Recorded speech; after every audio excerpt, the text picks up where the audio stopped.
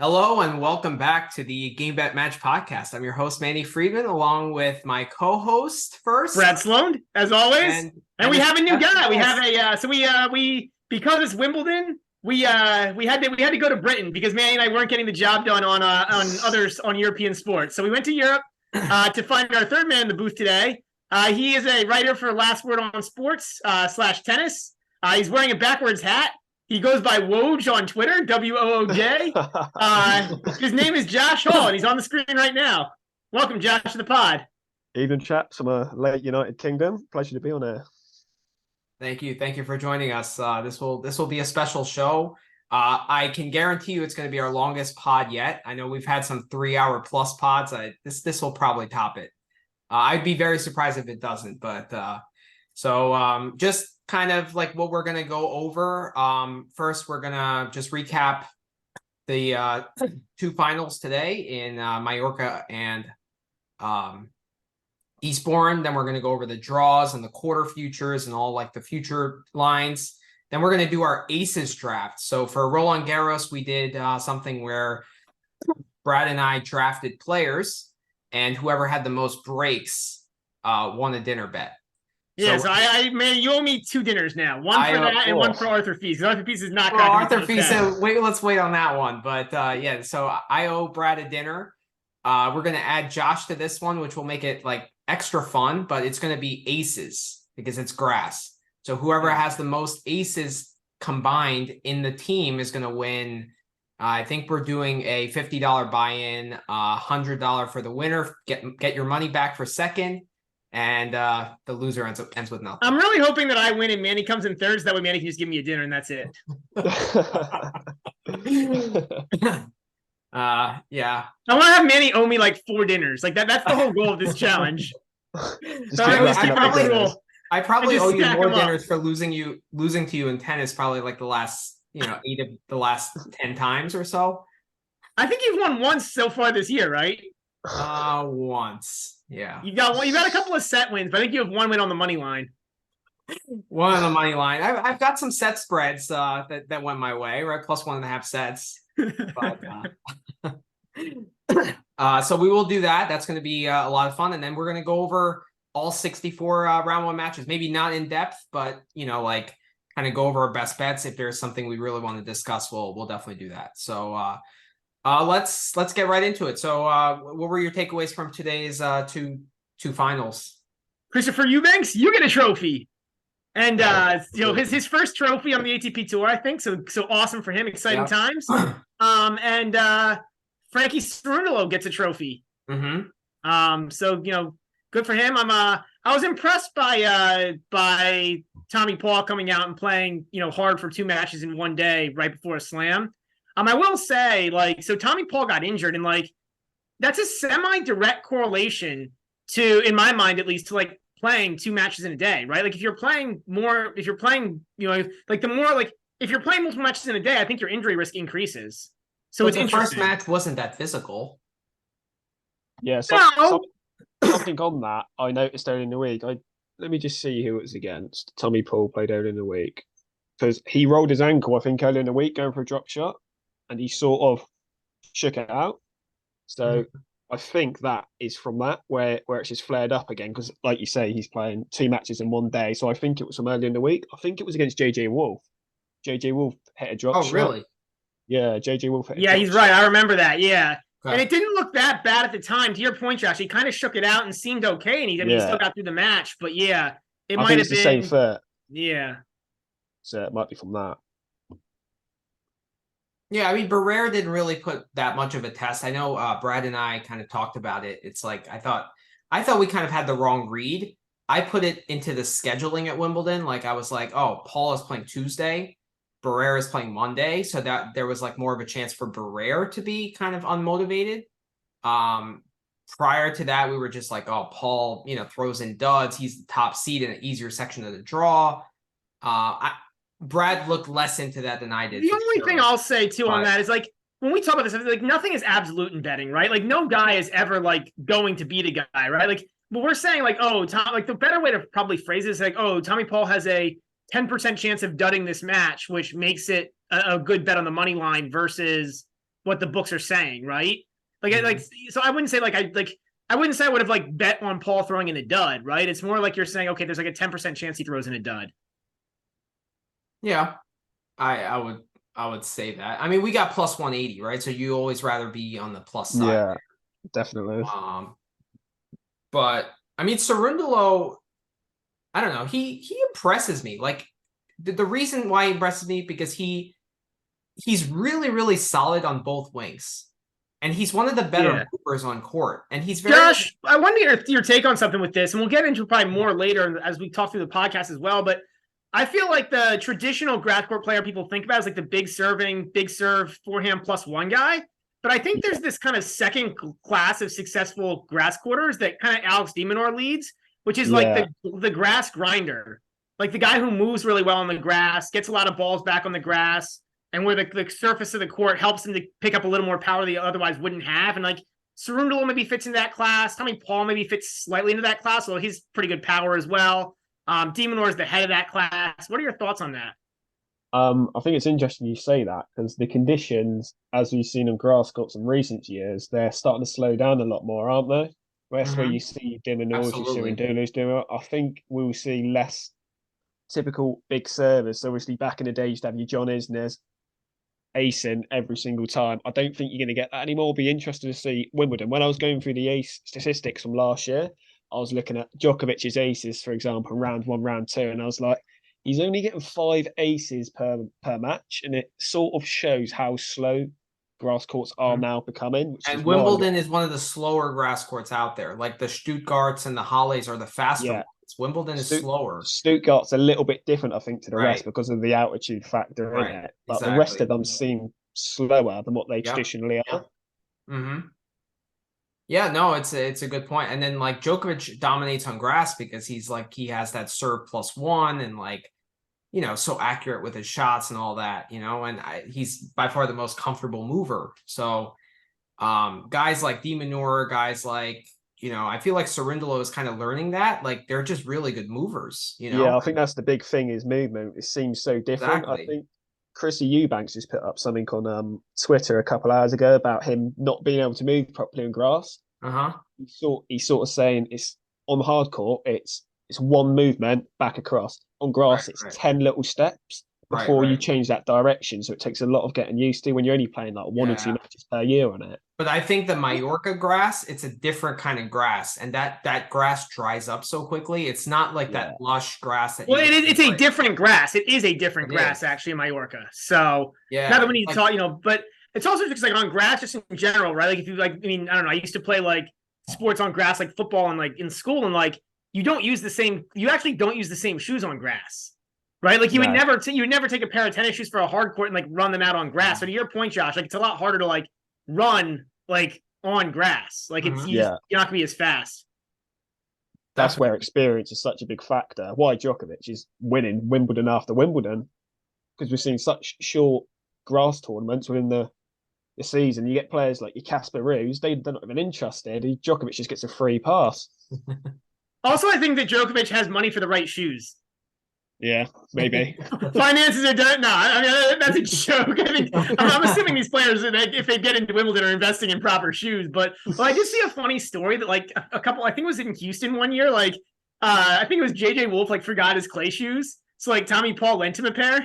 Yeah. I think they mentioned that when they played against each other during the week. Yeah. On telly. Well, I think of the guys that technically grew up on clay, I think Alcaraz and Cerundolo lead the pack of guys that are learning to move on this surface.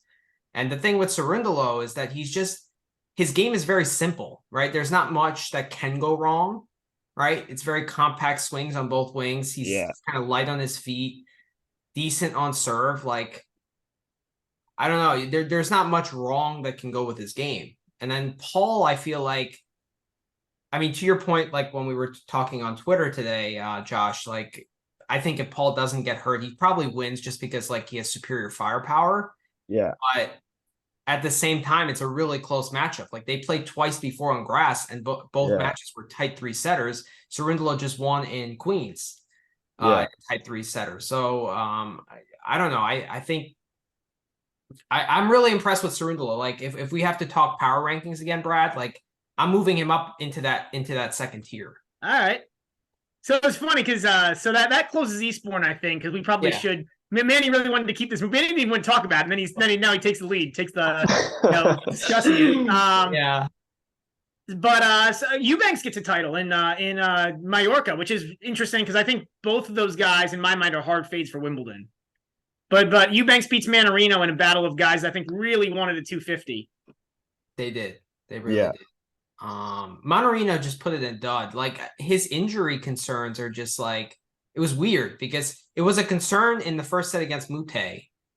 And then like yesterday against Hoffman, it was like not a concern at all. And he was moving fine. And then today, all of a sudden, he loses 6-1. Like, I don't care how well Eubanks plays or how badly Mannarino plays. It should not be 6-1. That's just embarrassing. I do have to say, though, like, as a man who was also born in June of 1988, like, you start to have like weird injuries that pop up when you're playing, competitive sports on a regular basis. And like, you start to have these things pop up for no reason. And like one day might be good and another day might be bad. So I think that might factor into it as well.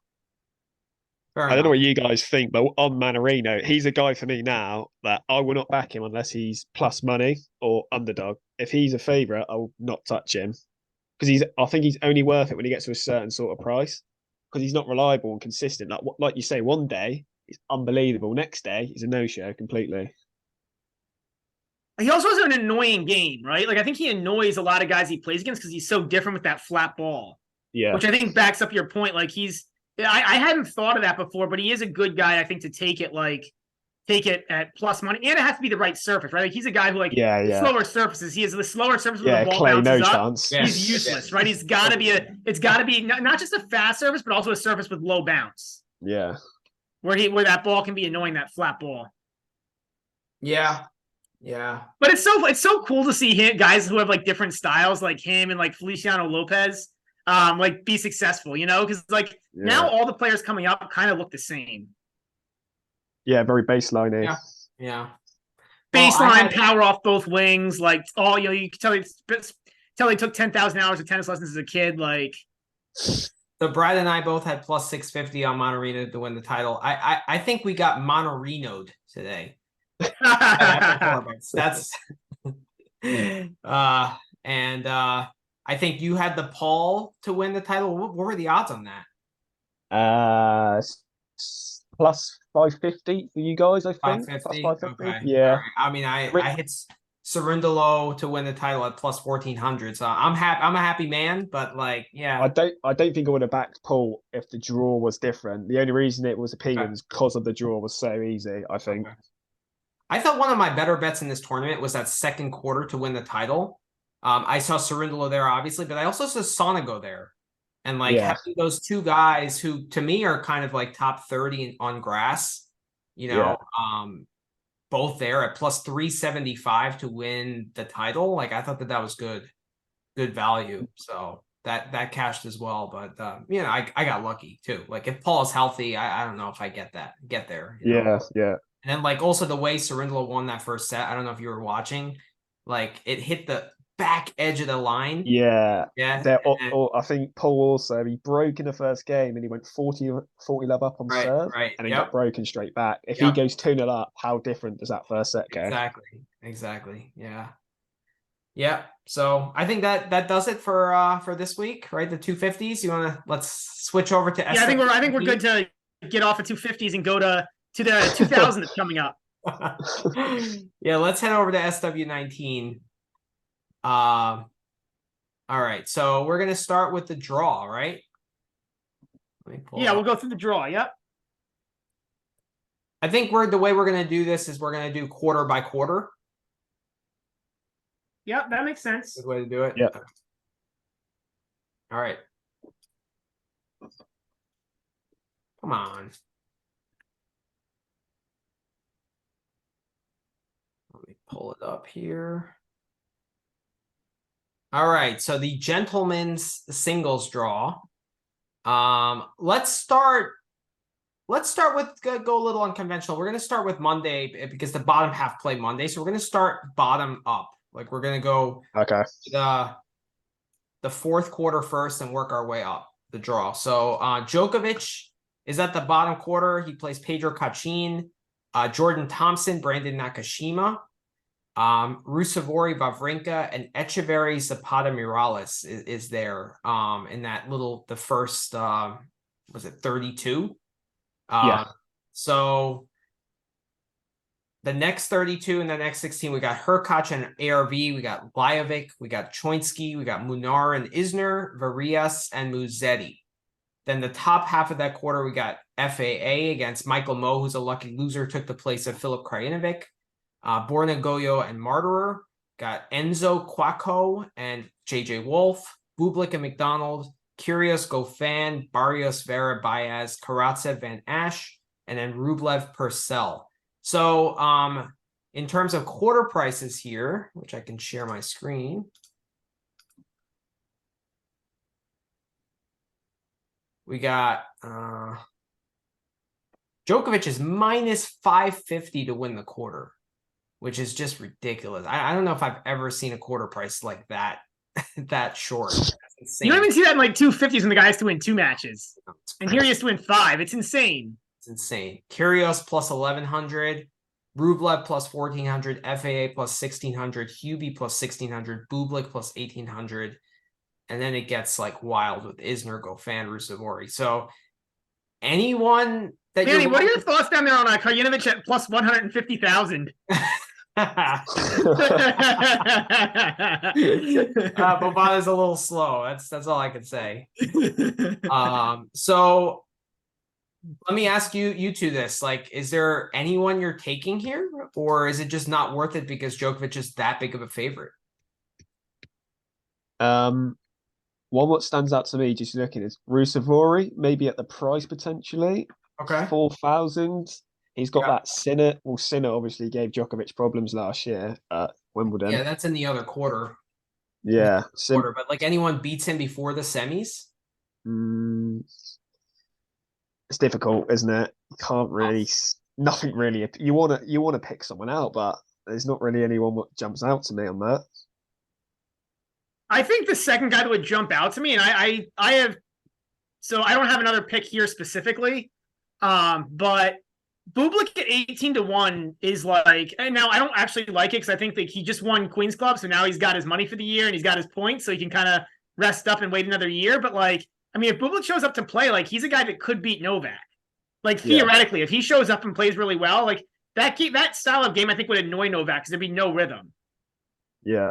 The only thing I will say on that is the conditions. Wimbledon, it's so much slower now. How good will Bublik be at Wimbledon compared to, was it Haller he won? He's been decent. I think he's made a couple of third rounds in the past, so like he's been okay here. But it's best of 5. You know what I mean? Yeah. Like, I mean, if you're looking for somebody, right? Because like you look at the rest of these guys, like Kyrgios is not healthy, right? We haven't seen anything to show he's healthy, so you can't take him. Absolutely. I mean, I'm not taking anybody, but Kyrgios can't, like, Rublev, Djokovic just owns Rublev. FAA, it's terrible, right? FAA's a mess. Hubie could maybe take a set, but he's not going to win a match against Djokovic.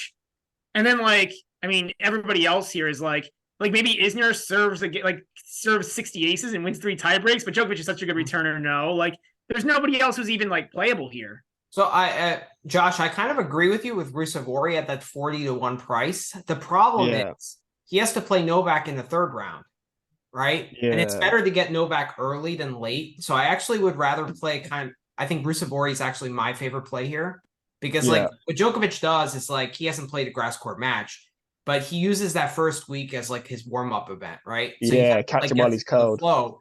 And we saw against ADF, like Fokina at the French, like that could have gone either way, especially the first 2 sets, right? Like if Fokina wins those first 2 sets, I mean, he could win that match, you know? Like, so I'd rather get him early. So I like that price. The only problem with that is that there's no guarantee that Rusevori wins the next 2 matches. He can just. That's what I was going to say, guys. Like that's nice that Rusevori has a game that could beat Djokovic, but he's still got to win 4 other matches, and like exactly that's Rusevori is not a guarantee to beat other guys. Like even if he were to theoretically beat Djokovic, 100%. So I don't think. If he would be an underdog against Rublev, he would be under a problem. I don't.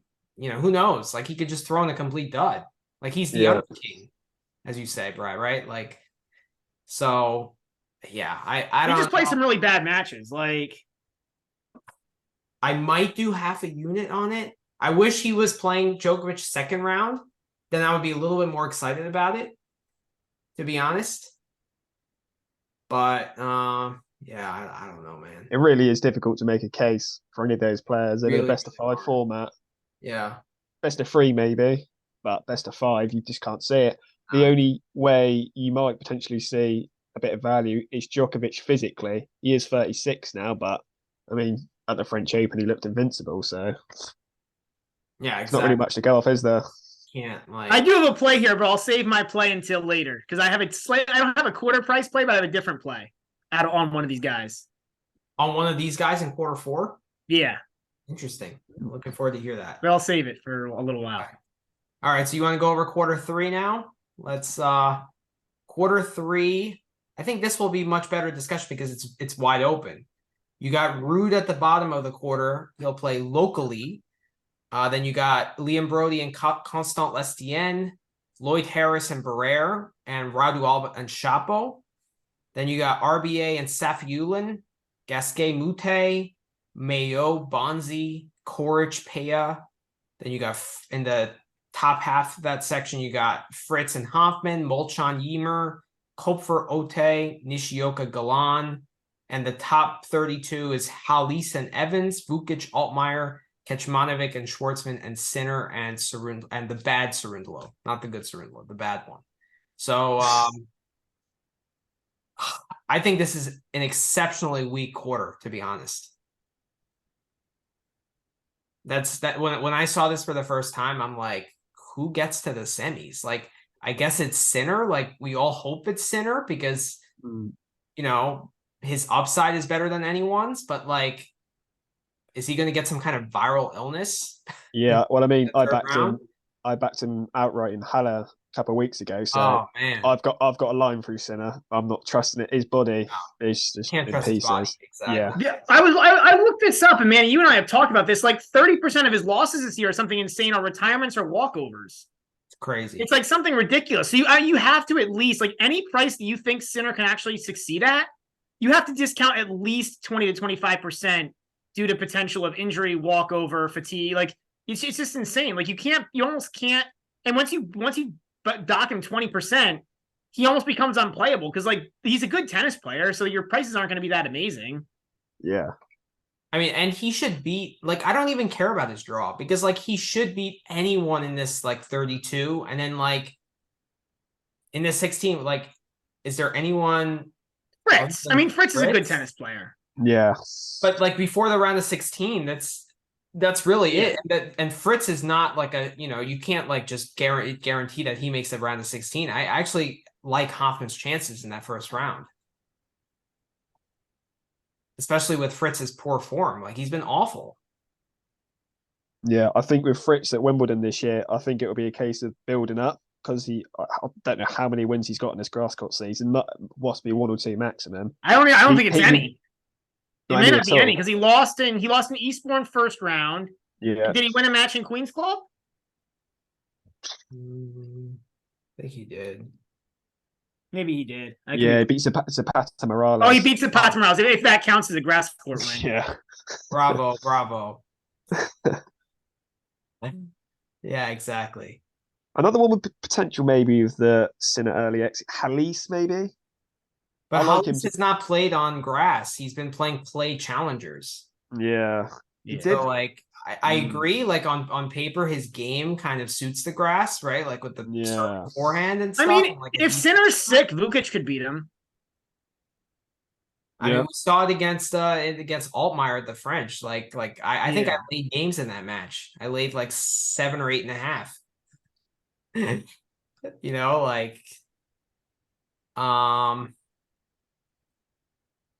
I mean, my play, I've heard this on other like the MP9 guys and like the Bet Rivers guys. Like, and I can't really find ways to dispute it. Is RBA at 12-1 to win the quarter? So there's a way better play I have RBA, and this was out on multiple books, so it's not just a Bovada thing. Okay. I have RBA to make the final, which granted, in order to do that, he has to beat Djokovic. But I have RBA to make the final at 250 to 1. Okay, and RBA has played Novak tough in the past. Like, RBA is like a real tennis player, right? Like, he's a real tennis player. I don't know if that line's still available, because I heard the line was, the Bet Rivers guys said they got RBA at 400 to 1 outright. Which I can't believe that. I mean, they were saying that price is gone now, because, like, I guess a lot of people jumped on it. But, like, RBA is a real tennis player. Like, he knows how to play tennis on grass. I think he's okay at 12 to 1 to win the quarter. He's a little older now. Like, it's, his form. Yeah, the one worry with that would be his body, because obviously he struggled at the French. I think it's a foot injury. He got injured at the French Open. Yeah, so whether that flares up again would be. He looked okay in Halle, but I mean, he threw in a dud against Rublev, to be honest. It's over the longer format as well. Slower conditions, longer rallies typically compared to Halle. But at the price. But the thing is, this draw is so weak. Yeah, Also, he's on that bottom side with Rude, right? Yeah. So, like, Sinner and Fritz, if they play in the 4th round, they're going to beat up on each other. I mean, that's the only play I can see here. The other plays here, like Sinner is untakeable. Fritz at 4 to 1, like, that theoretically looks good, but man, with Fritz's form, I don't think that's very good. Like, the only thing I like, I can't believe Rude is 8 to 1 here. Like, Rude is like, has pictures of him being like on the golf course and like on his boat. Like, Rude may not even wear a woman. Rude may forget his whites and just not even play. Like, Shapo. I mean, Shapo can lose to anyone. Like, I was going to touch on Shapo. Maybe 2 years ago, you go maybe, but absolutely no chance. Yeah, Coric hasn't won a match on grass court since the Trump administration. He's probably still upset over the election. You think? Yeah, it's an ugly quarter, man. It's an ugly quarter, 100%. Personally, I don't want to bet RBA on an outright. I would rather parlay it with another long shot in quarter 2 where there's no Alcaraz or Djokovic. It's just a math thing. Like, if he makes the semis, he has a 5% chance of winning in the semis. You can't tell me that he doesn't have a 5% chance of winning in the semifinals. Anybody has a 5% chance. Right? Like, at some point, it's just a pure price thing. It's just the math is better. But personally, I have a long shot in quarter 2, and we'll get to that. But like, I prefer parlaying it with that. Like, I think the chances of that are higher than like parlaying 2 long shots to win their respective quarters without. So you think there's a guy there? You think there's other quarters guys who are longer shots who have a better chance than? I don't know. I mean, maybe. I just like RBA is a real tennis player. He has a better than 5% chance of winning the semis. I'll just stand by that. Like, you're not going to convince me otherwise. Like, he's a professional tennis player. Guys pull upsets all the time. Fair. Djokovic could get hurt too. Like, that could happen. And if Djokovic isn't there, then RBA is a real chance, right? Like, yeah, he didn't play that well against Rublev, and that was still like a moderately competitive match. And if Djokovic somehow gets hurt, like, who's coming out of that quarter? The second best guy there is Rublev. Yeah. Like, I don't know. I agree. It's not likely to happen, but at the price, I mean, there's a lot of things I'll take at 250 to 1. True. Good point. Not Dennis Shapovalov. Would you take the bad Cerundolo at 250 to 1? No. They have to be real players. Like the bad Cerundolo is only like, he has no hope anyways. It doesn't matter what he does. He has no hope. All right. Well, let's. Do you have a play here, Josh? In the third quarter, are you backing the RBA? I kind of agree with the Bautista Agut play. Just by process of elimination with the prices, Rude, Shapo, lines through, Fritz at the price, you put the line through. If I was going to pick one, it'd be Bautista Agut, but no real play on this quarter because it's so wide open and everyone's so inconsistent at the moment. Yeah. So many question marks over all the players. I know it's a terrible quarter. It just makes for like, I mean, unless Sinner gets there and is like he played 3 setters throughout and it's like 100% fresh. It's just like, it just makes for such a crappy semi with Djokovic. Yeah. It's just like a shame for like the tournament itself. But I mean, if Sinner somehow gets through, that's kind of exciting. If Fritz gets there, it could be kind of, that I don't think that's terrible. Like, it's not terrible. Okay. I'm not saying it's good, but it's not a disaster for tennis if one of those guys gets through. If somebody else gets there, yeah, then it's a disaster. Disaster. Yeah. All right, let's go over the second quarter with these matches again. This quarter will start on Tuesday. So the top of that quarter is Medvedev. What a quarter this is, by the way. This is second quarter. Second quarter.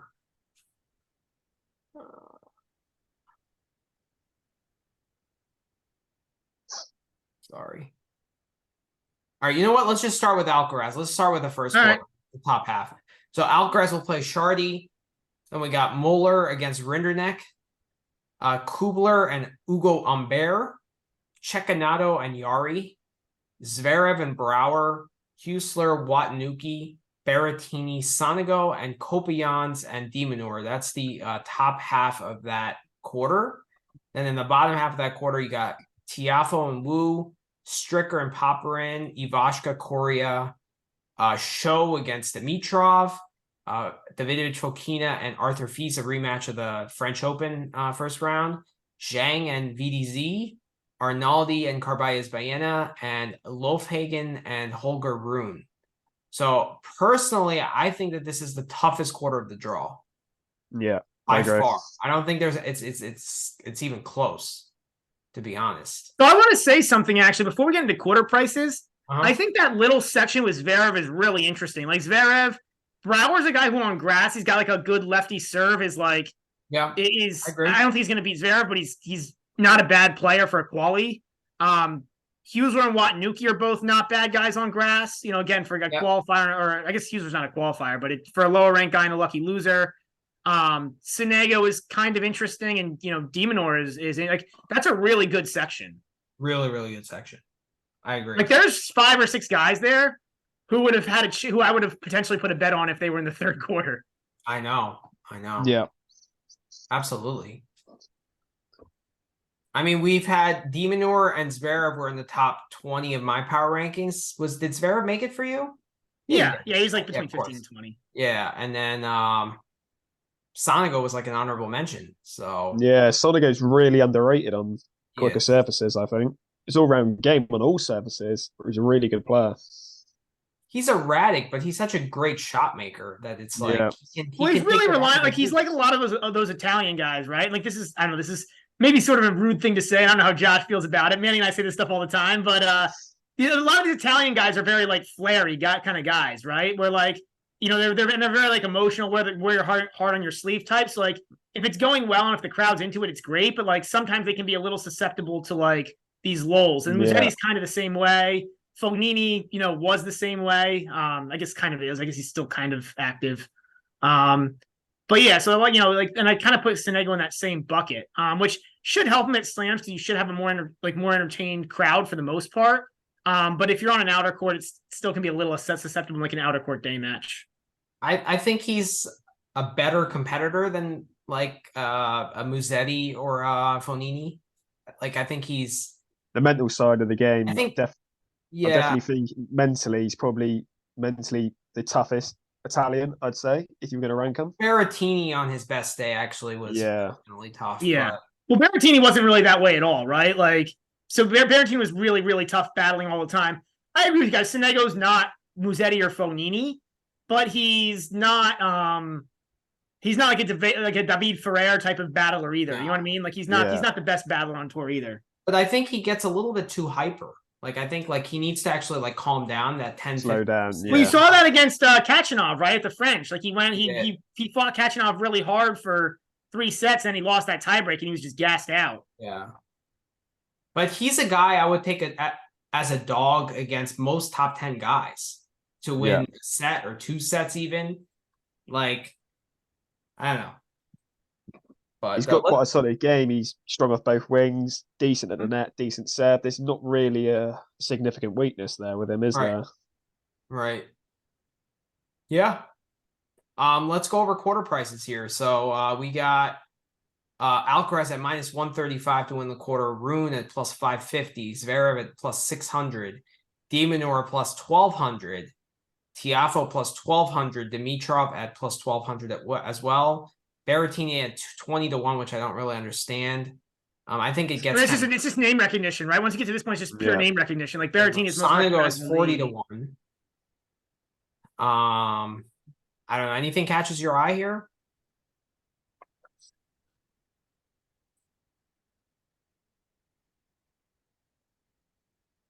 I have a ticket on Tiafoe at 12 to 1. I mean, man, we talked about him in our power rank. I think he's a top 5 guy in the world on grass. I don't think he's particularly likely to beat Alcaraz, but I think he's one of the few guys that could. So I think Tiafoe, he's a big match player, right? He plays well in slams. He gave him a good battle at the US Open last year. So I like Tiafoe. I like that at the price of 12 to 1. I think Sonego's kind of interesting at 40 to 1, but he's a little too erratic, and he's played de Minaur in the second round. de Minaur and Zverev. I guess that's a tough draw, really and he's a little too erratic, even at 40 to 1 for me to take him. Yeah, I also want to see your guys' thoughts. Alcaraz at minus 135. That might not be a bad price. He is like significantly better than everybody in this draw. Like Rune's not the answer on grass. Zverev still hasn't really gotten back to where he was pre-injury. de Minaur has no chance against Alcaraz. I think Tiafoe is the best shot. Dimitrov isn't tough enough mentally. Berrettini, obviously, no shot. We talked about that. And like everybody else here, not really. Like maybe Sonego, maybe I don't know. Like it's just not it's not going to happen. So, I mean, Alcaraz is head and shoulders above, but minus 135 is a tough price for a guy who's, that's a big price for 5 matches to win in a row. He's got quite a nice draw there in his first 2 rounds. Jeremy Chardy first round, and then he plays the winner of Miller and Rinderknecht. And you look at is there a better guy he could have asked to play than Jeremy Chardy? Like Chardy has no chance to beat him. Like Chardy's like a heart condition. Like how is Chardy going to make it through 3 sets alive? Like the 10.5 game spread. It's crazy. Which I mean that's we can discuss that during the first round matches. I don't know if that's good or bad, but like in terms of winning the match, Chardy has like Chardy would even if he did somehow win a set, there's no way he'd make it through to continue winning sets. Yeah. I mean, the one guy for Alcaraz that could give him some trouble is Nico Yari. Like I don't think so. Not mentioned. Not here. Jari needs altitude, and then the other problem is we saw what happened on Jari's home court in Santiago. Yeah. Jari gassed out after 2 sets. He's not making it through 3 sets in a best of 5. Good point. He can win a set, but you'd probably get a juiced plus 2.5 sets there, right? It'd probably be minus 140 or something like that. So I don't know. Yeah, he can maybe win a set, Jari, but no more. I mean, he has no chance beyond that. You know what? I like the Tiafoe. That's what I've written down when I went through earlier. I agree with the 12 to 1 on the win the quarter. He is the one out of everyone who has the most. Absolutely. And I like that he's in that other half of the quarter than Alcaraz, so he can only play him in the quarters, right? So that off chance that Alcaraz loses, he has an easier quarterfinal opponent. Yeah. And then Rune is the other top seed in that section, which I don't necessarily think he even gets there, right? He's an interesting one, Rain. I backed him for Queen's Club this year. You can tell he's a work in progress. He has the tools to be good on grass, but I just think it's a little bit too soon for him. Who's Xijin Zhang? Sorry? Who are you guys discussing? No, Rune. Holger Rune. Oh, Rune. Yeah, he just doesn't move well enough on the grass yet, I think is my biggest issue with him. The movement isn't really there yet, in my opinion. His cardio is a problem. I was going to say that. I was about to touch on that. Him and Sinner, part of the next generation. That's big question mark. Sinner, I feel like it's more strength based, right? It's more like also his immune system, I think, is very weak. And he gets injured with other stuff too. He has other weird injuries that prop up too, but body injuries. Strength based, whereas Rune, it's cardio based. He's strong, but if you put him into a 20 shot rally, he's huffing and puffing in the corner. He takes them time out strategically, doesn't he? He did that. Yeah, we talked about that. We talked about that on the pod. Actually, I had an interesting idea. Is with all that, with how, and actually it doesn't happen as much as on the men's tour as the women's. But with that, should they just change the rule and have it be each player gets 2 timeouts, in other sports, for toilet, injury, whatever?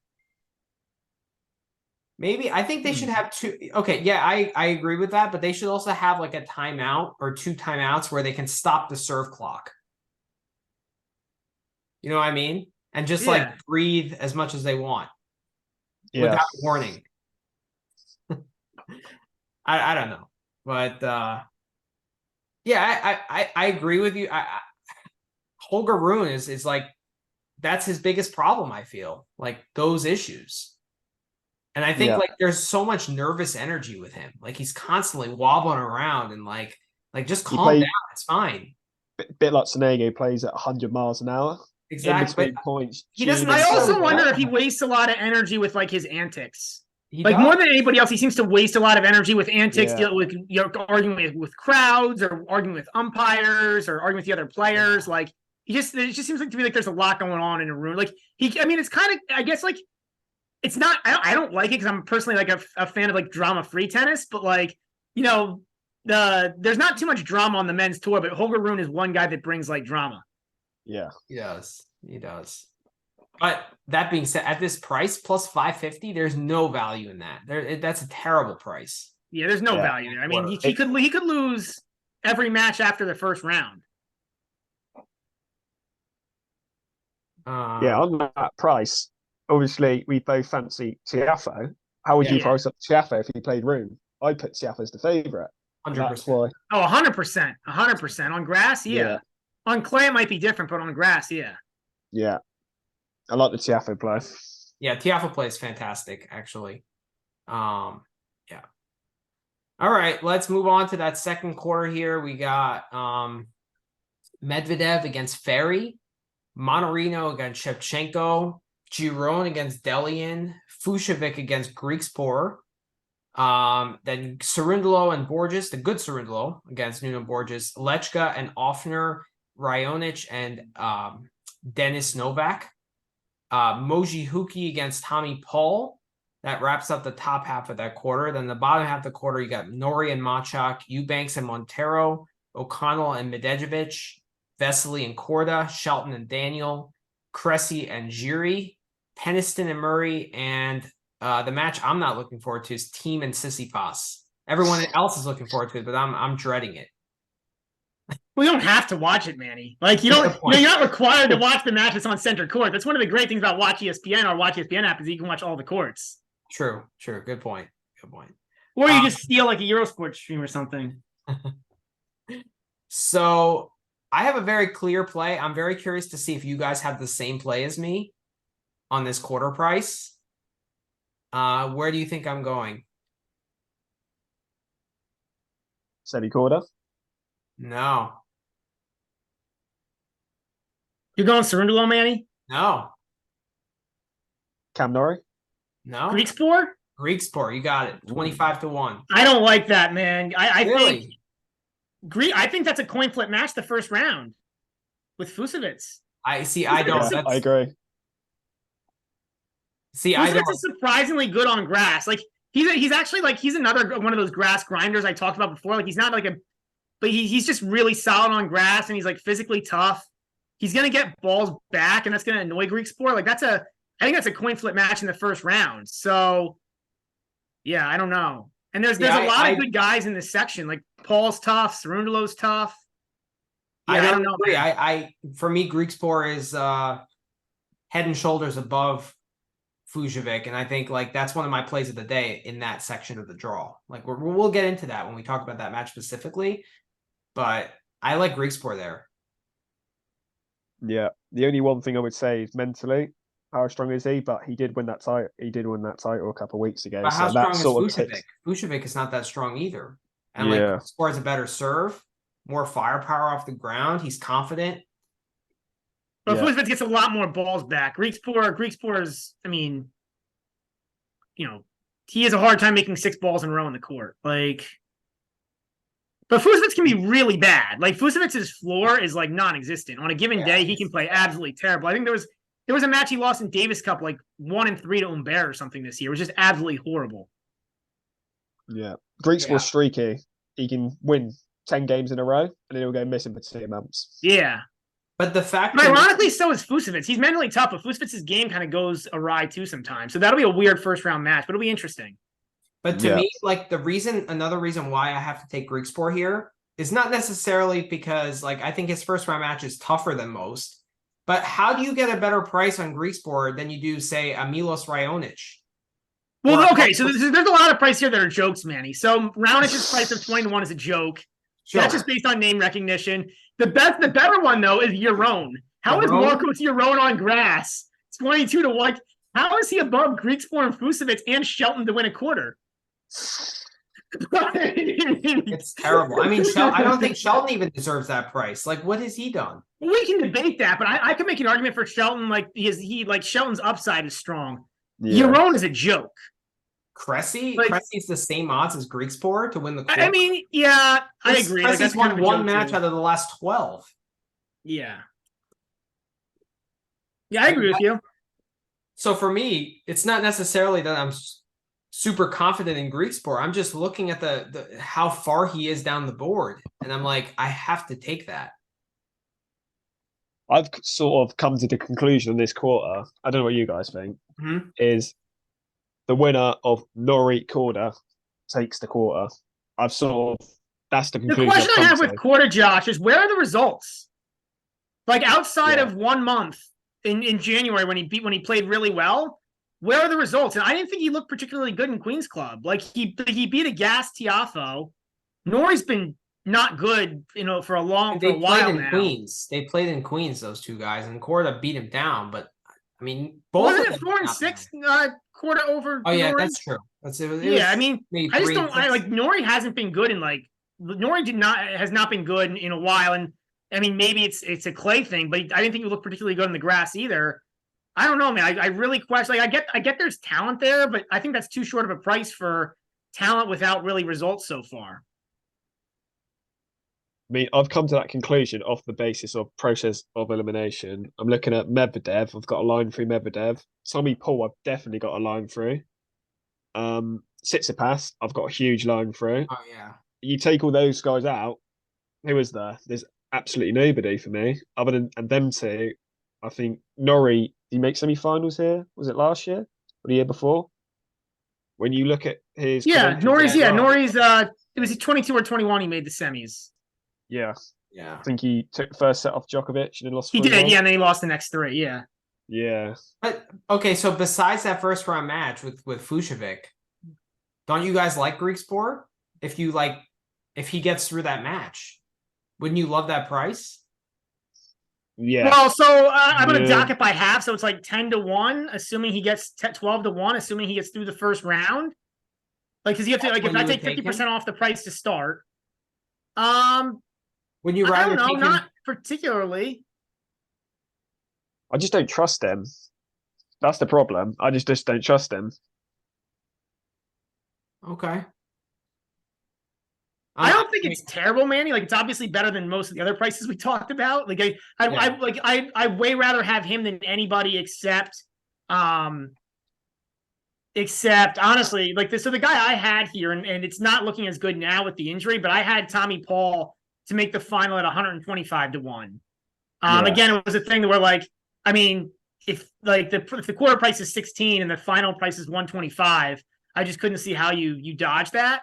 But that was my play. I feel a lot worse about it now with the ankle injury. But yeah, and then like like Mannarino also played deep into this week with that knee injury. Like obviously we have to fade him. Cerundolo, like how is he going to recover from that win today? Like, winning a 250 on grass, his second career title, like that's a big deal for him. Like it's a quick turnaround. So like we have a lot of guys in this quarter who are quote unquote dangerous floaters, but are on fade spots due to their runs last week. Yeah. So I don't know. I know I've obviously put a line for him, but what do you guys think of Medvedev for Wimbledon? Well, not to win it, but his credentials for it. He's a total non-factor. I don't think he's even worth discussing. Yeah.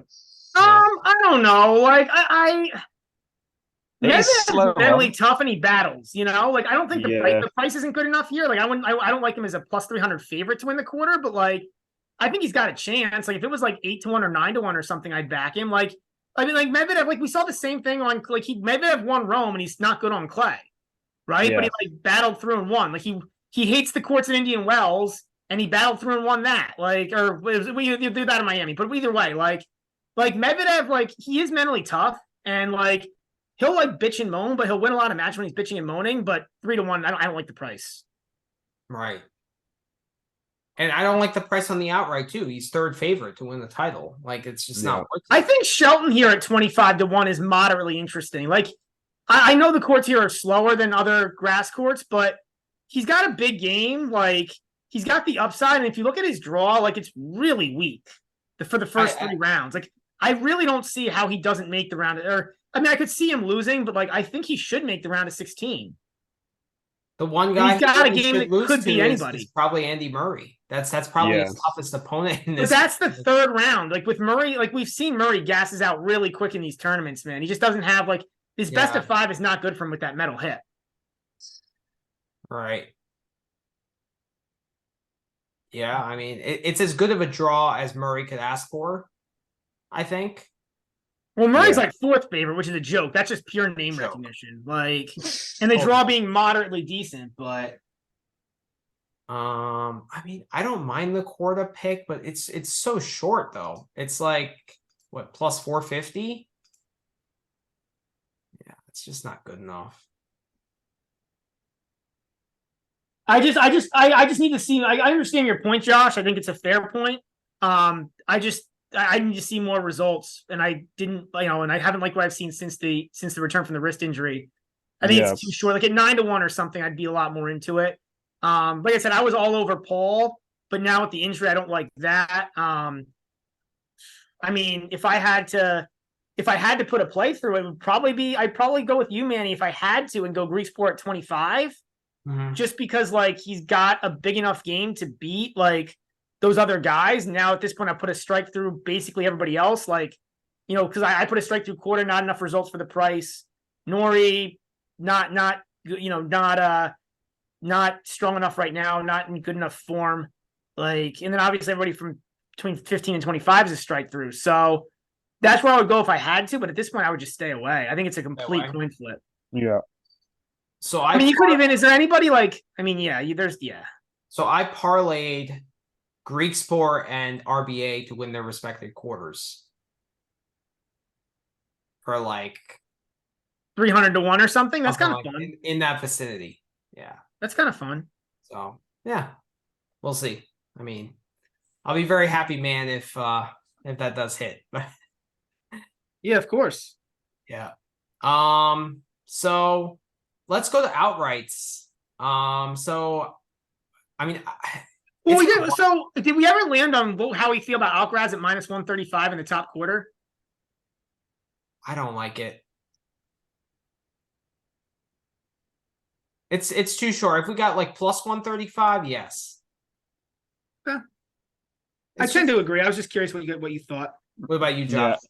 He's got a couple easy matches in the first round and second round. If he had a slightly harder match, I maybe wouldn't take it. But when you got Jeremy Shardy first match, yeah, that's true. It's only really 3 matches he's got to win, and he's a pretty big favorite in all 3. I might hit that. Alcaraz at minus 135. And then Tiafoe becomes your hedge, which is a pretty good hedge. Yeah, that's true. True. Yeah. So how about outrights? I mean, Djokovic minus 165. That's insane. I can't, because like the problem is like Djokovic, I minus 165. It's tough to take on a 36-year-old guy. There's I mean, it's probably a good bet. I mean, the Bet Rivers guys were saying like a lot of pro bettors apparently are like bettors who bet like thousands of dollars on a tournament where like, you could bet a guy at minus 165 and make some decent cash. Yeah. Those guys are actually hitting that line on Djokovic. That's got shorter, I think. Has that line got shorter from last? It has. It was one. Well, that's why it's gotten shorter, because it was 150. Yeah. Because there's just, I mean, there's the only other guy who's moderately interesting is maybe Alcaraz at 350. But like, I don't like, that's way too short. And then everybody after that is just no, right? Well, like, how about this Djokovic versus the field? The field at plus 125. That I would be willing to take. No, Djokovic is a 4-time defending champ. You think the field is has a 45% chance of winning? against the 4-time defending champ without a second contender. I thought it was golf for a minute. It's not golf. You only have to play the guy in front of you. Yeah. Yeah. So.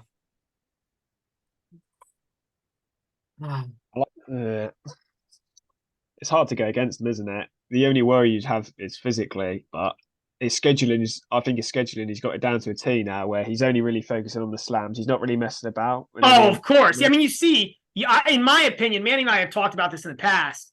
In my opinion, like he showed even 250s and 5, like he kind of goes for masters a little bit, and then the 250s and 500s, he's just showing up in like their practice matches. Like the match he lost to Medvedev in Dubai, irrelevant. Like that Djokovic isn't training for that match. Like it's like he's competing during the match, but he's not particularly worried about winning or losing that. For him, it's all slams at this point. Yeah, all slam. How about because when it comes to legacy, right? That's the only thing that anybody's going to remember at this point is the slam count. Yeah, I mean, he's already sealed greatest of all time. It's not even, you can't really debate it. I mean, like I think you can make a few points that are pro Nadal, but it's you're reaching, you know. Yeah. So, what about name the finalist Alcaraz Djokovic at plus 200? That seems a little appetizing. I actually could see Carlos getting upset though, man. Like he's not that much better than some of these other guys in the field. But yeah, I think the market's reacted because of the Queen's Club. It's reacted quite a lot, and he's got probably way too short for my liking. What would you say before Queen's Club plus 200 Alcaraz Djokovic? No, he looked okay. Before Queen's Club, it was probably plus 800, plus 700. He looked good. Who did he really play? He looked good, but everyone he played, Korda played terrible against him. Demimov played okay. He didn't really do an awful lot. Yeah, could have lost a ring to Netch in the first match. So I wouldn't be taking that price at all. And he beat up on guys like Dimitrov, who like, I mean, man, we talked about like Dimitrov, it could be boxing, chess, painting competition. Like Dimitrov isn't beating Alcaraz in anything. He's just too mentally weak. Like he's gonna get to some point where he has to like try to actually compete and win. You saw what happened in the 4-all game when Dimitrov just gave it away after breaking back. Yeah, like terrible. What price would you need for that to hit that, Josh? Plus 1,000 maybe. Whoa, honestly. Okay. I wasn't as far as you, Josh. I was thinking plus 6 maybe, like 6 to 1, something in that range. I'm at plus 4. If I got plus 4 on that, I would hit that. Yeah. But none of us like this 2 to 1. This is Okay. Yeah, just way too short. Okay. And everything else here is just awful. Like it's a bunch of guys who aren't even the best guys. Like the other. I mean, maybe Tiafoe versus Djokovic. There's what's Tiafoe to just make the final? 25 to 1 or something. Should probably be closer to 50 to be honest. Maybe not 50, probably 25 to 1. There's so many. It was up. I actually because I know I put a bet. Obviously I put my to make the finals bets. There's so many future prices. It's insane. Jeffy's the one guy who sticks out to me. Other than 22 to 1. So you got 25 to 1 if it's Djokovic. That's not good. But it's like those to make the final prices are hilarious though, because like so I got a good at 250 to 1. Ramos Vinolas was 251 to 1 to make the final at the same time. I just love looking at like some of the when they put up these like Bovada's a little slow sometimes with these. It's just absolutely hilarious to see. Like Baena's 250 to 1. Like it's just this draw is one of the most lopsided draws I've seen. Like not in terms of stacking one half versus the other, but like it's been a while since I've seen like one player be so much the favorite. Because one player is just so much better. I know. Yeah. I know. I mean, what was the last slam that this happened? Maybe like the 17 French with Nadal? I would say those mid 20,000s with Nadal when he was just dominating. Maybe mid 2000s with Federer, you could say, but like this is wild. This is insane. Which makes it a very like kind of not really worth doing these future markets. Like there are very few plays here that are worth considering, to be honest. For me, there's so many players with question marks over. You want to be watching them in the first round, second round, then you can go in on your futures bet at that point. But just so many questions and no answers because there's so little grass tournaments in the season, so there's nothing to go off. The other reason I really like that, Josh, is that especially with having like one favorite and then a second favorite that's also a pretty massive favorite, is that like those prices, unless Djokovic or Alcaraz lose, aren't going to move. Yeah. Because the pricing is all based on Djokovic and Alcaraz at this point. Like, yeah, if they somehow lose, then you're screwed. But it's not going to happen. So you're not worried. There's nothing to worry about. Like, all your prices are going to be the same unless your guy gets knocked out. In which case, it's a good thing you didn't bet him because you saved your money. Yeah. So, Brad, I know you got Bovada. I think this is one of my favorite special plays. Djokovic to win the title and beat Rublev in the quarters, Ruud in the semis, and Alcaraz in the final at 125-1. So basically, it's Ruud in the semis, which is the hardest leg to get there. Which I don't know if I really love that as much as you do, Manny. Because the way I'm looking at that is I think it's like the Rublev one is probably 5-1, somewhere in the 4 to 5-1 range. Okay. The Alcaraz one is in the 4 to 5-1 range for him to make the final. So then is Ruud 5-1 to make the final? If you multiply those three together, right? 5 times 5 times 5 is 125. I don't think the math is in your favor there. And that's usually the case with these specials. Like the prices look amazing, but when you really think about the math required, you really have to think about the math that's going into these. Like that's why I like the Paul that I have 125-1, and I don't like as much now with the ankle injury, but before the ankle injury I liked it. And then the Agut at 250 is because if you do the math, the math on that is amazing. But yeah, you might be right. I mean, Ruud is in the weakest section, but he practices golf on grass, not tennis. So Ruud. I mean, what is Ruud to make the final? I actually misread. I thought it was Rune at first. So actually, now I think it's terrible. What is Ruud to make the final? To make the semis, 50-1 or something it should be the real price on that on Ruud to make the semis. Yeah. I'd be winning plus 50,000 on that with Ruud in the semis. Absolutely no chance. Yeah. Okay. How about this one? This caught my eye too. Alcaraz, Korda, and Fritz to win their quarters at 50-1.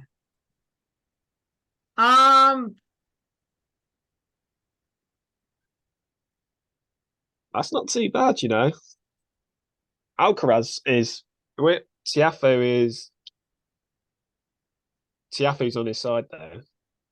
You got Fritz. I mean, but Fritz is in the weak section, right? So you just basically if he beats Sinner, then he has to only deal with that RBA, Ruud, and that. Those. I mean, I don't love Korda. We talked about Fritz already, Manny. I don't know. I don't love them. That's not any different than if you parlayed the three. They're not giving you a special deal on that. It's the same as if you parlayed the three. Okay. But I think I'm going to play that because the Korda and the Fritz, they also hedge against my Griekspoor and RBA. So I think I'm going to play that. Okay. The problem is you could get screwed and get one hedge, one knob. I guess then you hit the quarter, so that's not terrible. Right. That's okay. All right. I mean, everything else, some of these are laughable. Djokovic to reach the quarter and play Kyrgios at plus 500. Get the hell out of here. Yeah, I don't like it, but I mean, I don't know. Alcaraz to reach the quarters and face TFO is 400? That's okay. That's okay. Yeah. Tiafoe would have to play Wu, Stricker, Popperin, Dimitrov. Tiafoe's actually Those are the three. I actually think go ahead. Tiafoe's actually got quite a tough start. Quite an underrated. Oh, with Wu, yeah. With that's his toughest that draw, that section is really tough. He has a really tough draw. Even Stricker has been playing really well on grass, and I imagine they haven't played before. If Tiafoe wishes to come through the Wu match, that's an interesting match as well. He could be dropping sets along the way. Yeah, a couple. Oh, for sure. He has a tough draw. He's just I mean, Manny and I talk about. We think he's a top 5 player on grass right now. Yeah, that's why I took it, and I think the Alcaraz is somewhat vulnerable, but. I hear you. It's not an easy draw by any means. And that being said, even if Tiafoe gets there, he's going to be dropping sets. He's not going to be winning these matches all in straight sets. You can guarantee that. Yeah. So, I mean, Kyrgios has a really tough draw. He's an interesting one. No one's really talking about him because of his injury, but I mean, I've Who? seen a clip. Kyrgios. I've seen a clip of him serving today. He looked okay, but you don't really know. Honestly, with him, that's all that matters is if he's serving. If he's serving well, I don't think his serve was. I think his serve was really good actually when he lost to Wu a couple of weeks ago, but he just couldn't move. play. I mean, he has to play a Move, little yeah. bit of tennis besides that, right? Otherwise, if he gets broken once, he's done. Yeah. But that serve still looks really good from what I've seen. There's also the problem with Kyrgios of like, there's no way he's fit to play best of 5. Yeah. Definitely. Like, there's no way he's conditioned. I mean, like he had a knee injury, which is it's really hard to keep in shape when you have a knee injury. And on top of that, we're talking about Nick Kyrgios. Like, there's no way he was training all out with that knee injury. He was. Yeah. He was having a good time. I mean, he's in a tough section. Like, he has to play Goffin first round, which is not easy, and then he has to play Rublev in the 3rd round potentially. Like, that's tough. And then if he gets through that, it would be. I also think like Baez in the 2nd round isn't a particularly tough matchup to win, but it's an annoying matchup because he will have to hit a few extra balls. Well, I have Kyrgios to lose in the 2nd round at plus 850. The question is, will he make it through the 1st round? That's actually the fair question. That's a good. But I have a feeling if he plays 5 sets against Goffin, he might just pull the ripcord. Yeah. And just be like, nope, I'm too tired. Knee is too tired. Like brain is too tired. And just call it. Like that's a very distinct possibility. He started slow last year as well, even when he was fully fit. He went 5 sets, Paul Jubb. Yep, Paul Jubb. He went 5 sets with Nakashima too. Like, he's not like a guarantee to win these grass court matches, even with his serve. Well, yeah, because if he gets broken once, he drops a set. If he gets angry, he drops a set. On the flip side, if he doesn't mentally basically lose focus last year, he could have won that match against Novak Djokovic. Yeah. Like, the upside is massive. And that's why you don't see a great price on him, because like we're shitting on him because of the injury. But, like, there's some chance he has a better chance of winning the tournament than, like, Ramos Vinolas. Does he have a better? He could. Like, there's a non-zero chance he wins, right? Like, I'm making fun of Ramos Vinolas there, but, like, there's a non-zero chance he wins. Yeah, I agree with that. But I mean, he doesn't. So who has a better chance to win this tournament, Kyrgios or Bublik? Bublik. 100%. Yeah. I think Bublik might be in the top 5 of guys that have a chance to win this tournament.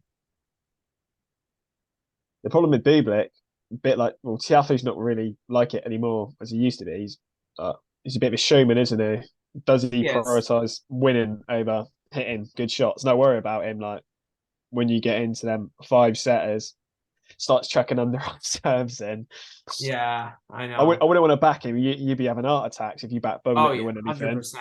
Bublik is the most he's I always end up betting him. And then I always end up like being like, why did I bet? Like the lines always look so tasty. And then you're like, why did I back him? Like, and I always end up backing him for goofy stuff, like over 18.5 games or like over, like over 12.5 in best of 3, like Bublik to win a set. And then like he always, but then he's already taking he years pulls off it out amazingly. Like there was that match against Room where he lost like 6-0 in the first set and then still like miraculously covered on clay. He played his butt off the last 2 sets. So like, you just never know. Like every hour is a different hour with Alexander Bublik. Yeah, that's crazy. But I have to say, he was impressive in Halys. Like the way the amount of times he broke serve, I was extremely impressed with. The way he chipped that return back, and like just he worked the point with his shot. You'd like to think now he's won that big grass court title that if he doesn't take that mentality into Wimbledon now, he's never going to take that mentality into a big tournament because he's got it right now. I agree. What he's done on grass. Yeah. But another interesting thing is he had gone off social media and he rejoined Twitter last week. I don't know if that's meaningful at all or not, but like it's kind of interesting that he like, I don't know, it's like it's goofy, but it's like, I don't know, maybe this is a new man. Like, yeah. He's got a relatively tough start. McDonald's not bad on grass. JJ Wolf looked good in Eastbourne. It's not straightforward. I can see him dropping. Not straightforward, but those guys, I like McDonald and Wolf. If they were in any other section, I'd be like, oh wow. But against Bublik, he's just so much more talented than both of them. The talent gap is massive with those two guys. Yeah, like the shot making, like they're not going to be able to deal with that. You know, I don't know. Like Felix on his best day could. Like that I'm really he's an upset interesting one. that Felix is just like a shell of himself now, because like he has the physical tools to really do well here, and like grass really suits his game, to be honest. And it's really a shame, because like he would be the guy that I'd be like, oh, he can trouble Novak, you know, if he's in the peak of his powers. Yeah. FAA? Yeah, and it's really a shame. Yeah, but he's not anywhere near right now. I know. And I'm just like, I'm bummed out, because like that's one guy that's like missing, you know? Well, he was hurt, right? Because he hasn't even played. He hasn't even played since the French when he lost to Fognini. Yeah, I mean, tennis, yeah, that's true. You don't really know what's going on with these guys, but he played in a couple of those exhibition matches over the last couple of days. He did? How did he do? He done quite well from what I've seen. Really? He beat Davidovich Fokina 2-0, which is not bad. 6-3, 6-2. Lost to Rublev 2-0. Both on tie breaks. So. I put 0 into those matches though. I put 0. I personally put 0 stock on those. I feel like it's just like, because like tactics don't matter, right? Like they're not playing necessarily to win the match. So like tactics, you know, like you don't know what each player is working on. So like, I guess maybe if you watch the match and you see that they're doing like physically, they look good, maybe, but like it's really hard to look at scores from exhibition matches and know anything, because like, you know. Yeah. And another question mark on Felix, obviously, is physically. They're just exhibition matches, 2 sets, and they go to that tiebreaker if it's 1-1. So yeah, so you have no idea physically. This is best of 5, right? So they're doing 2/3 of the minimum in terms of physicality, right? Like, So yeah. 2 bets that I have here that I wanted to get your thoughts on is let's go to Rublev on this bottom section. So I have Rublev to make the 4th round at plus 137. So he would just have to be Purcell, Van Asher, Karatsev, and then like whoever gets through that. Yeah, I don't think that's bad. I was going to take the same thing. I think it's down to plus 125 now, but I was going to take that as well. Okay, and then I also have Rublev to make the quarterfinals at plus 300. Actually, that is the one I took. That's the one I took, was the Rublev to make the quarterfinals at plus 300. I also took Rublev to make the final at 50-1.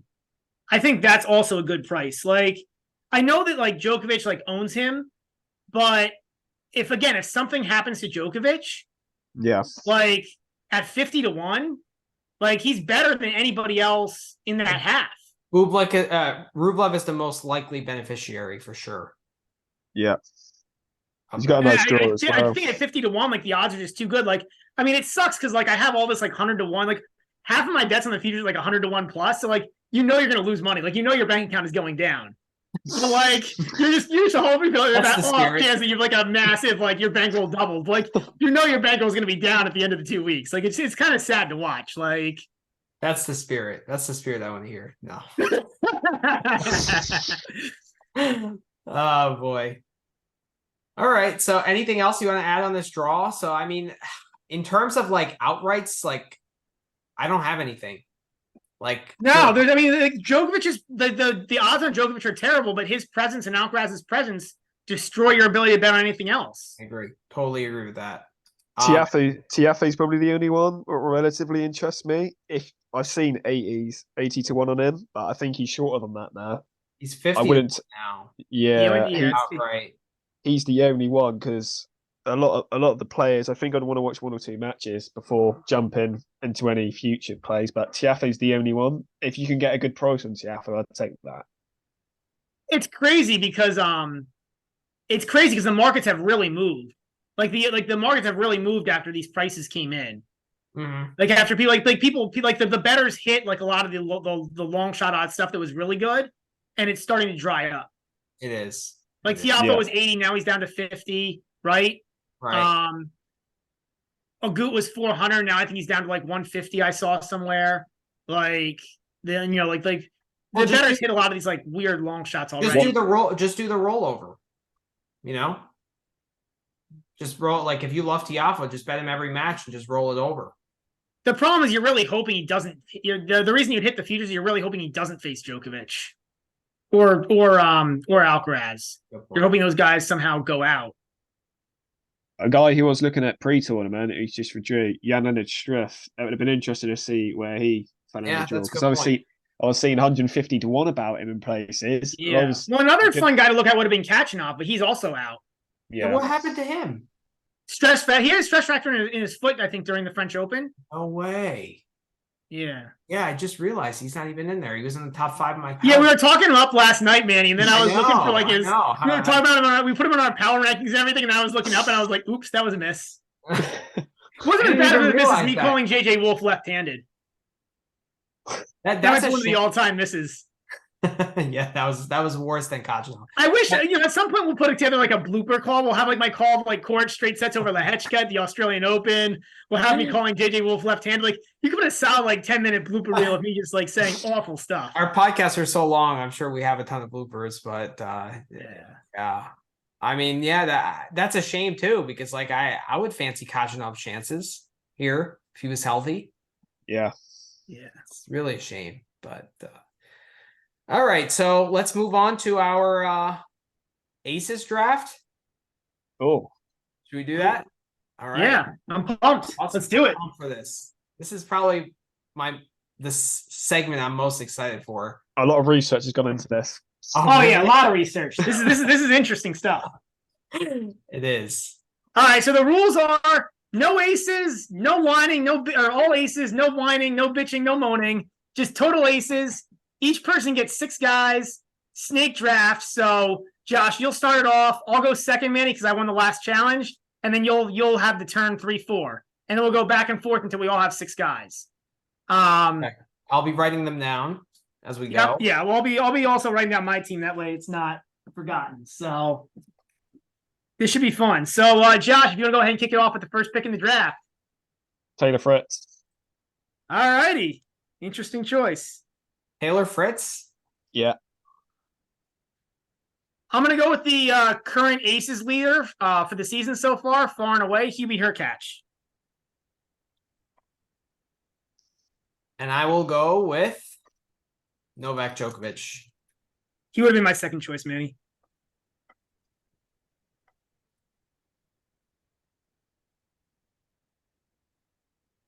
And who's your second round pick? I get to go again? Yep.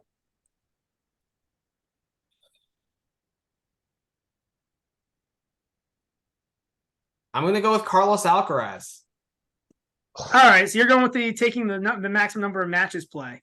Mm-hmm. This is I go next. I go second.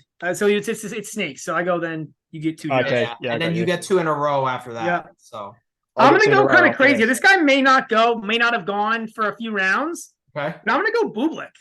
He hits a lot of aces and he loves to just smash the ball around. Crap. I was targeting him. All right, Josh, you get the next 2 picks.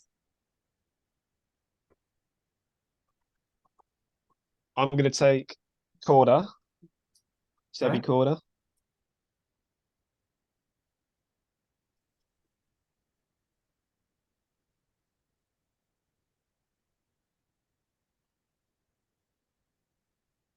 And you get one more.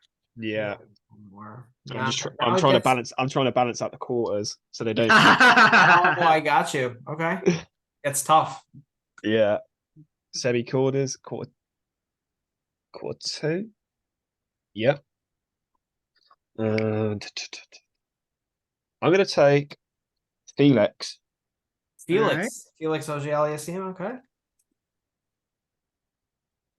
This pick could go amazing or it could go disastrously wrong. Okay. Like this could end up with like 25 or less, which would be a disaster. But I'm gonna go Ben Shelton. Interesting. Spicy. He hits a lot of aces. Like his aces per match is like one of the highest on the tour. Like if he wins a few rounds, he'll be good to go. And he'll play a lot of tie breaks. He won't break very much. It's just a matter of like he could lose and then you're done. But okay, so I get the next 2 picks here. Yep. So my next pick will be Francis Tiafoe. Yeah, he was on my list. And then my pick after that is gonna be my boy Talon Griekspoor.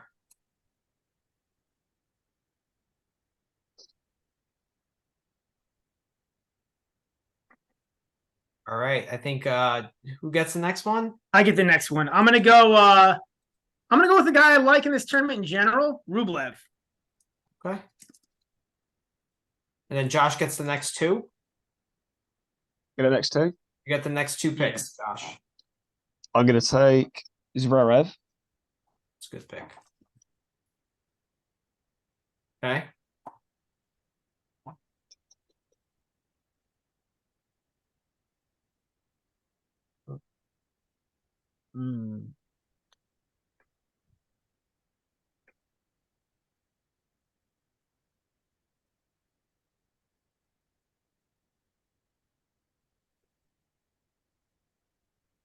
Gets tough now, huh?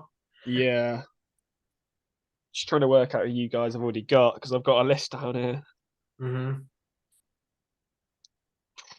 I would take Kyrgios, but I could lose in a round. Yeah, exactly. Yeah.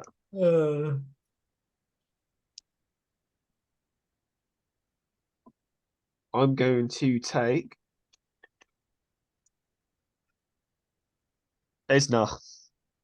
Man, Isner was on my board too. I was targeting him too. Oh my god. Isner was on my board. I love that pick, Josh, because he's gonna get 30. Awesome. He's gonna get minimum 30 aces, even if he loses. And he should not lose to Munar. Yeah, but he'll get 30 and he'll get 60 aces, and he'll be in the top 10 if he beats Munar.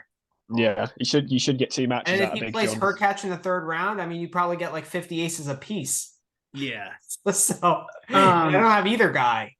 Oh man, that's a great pick. I'm gonna go Medvedev.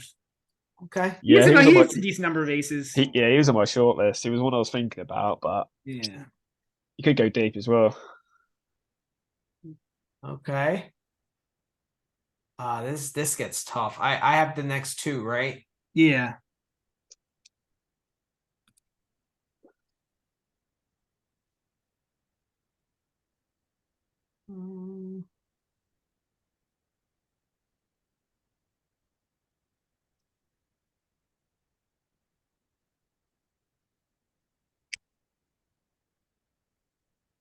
I think my next pick is going to be Yannick Sinner. All right.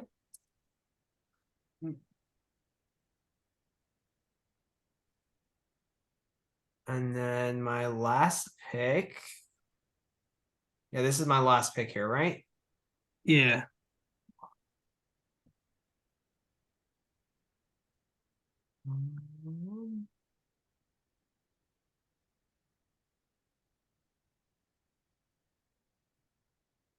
Really, really tough now. Just take one more skim and then I'll pick my guy.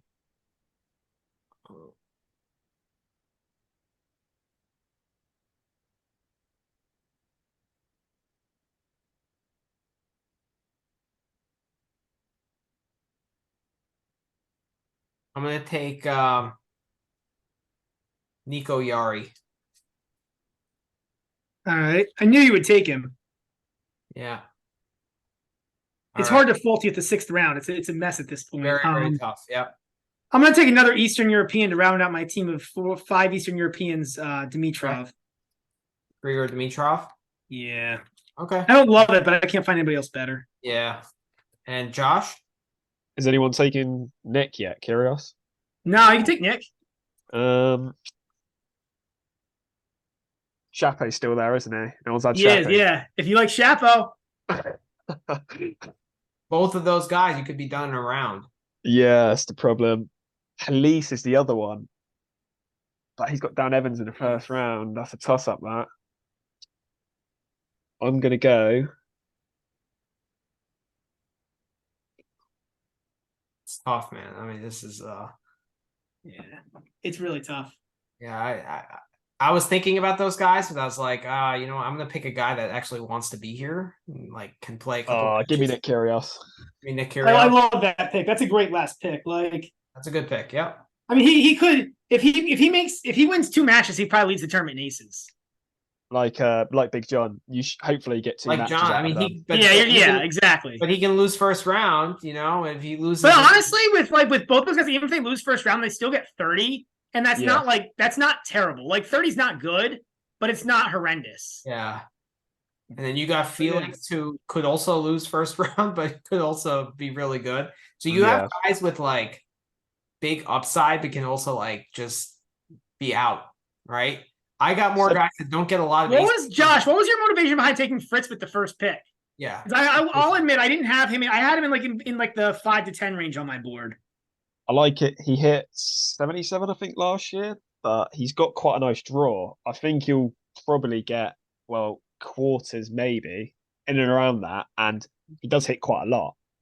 Yeah, that makes sense. Yeah. I mean, he's not a terrible pick. I was just He got quarters last year, I think, and he did make quarters last year. Yeah, he got 77. I think he's got a good draw this year. Yeah, I guess it depends on like if you think he's trouble to get knocked out early, right? But if you're not worried about the form I'm more worried about Sebi Corda getting knocked out early than Taylor Fritz, because Fritz has got those battling qualities, whereas Corda, I don't know whether he's got a 5-setter in him if he can come back. Do you know what I mean?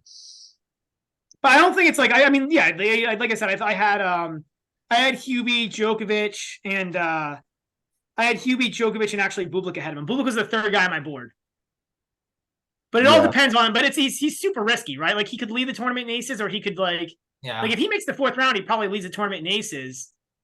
But he could go out in the 1st round and end up with like 20. So it's risky. I mean, Djokovic and Alcaraz don't have many aces, but I know that they're going to be there in the later rounds. No, but Djokovic will be top 5. Like he'll end up like 4th or 5th. I think last year was like 4th or 5th in aces. He'll end up 4th or 5th. Yeah, like he's a great floor 7 pick. matches.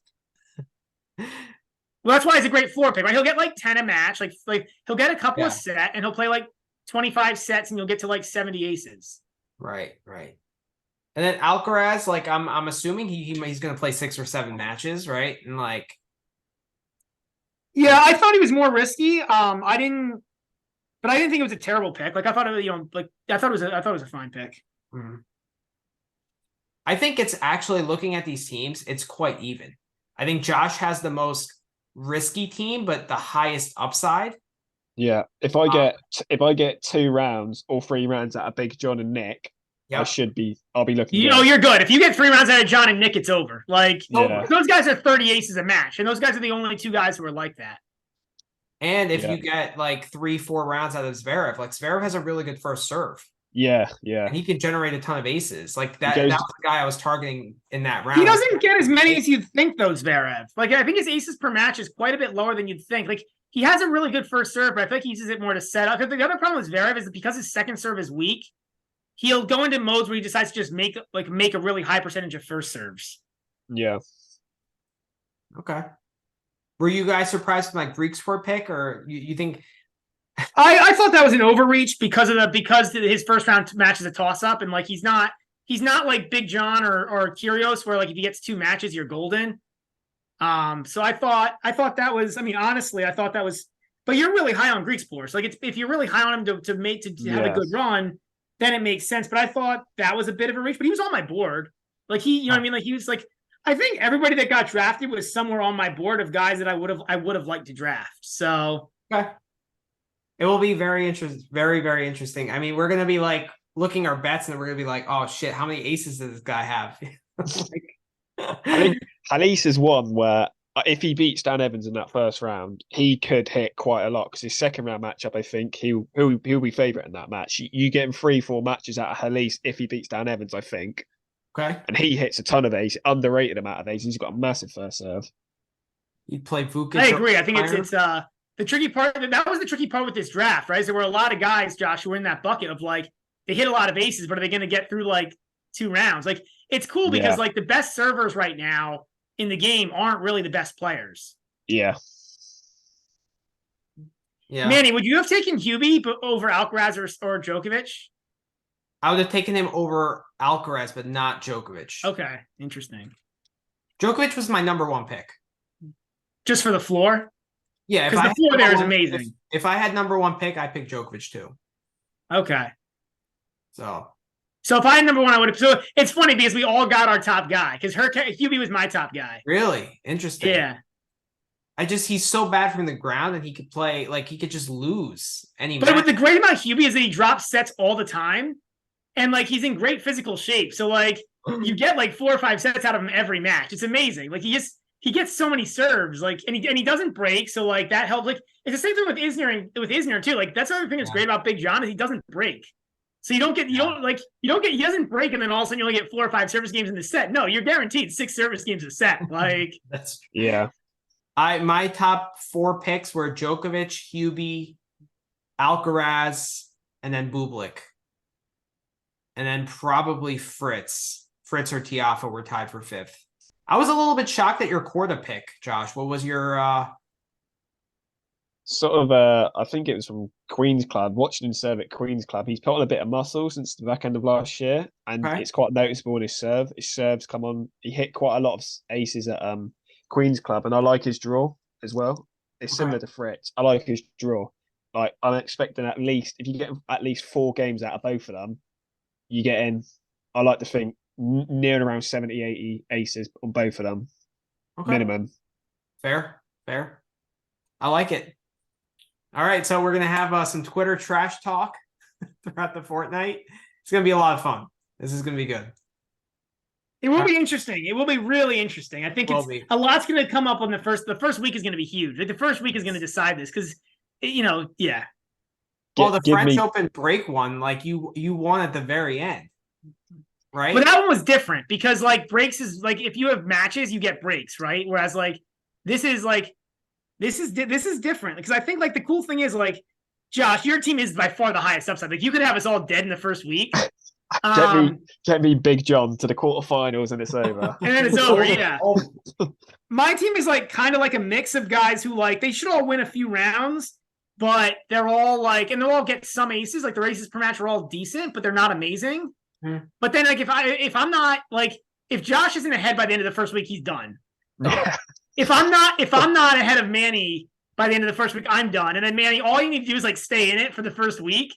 And you're golden because you're going to get so many more matches than us. Like, it's kind of cool. I need to make sure that Sinner, like, doesn't get a virus or something. Like, no one coughs. Well, you're just going to, like, plod along. Like, you're going to be in last after the first round. Right.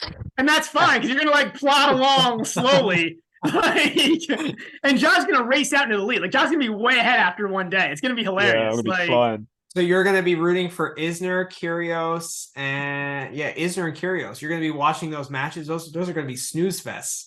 Well, let's watch Hubie. That might actually be worse. Hubie against ARV. Well, that's one of my bets of the day. We'll get into that, but I love the first round for Hubie. So, well, I don't love him personally. I love the overplay. Okay. All right, so let's take a quick break. And then we will come back and do the first round of Wimbledon. Awesome. 64 matches, baby. All right, guys. Welcome back to the show. So it's our first good aces draft, guys. That was fun. That was amazing. Yeah. So we're back to preview the first round.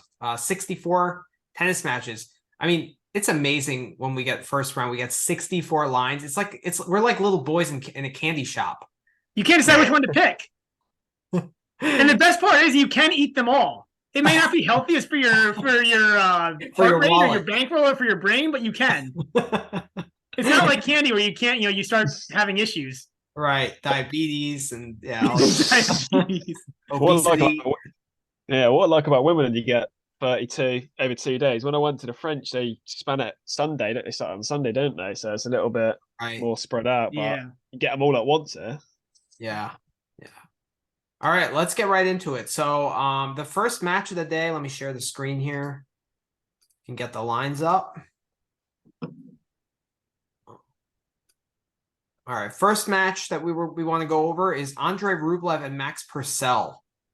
Rublev is a 7-game favorite here, overwhelming favorite at minus 1200.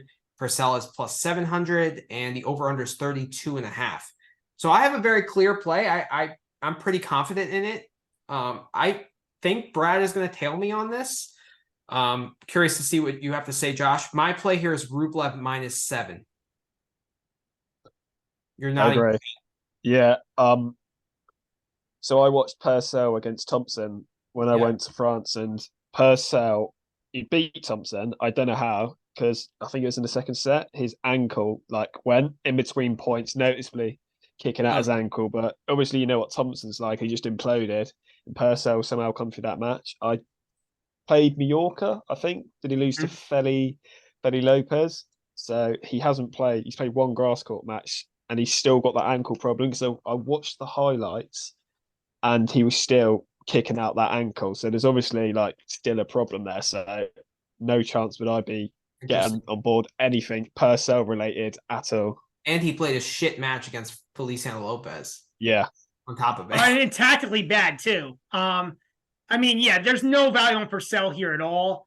The only thing that's a little scary is Rublev has lost a set in 6 of his past 11 first-round slam matches. But can you name the guys that he played in those 6 matches? I don't. It's not a great list, right? Because he was in the top 10, so he's playing against not amazing guys. Right, but someone better than Purcell, who's primarily a doubles guy. Oh, he had a really good run on the Challenger Tour, right? But to your point, now we have the ankle injury. I'm trying to make the argument here for Purcell. I maybe like the idea of the first set being slightly tight. If Purcell is going to win a set, I think it's more than likely to be the first. 100%. 100%. Once the game Plus settles down, I can see Rublev steamrolling him. But I don't like the +2 because, it's the 340. If you're going to take it, if you're going to take something for Purcell, it'd be the 340, I think. The guys who have taken a set off of Manny are Jiri twice, Kwon on clay, which isn't great, Del Bonis on Wimbledon grass. Del Bonis on grass. Last time he played this event, he lost a set to Del Bonis. Ouch. So if you lose a set to Del Bonis, it's a little scary to lay. But I think that's why you lay the games and not the sets, because I actually do. Can he break Purcell? Can Rublev break Purcell twice in a set? I think so. Well, we also have to think Rublev is a different player now than he was a year ago or 2 years ago, right? He's a little bit more consistent. And it's a cheap 7, right? It's a -105 at the -7. Yeah, I like it. I think I like it. I think I'll back it. This is why I like talking it out with you guys. I wasn't as convinced. -150 here. Straight set win is plus -150. I don't see value in that at all. No. To be honest. No, the value is there's no value on Purcell. Except maybe if you wanted to force a bet on Purcell, it'd be the 340 in the first set, but I wouldn't do it. The only play it's either the Rublev -7 or nothing. Okay. Yeah. But I like having these talks with you guys. You guys convinced me on the Rublev. Nice. Next match, one of the kind of more interesting matches, I think, of the first round. Jordan Thompson and Brandon Nakashima. Basically a pure pick'em. With Thompson being a slight underdog. Over-under is 42 here. So this is one of my picks of the day. I'm all over Jordan Thompson here. Yeah. Nakashima's a terrible returner. He's terrible. He wins a third of his points on return across all surfaces. He's one of the worst. He's almost as bad as Cressy. And it's inexcusable for a guy who actually can kind of play tennis. The match point 9 guys pointed that out as well. I also like the over here. It's a high over, but I like going high on these high overs because Thompson isn't exactly a great tennis player himself once he has to get into rallies. I think you're going to see a lot of service holds here. These guys have played 4 times. It's Nakashima 3-1, but I think 2 matches went to third set tiebreaks. Yeah. When was the last meeting? I think they're all in the past 2 years. But Nakashima is also not in good form here, and Thompson has had a good grass court season. I saw this game, and I threw stuff in my head before I opened it up, and Thompson is quite a decent favourite. I opened it up and seen it as a pick, and I was like, that's crazy. Yeah. Nakashima's not done anything all season. Thompson's been really good on the grass. It's crazy price. Yeah, I guess on the head-to-head, 2 third set tiebreaks, and all in 21 and 22, all on hard. Two third set tiebreaks to Nakashima. 5-7-6. I think the overs a look here. I think there's going to be a lot of long sets. I can totally back you on the Thompson money line. I can't get there with the over. It's too high. Yeah, I agree. It's 42s. Wimbledon's obviously it's not what it used to be as well. It's quite slow, so you could be getting 6-2 sets as well in there. I'd Especially with rather, Halys. if you're interested in that, I would rather play the 5-set line and Yeah. get plus At the 230. 230, that's a good thought. That's a Yeah. good thought. But I don't know. Like, yeah. And the problem is, I mean, there's a the legitimate, like, does Nakashima get a set here? Like, I think so, but you're right. It's not a guarantee. Like, Thompson should be, I mean, how much of a favorite should Thompson be here? Like, minus 200? No, I wouldn't go there. I would go minus 145, minus 150 in that area. Yeah, I'd agree with that. Okay. A He's a decent slight favorite dog though. here. Decent favorite, though. Yeah. Yeah. I would actually consider playing Thompson minus 1.5 sets at plus 160. Yeah, I like that. At plus money is good. Yeah, I like that too. I like that also. All right, so this is probably play of the day candidate. This is definitely a play of the day candidate. Well, which line would you go? Just the money line? You go less aggressive, or you want to go more aggressive? I personally like the money line better because Yeah. I do think Nakashima's a candidate to get into tie breaks here. Like Thompson's not the best returner himself either. Yeah, I'd rather take the money line because I don't think I trust Jordan Thompson that much. Okay. What's the over? Is there an over 1.5 tiebreak line here? I don't think so. Usually not for the first round. Yeah, maybe not. But there is an over 0.5 tie breaks. What is that? That should That's be. minus- I mean, it's gonna be That's juiced nothing to all good. hell, but maybe it's not even up. I saw it somewhere. Oh, minus 250, which is right. I mean, that they've played 4 matches, all have gone to have had at least a tie break. Yeah. Like there's actually probably some EV in the minus 250. It's just such an awful thing to bet on. It is, especially when there's 32 matches a day. Yeah. All right, so Thompson money line. That's one of our plays of the day. Next match, Lorenzo Musetti and Juan Pablo Varillas. Musetti is an 8-game favorite, minus 1,800 favorite, which is crazy. Over under 30.5. You guys have a play here? No. Too many question marks on this game for me. I haven't seen enough of these two on grass to have a strong opinion on this. So here's my thoughts. A, I hate these huge spreads. B, Musetti is like a candidate to play some just dreadful. There's no way this match won't be close. Musetti will win easily. He's just way better on the grass than Varillas. But Musetti can play some dreadful tennis for some stretches. Varillas has a decent serve and forehand, but that's all he has. And he doesn't play on the grass at all. Like he didn't even play any grass warm-ups at all leading up to this. So this is a dead stay away from me. 100%. Yeah. I have no play on this either. 2 clay quarters on grass is not really one you want to be getting And involved in. Musetti 3-0 is minus 200. Like, no, thank you. Yeah, no thank chance. you. Yeah. All right, stay away. All right, so we agree for the most part so far. Next match, Luka Van Ash and Aslan Karatsev. Karatsev is a 2-game favorite, minus 140 to plus 115 and over under 39. My play here is the over 39. Yeah, I like that. Really, Karatsev. Van Ash is kind of a pusher. He generates a lot of breaks. Like there's a lot of breaks in Van Ash matches. Well, I actually like the Van Ash money line here. Like that's my second favorable play here because Karatsev is so erratic, man. Yeah. And Van Ash's strength is just getting balls back and just putting it in uncomfortable spots. He's just the problem is Van Ash just doesn't have any weapons, man. Like he just kind of dinks the ball. He kind of just gets the ball back into play. I don't like this. I think this for me, this is a stay away. I don't particularly like any lines here, but Yeah. If you're going to push me, I'd go overs as well, but I would stay away from this as well. Any Stay away. Karatsev game early doors, it just depends on what Karatsev turns up on the day. and it's not like Van Ash is gonna this is gonna be in Karatsev's hands, and those aren't exactly hands I want to be in. Yeah. I understand that, but Karatsev is he's gonna choke at some point.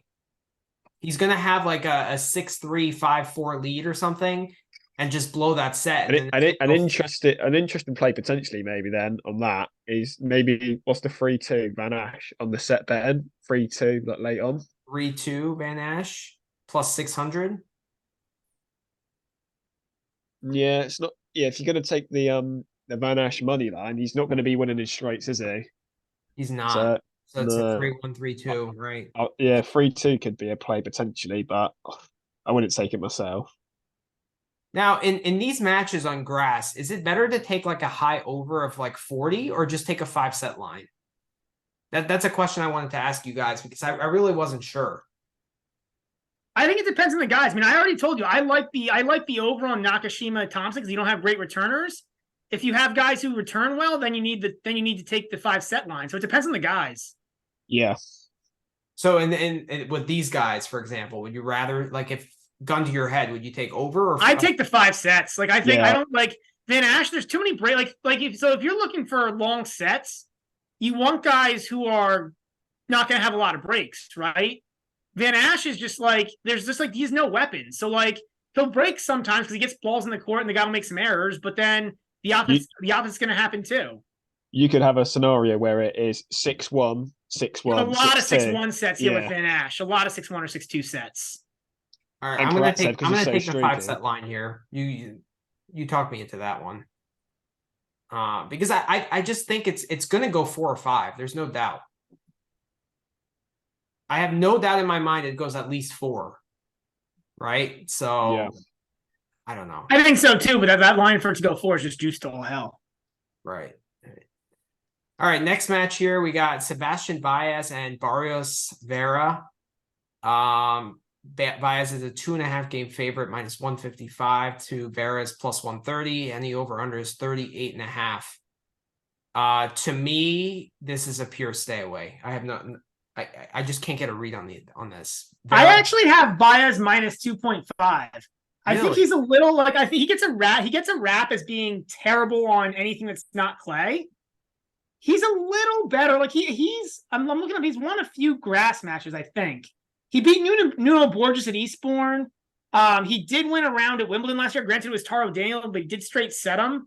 Like Baez is Baez is horrendous on hard courts. On hard courts, especially fast hard, he is horrendous. But on grass, the movement's a little more similar to clay. Like we talked about this Manny back during the Indian Wells season. Yeah. Like Baez, it's not so much his like lack of weapons that hurt him on hard. It's that he doesn't move on it properly because he slides around so much. But on grass, you can slide more, so he's a little bit better mover. So I actually like Baez here laying the games. Baez is also 4-0 head-to-head versus Vera. Granted, they're all on clay because they're 2 clay grinders, South American clay grinders. But I like Baez here. But I bet you Josh is going to stay away. He gave a weird look when I said I was backing Baez. Yeah, it's another 2 clay courts, isn't it? You want to be but I think Baez is a little better on the grass. Yeah, he's got a little more experience. He beat Jordan Thompson a couple of years back in Mallorca as well, so that's a good bit of form to go in with. Interesting. I got to think about this one a little more, but you're talking me into it, Brad. You're talking me into it. He is a more complete player, isn't he? He's just played at such a high versus level. Vera, right? Like again, we're talking about 2 clay quarters. Like I'm not picking Baez against a lot of guys, but that's one of the few. Okay. All right, next match here, ARV against Hubie Hurkacz. Hurkacz is a 6.5 game favorite. 16 minus 1600 to ARV's plus 850, and the over under is 33.5. I want to see what you guys have, and then I'm going to see if I match you because I have a very clear play here. I'm staying away. ARV's been so bad. He's a clay quarter, and he's been so bad this year, even on clay. But like Hubie also, Hubie makes any match an over. So like you combine and like this is all the same thing, right? This is just one line basically that's over under, or like they're all the same. Like they're all the same things. So I'm staying away. I think this. Yeah, I'm staying away as well. Herbie Hurkacz just can't be trusted at the moment. Yeah. Oh, I'm all over the over 33.5. I think that's a way too low over for Hubie. So do you think ARV takes a set then? He very well could. They're going to be 1 or 2 tie breaks. I don't necessarily think it matters who Hubie plays. He's so conventional from the ground. Ramos Vinolas. Pedestrian. Ramos has been in absolutely terrible form there recently. He's been getting smoked in challenges, I think. On clay. He's been getting smoked in clay challengers. Like, it's been bad. Like, and actually, if you look at Hubie's history, there's been a few times that he's won like 4-3-3 on grass. And like this could be one of those times just because Ramos is so bad right now. He just went 6-6 against Rinderknecht. Is Rinderknecht good? And that's on like that's that weird Mallorca court that I don't really trust it being a fully grass court.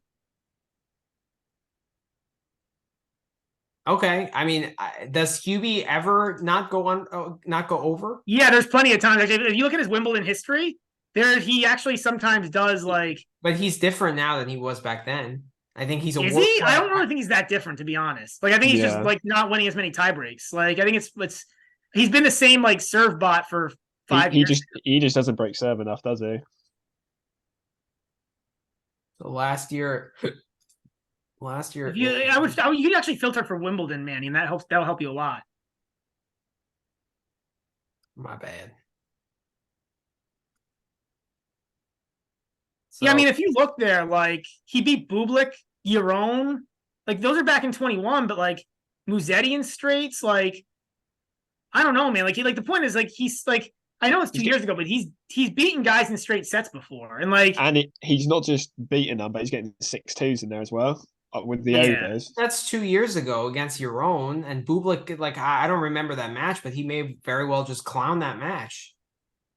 I mean, ARV is really bad right now on grass. Like, he's not anywhere near the top 100 right now on grass. Like, I'm looking at that Rinderknecht win, and I think he competes hard enough where he can force one tiebreak. That's really all I need. I just need one tiebreak. No, it's 33.5. You need a tiebreak and another 7-5 set. Yeah. You get 2 6-4s, 6-4s, and a tiebreak. That's 33. You get 33 and you lose. 33.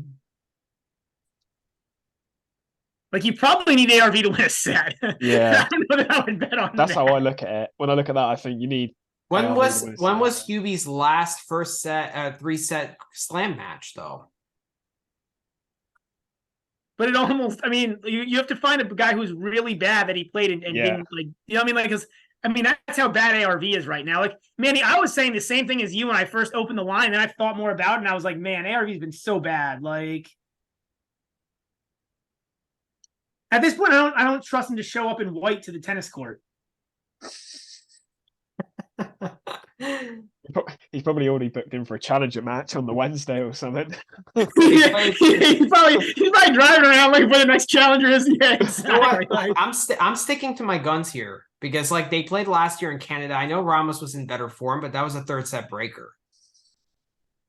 Like I just feel like Hubie is so bad from the ground. Like from the ground stroke, his serve is incredible, but like the ground strokes are very, very pedestrian.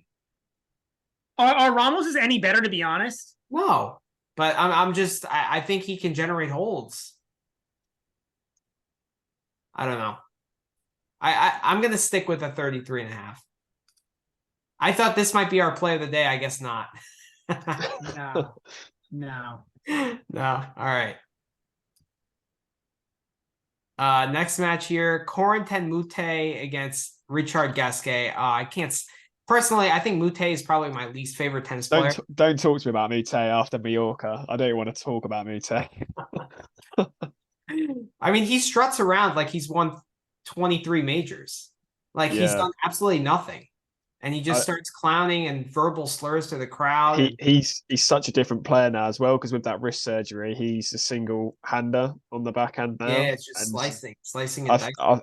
I'm pretty sure he said to his coach during the match, "What am I supposed to do? I've only got one handle," something like that, along the lines of that, pretty much. So confidence and thrown in. Yeah, and a few rackets smashed as well. Yeah, I mean that's the play here is the over on the racket smashes. That's the only. I mean, like, but that's the only play here because like Gasquet is like at this point in his career, like. He's another old, as speaking as a guy in his mid-30s, like he's another guy who like some days some days he's really good and some days he's not as good. And like Moutet's the same way. Like if Moutet like decides to focus, he easily covers. If he doesn't, he loses. If I want no part of this match. Me neither. Manny has a play here. Manny wants to bet this. I want to bet it, but I can't find anything. The overs is slightly interesting. Although Moutet is an absolute nutter, he did do quite well last week still. He still could have beaten Mannarino, maybe. He's got enough in him to win at least a set, maybe 2. Okay. The problem is with Moutet, with how much he clowns, a 6-2 set is in the cards. Like, that's why I can't. Like, If you were going to take the over, like, what is the over 3.5 sets? I think it's juiced to hell, though. It's like -1. They don't even have it, but yeah. Again, there used to be an over 3.5 sets they used to show them, but some books have it. It's going to be juiced to all hell, but that would probably come through. I mean, it's basically -285 if you're betting plus 2.5 sets with Mute. Plus adding in the -900s, that probably brings it down like rough math, like something in the -200 range. So yeah, it's like I said, it's just all hell. Like I wouldn't want to hit it, but yeah, I mean, the one thing about Mute is that he actually performs decently in slams. Like he's kind of underratedly good in slams. Like he made a 4th round of the US Open last year. I think this year at the Australian he made 3rd round. I think he took a set off Rublev maybe in the 1st round. Rublev at the US Open? No, the French Open just gone on the clay. He may have. He may have. Yeah, or he went a break up and got broken back. That could be. He played, yeah. That's more likely with Mute. That's the problem. Is like, I mean, game to game, you just don't know with that guy. But he is talented. Like if he yeah. If he plays well, if he keeps it together, he could be okay. This is really tough to bet. I'm going to totally stay away here. I don't see anything. Yeah, if you're getting involved in this game, you're having a very stressful day if you're going to be getting involved. I would rather worry about our aces. Yeah. Another bet in this Ramos Vinolas Hurkacz match that I wanted to play here is Hubie 3-1 at +235. I might actually just go with that instead of the over games. I think that's way better than the over. Maybe. Yeah, I agree. Because Ramos isn't winning 2 sets. He might win one. He might steal one. I'm not following you on it, but I think that's a better play than the over for sure. Because I don't think you're hitting the over unless you get ARV to steal a set. Yeah. Okay, you're getting +235. So yeah, I think I'm gonna go with that actually. All right. Next match is JJ Wolf against Enzo Quacko. JJ Wolf is a -5.5 game favorite, -425 on the money line. Over under is 37.5. Let's start with you, Josh. Do you have a play here? I do like the JJ Wolf on the minus. I was really impressed with him when he played Tommy Paul the other day in Eastbourne. His return of serve is so underrated. I watched him a few times before, but he hasn't really played much this season. Don't know why. But considering I don't think he had a win on grass before this week in Eastbourne. No, he didn't. He didn't. No, yeah, he did run. He looked really good. Well, he's an American player. Like American kids don't. There's very few. I mean, there's very few grass courts in the world, right? Unless you're in like the UK or Australia, maybe. Like American kids don't grow up playing in grass. He grew up through the American college system. There's no grass courts in the American colleges, so like, and he just went pro a couple of years ago. So that's why he's never played. He had never played on grass. Like, yeah. Also gets a good bit of match practice.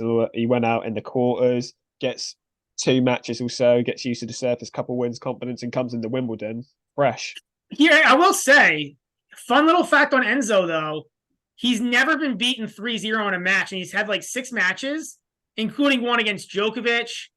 I think he took 2 sets off of Isner a few years back. I think he took a set off of Rublev. Like Enzo fights, man. He's not very good, but he takes sets. He fights. Yeah. I wanted to take the Wolf -1.5 sets, but you get -225 on it. Yeah. Yeah, I don't have a play here. I think if you're gonna play it, I don't think the -5.5 games is terrible, Josh. I think it's probably pretty decent. But Enzo is tougher than you think. Yeah. I like the Wolf 3-1 at +250. That's where I'm leaning here. I just think like Enzo, he can like if he wins a set, I feel like it's going to be a 7-6 or something. Yeah. Like Wolf can like steal a 6-2, 6-1 set somewhere. Like it's interesting. Last year, Enzo took 2 sets off Isner at Wimbledon, 2 sets off court. He lost 7-5 in the 5th at the US Open. And then he took a set off of Djokovic in the Australian after beating Delian in the first round. So like Enzo he's not like he does better in best of 5 than best of 3, maybe. It could just be a sample size thing too, but it's definitely interesting. I can see a game script similar to the Wolf and Ash match that Wolf played in Eastbourne. That's why I'm a little bit iffy with the 5.5. Because I feel like Wolf is just, Enzo is underpowered here. Big time. The Wolf return to serve is so good. That big serve is just going to get nullified by JJ Wolf from what I've seen at Eastbourne. Yeah. You know what? I think I'm going to take the 3-1.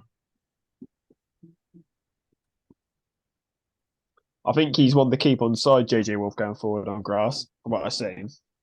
Yeah, so when we did our power rankings, I had him in my top 20. He was in like 15 to 20 ranking for me on grass. I think his game plays really well for grass because he also he's a little bit big. Like Manny and I comment all the time, like he's not like the best body shape, but he moves really well. He's big, but he's a good athlete. Yeah.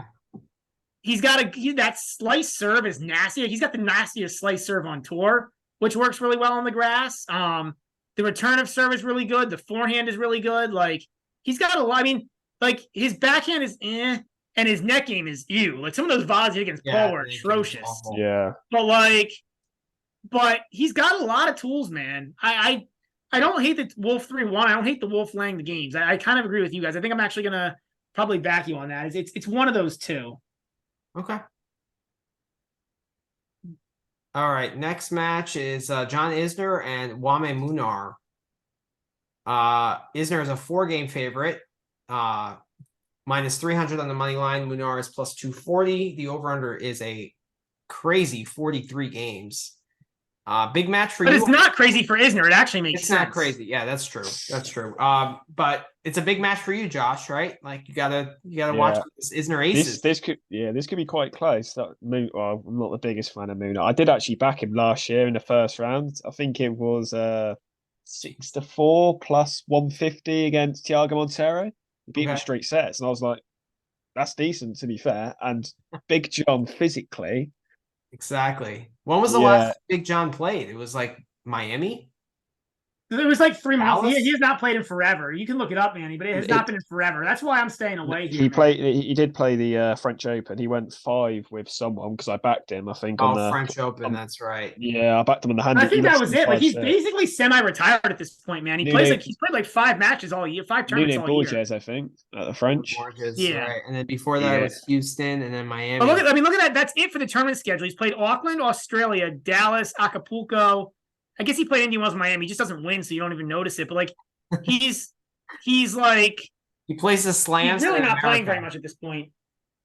Yeah, but it doesn't really matter. He doesn't really need matches because all he's doing is serving anyway. So as long as he's getting out and hitting that bucket of serves every day, that's really all he needs to do. Like his match at this point should just be like, go hit 100 serves and that's it. Like the thing is, if the ball comes back in the court, he's absolutely screwed. He's absolutely screwed. I'm actually taking Munar here. I think a lot. Munar has no interest in playing on grass. He's another guy that doesn't know where the grass courts are. He's going to look for the clay court challenger tournament nearby. Like him and Ramos Manolas are on the same flight on Wednesday. Actually, what they need to do, they need to have like a portable court. Manny and I were talking about this. Here's what they need to do. Wimbledon needs to have a portable clay court that like you can agree to bow out of the tournament after that round. And if you do and the other player agrees, you play on the portable clay court. There's plenty, like a guy like Munar, Ramos Manolas, those guys would 100% do it. They'd be like, screw it. Like, I'm not winning the next round anyways. We're playing on clay and then we get out of here. Like, they'll take off their white shirts, and just go on the clay court. I think shirtless. I think a big factor in this game will be the first set. I think if Big John takes this first set, Munar's not hanging about, no chance. Absolutely no way. If he loses that first set, Munar, he's. But I think the opposite is true too. Actually, like I think if Isner goes down a set, that's a problem because like he's just gonna have to hit a lot of serves then to come back, right? And like that. I mean, he is human, right? Like that shoulder does tire out after. There's a drop in velocity when he gets to the 4th and 5th set, Isner. Yeah, he has to win this in 4 or less. There's no way if he goes 5. Like if he goes 5, Munar has a clear edge here. Is there a first set and win match market? Be interesting to look at maybe on that. Interesting. To win the first. Yeah, there is. Isner's minus 165 to win the first. That I kind of like.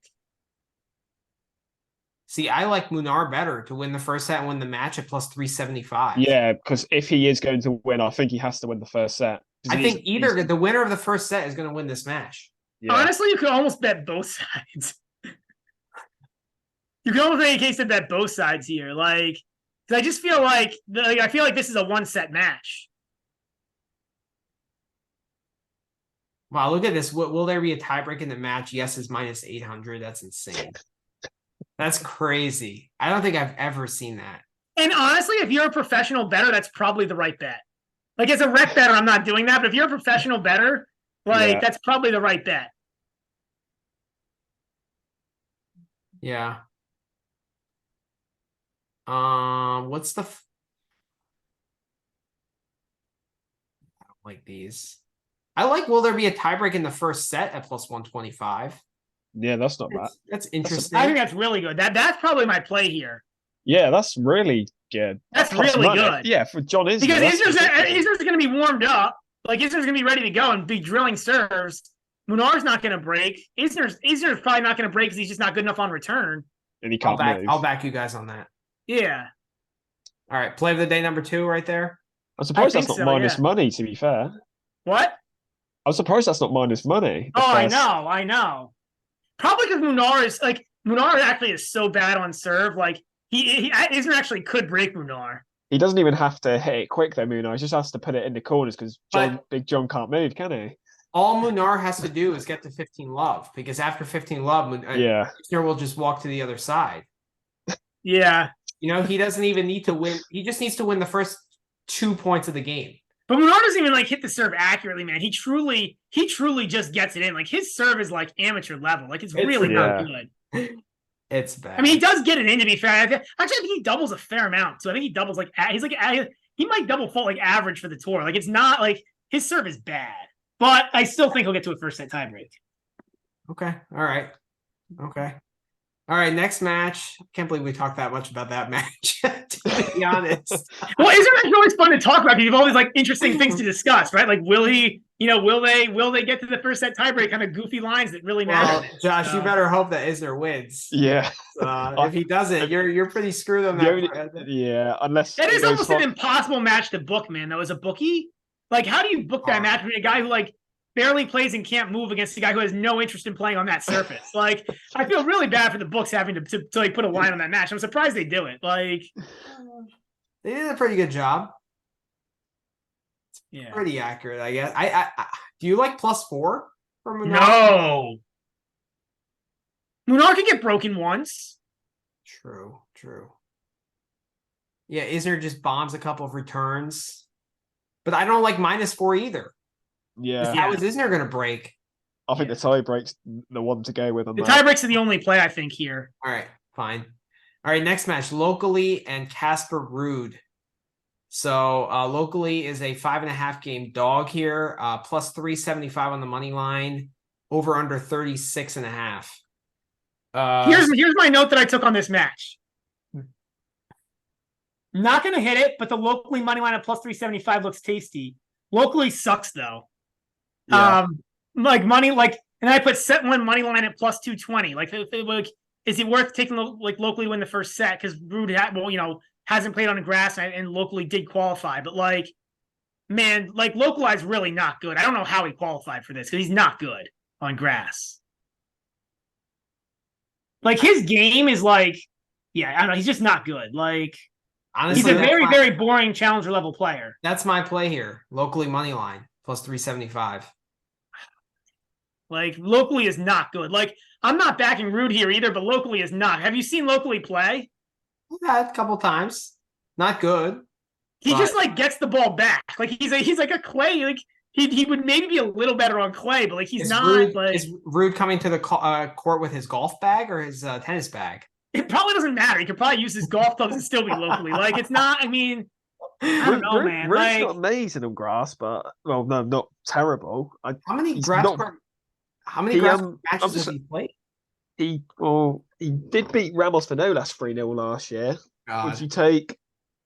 Who would you say is better, Locally? On grass? Locally on grass. On clay, Locally's maybe a little more. Oh, Ruud. Are you saying Ruud is? Yeah, not terrible on grass? No, not terrible on grass, but he's not he's terrible, but he's not as bad, I don't think, as what people are making out. He took a set off Humbert last year. He beat Pop in an exhibition, granted, it's an exhibition the other day. Beat Ramos Vinolas 3-0 last year, beat Alcaraz 2-0 in a warm-up tournament. Like, I think he's got enough here to cover the minus games, maybe. Or Really? 3-0, 3-1. Yeah, that's locally he's terrible. Nowhere near the level of those sort of players, what I've just mentioned there. And Rude is better this year. He's come off a French Open fight. I think he's got enough quality, similar to what the Baez play. He just performs at such a higher level. He should have more than enough to get. I just the fact that Rude looks completely disinterested and hasn't played a match since the French, to me, is just a stay away. Like, but I hear your point, Josh. Like, he is a better player, and that's why I can't back locally. But the like, levels are just too far apart to like back locally there for me. Locally was at least playing challengers throughout the grass court season, so he has some familiarity with the surface, I feel. But he just like bumps the ball back into play. Like, he's a really mediocre challenger level player. Like, he's not even like a good challenger level player. He's like mediocre. Like, I don't know how he beat Reedy, because Reedy's way better than him. And I don't even know how he ranked 175. I guess like getting the ball back in kind of works on the challenger tour, but like, he's a really mediocre, like, he just like puts like there's nothing special with locally. What's locally to win a set here? Not good. Minus 140. Yeah, minus 150.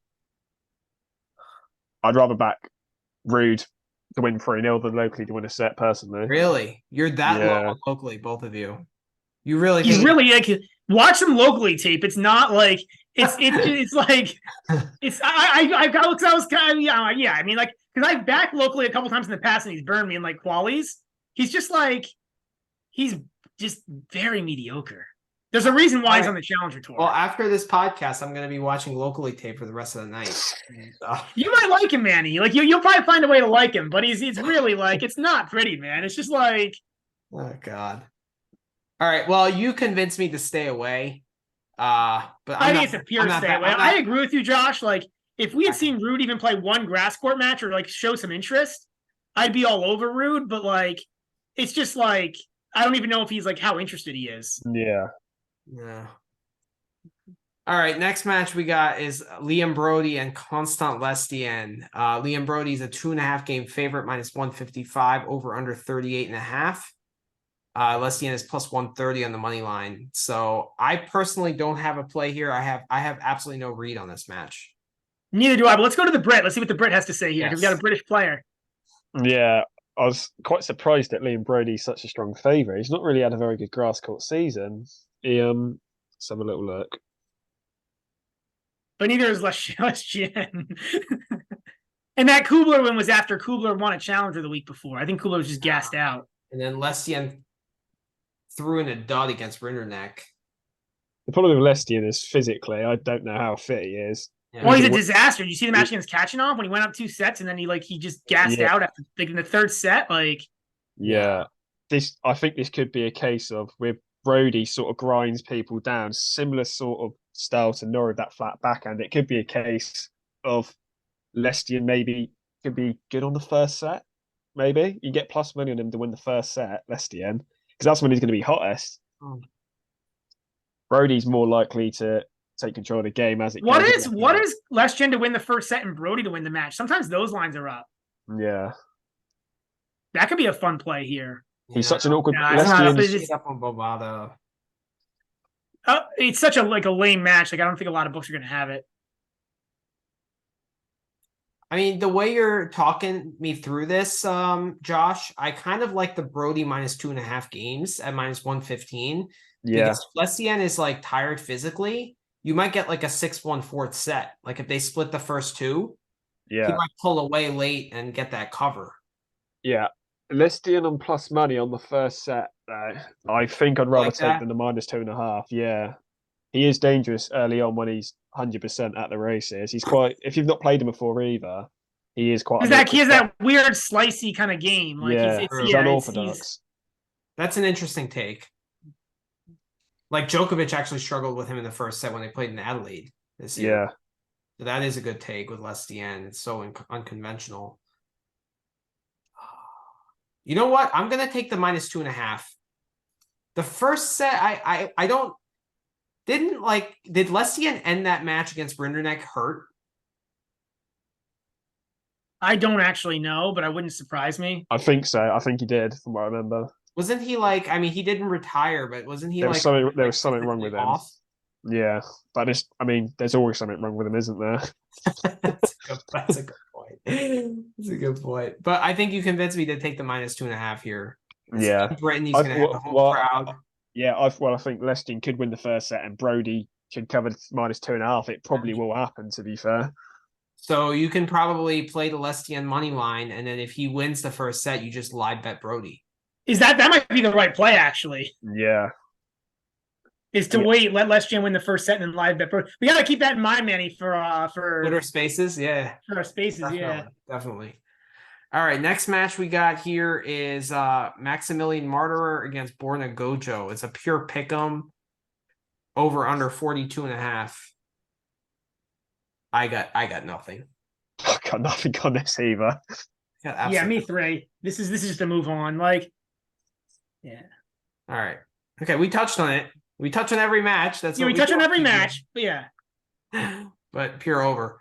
Oh, they don't have the game spread here for this because Mo just got in because he's a lucky loser. Yeah. Mo came back for the French against Fritz and got whipped 1-2 and 1. Yeah, he looked terrible on that. Yeah, and that was after coming back from that ankle. He hurt himself in the Australian, right? Like, I don't know, man. And then like Felix, you have no idea what Felix is like. Like this to me is like the most dead stay away ever. I don't even need to see the line. Yeah. Like we have no idea the health of both players. Like, I think the only possible play here is +2.5 sets for Mo at +125. I don't think you don't know the Mo is like what has Mo played since the. Oh, he played one match he played one match and lost to a guy 353 in the world, Christian Langmo, since the French. I can't back this. I guess he beat 2 guys in qualifying and he lost locally. I can't back this though. Yeah, Felix should be walking this really. Granted, even at 80-90%, he should still be walking this. He should be, but we don't even know. We don't know. You don't know where we're gonna get from him because the last match he played was a straight set loss to Fonini at the French. Yeah, I guess this might be the one time where like those exhibitions might matter. Yeah, he did beat Fokina 2-0 in an exhibition. I mean, unless you watched the game, but that's not 6-3, 6-2 is quite a good result even for an exhibition. It is against Fokina when you're comparing him to someone like Moa. It is if you're comparing him to Mo. Yeah, I mean. Josh is just hoping he wins so he hits a bunch of aces. But also, like, I guess, like, we have no idea on Mo's health. Like, Mo can be kind of annoying too because he's actually like a similar version of Locali. Like he's like the better version of Locali because he's a better just played athlete, in the third round of qualifying and went 5. So yeah. I see. Okay, if both guys are fully fit and we know what both guys are getting, I'm backing Mo to win a set because Mo is the kind of guy that Felix doesn't like. Guys that defend pretty well, run balls down, play good defense. Those are the type of players that Felix doesn't like to play. Yeah. And like Felix has a track record of starting slams exceptionally slow, even when he's fully fit. So I don't know. I like that mode to win a set. I can't back. I mean, I can't back. I'm not taking the Felix 3-0 at -165, but I can't back you on it. Like it's just like there's just too many question marks here. Yeah, this is definitely a stay away. To stay away from you. I'm hitting the 2.5 +2.5 sets here. All right, next match you get is Dominic Kopfer and Oscar Ote. Kopfer is 2-game underdog. +125 on the money line. Ote is -150, and the over/under is 39.5. I got nothing here either. Trying to see my notes. I got a pick here. I'm gonna go over 39.5. These are 2 guys who hit big and like don't really move that well or have that much of an interest in rallying. So I'm gonna go with a lot of holds. A pretty tight match in the over 39.5. Although Oates surprisingly doesn't play as many tiebreaks as you think he would for the serve he has. But I'm still I'm still going to go the over 39. I also think these guys are pretty even. This could end up being a 5-setter. The 5-set line's not bad here either. I think at 230. He hits quite a lot of double faults. I'd say he hit. Well, that's the problem, right? He's got a massive serve. I think he hit like 150-mile-an-hour serve at the U.S. Open a year or two ago. He's got a massive serve, but he hits quite a lot of doubles, and like he also has like the forehand's decent, but the backhand's terrible. Like he can just go on like error runs that are just like unbelievable. But the thing is, I wouldn't agree with Kopfer hitting big or having a really big serve. He has that lefty serve, but it's just like I think he hits big for his level. He doesn't hit as big as like Sinner or Fritz, but for a challenge, and for like a challenger level guy, which is what he is now. Honestly, gun to my head, I'm staying away here. But gun to my head, I would take the Kopfer money line at plus money. I think a lot depends on the level of Oscar. I'll say he's been off. Yeah, last year on grass he was really good, but this year he's like he's been disaster this whole year. I mean, he was ranked 50 in the world a year ago. He was almost a seed for the U.S. Open a year ago, and he's down from 40 in the world to 230. Yeah, it's bad.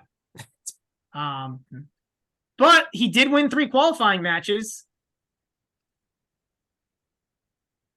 Hare, righty, and Pullman's. Yeah, it's not bad results in qualifying. They're quite good players. Yeah, righty's a good player. Pear, I mean, I don't know. I didn't see the match. I don't know how Pear was playing. Pullman's is decent on the grass. Like, Pear is a clown, but yeah, I'm staying away though. That's my play. And Brad, your play is? I'm playing the over. The over. But it is scary because, like, but I'll take the over. I think these two guys are pretty evenly matched, actually. Okay. Next play here we got is where are we? Choinsky and Lajovic. Choinsky is a plus 3.5 game dog, plus 155 on the money line, over under 39.5. It's another Brit, so let's go to the Brit here first. Okay. Sounds good. I was originally quite interested in Choinsky to win this match, but after looking at his form, I can't bring myself to back it. He lost 2-0 to Liam Brody at Eastbourne. Before that, he lost in qualies to Gallen 2-0. Both lost 2-0. He's lost to Missetti 2-0 on grass this season. He's lost in Nottingham to Grenier 2-0. He's not even picking up sets. His form's terrible. I watched the game against Missetti. It was at Queen's Club. He started really well in the first set. He went a break up, I think, twice, but he was terrible after that. But Lazovic should have too much for him, really, because there's just a little bit of a golf in class. He did actually play a couple exhibition matches as well. Obviously, reading into exhibition form, but he beat Schwartzman 2-1 and Tsitsipas 2-1. Like, he should be too good for Choinsky, I think, on the bare form of it. Did he beat Tsitsipas or did he beat Badosa? That's a good point. I can't back either of these guys here. I mean, Lajovic is like 6-23 in his career on grass, and Koinski's in terrible form. Like, this is an ugly match. If he'd won a couple more matches, I probably would lean that way on Choinsky. Koinski's a guy that you'd want to back here. I 100% agree with you, Josh. But he's been so bad. Like, he's not really a grass guy, right? He's actually like style wise, he's more of a guy who's probably more suited for clay. Also, like, it's just not. Yeah. Is this a match you just take the plus money? Because I was leaning the Choinsky money line at plus 155. The fact that Lajovic is 6-23 and Choinsky gets the home crowd, plus Lajovic hasn't played a match on. I don't like playing matches like this. Like, I don't know. I just think to me, it's just, I don't know, man. Because Lajovic is actually, like, he's not good on faster courts, but he's by far the better player. Yeah.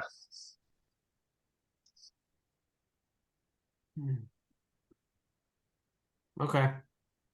Maybe if you got a bigger price on Choinsky, maybe you take it, but with the form, you just can't be backing it at that price when he's getting smashed. He's won 2 sets, I think, in this grass Like if it was like something like better than 200, if it was like in the 250 or 300 range, maybe you could start looking at it because then it's just like it's a dart throw. But this is like, I mean, the book's telling you it's going to be relatively close, and they're probably right. But it's going to be an ugly match, and I have no interest in it. Yeah. All right, I'm going to stay away too.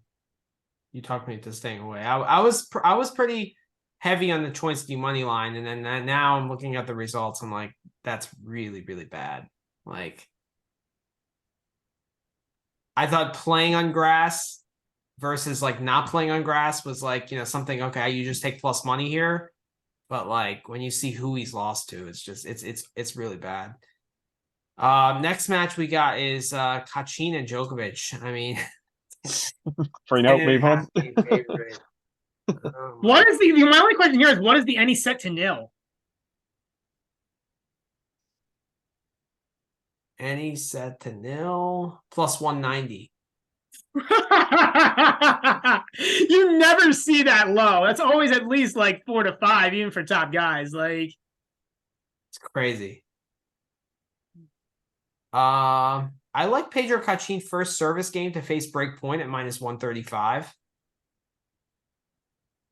I am not going to play this. Like, yeah, it's a massive spread. The spread's just too massive, and Djokovic hasn't played since the French, which is by design. That's fine. I'm not worried about him for the tournament with it. I'm not worried about him for this match with it. But like, I wouldn't want to play him his first real game back and hoping he gets to break point. What's the first set handicap on? Be interested. Maybe 3.5. 3.5. Like, I mean, if Kachin only gets broken once, he covers that.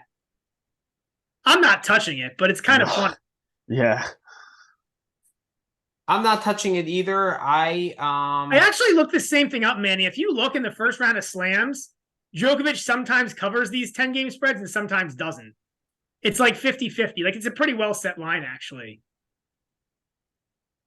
It is. Like last year, he lost the first set to Draper at Wimbledon. Draper's way better than yeah, you're right. Than Kachin. That's true. On grass, like on if this was clay Kachin,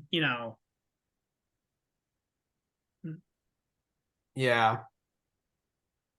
Kwan, he lost a set to Kwan last year. Yeah. Tight match against Kovacevic took him to a tiebreak. But Kohlschreiber is a different animal. Klizan retired. A guy like Dutra Silva that's 3, 4, and 4 there, so you don't cover that. Like 10.5's a lot. You need Kachin to win less than 8 games. 8 games or less.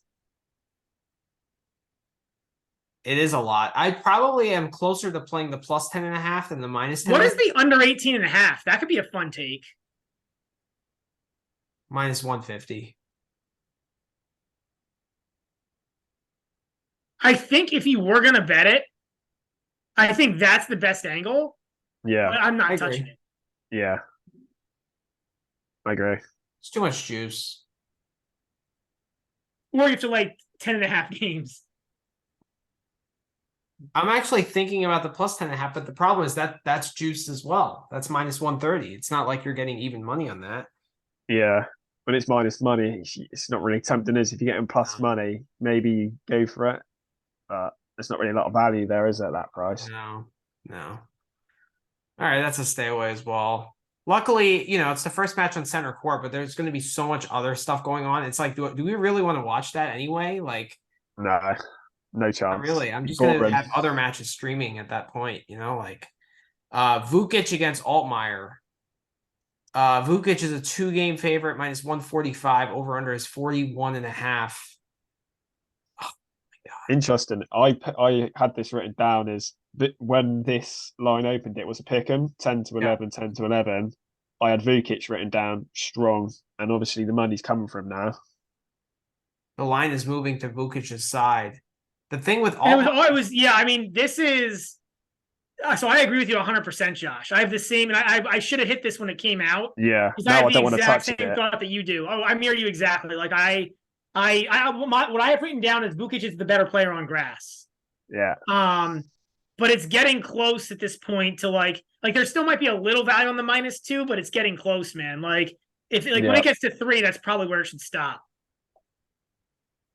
I'm staying away here. I see. The thing is, I agree with you. I think Vukic is the better grass court player, but Altmaier is the better competitor. He's fitter. I think like as the On match that, gets longer, I'll stop you I think there.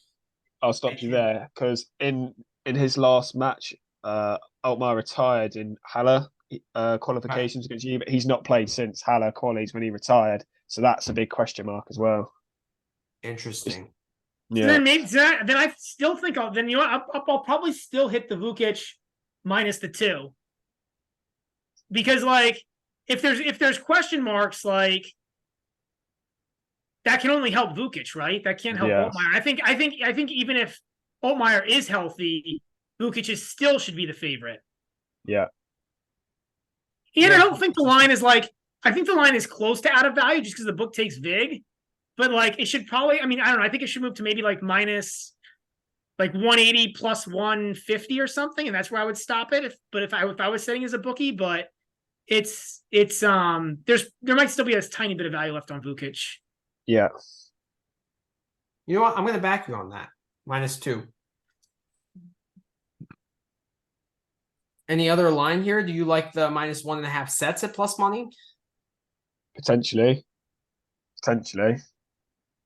It's kind of annoying with the line moving because when it come out, obviously it's a pick 'em. If you can hit that when you're getting a pick 'em price in it, you're laughing.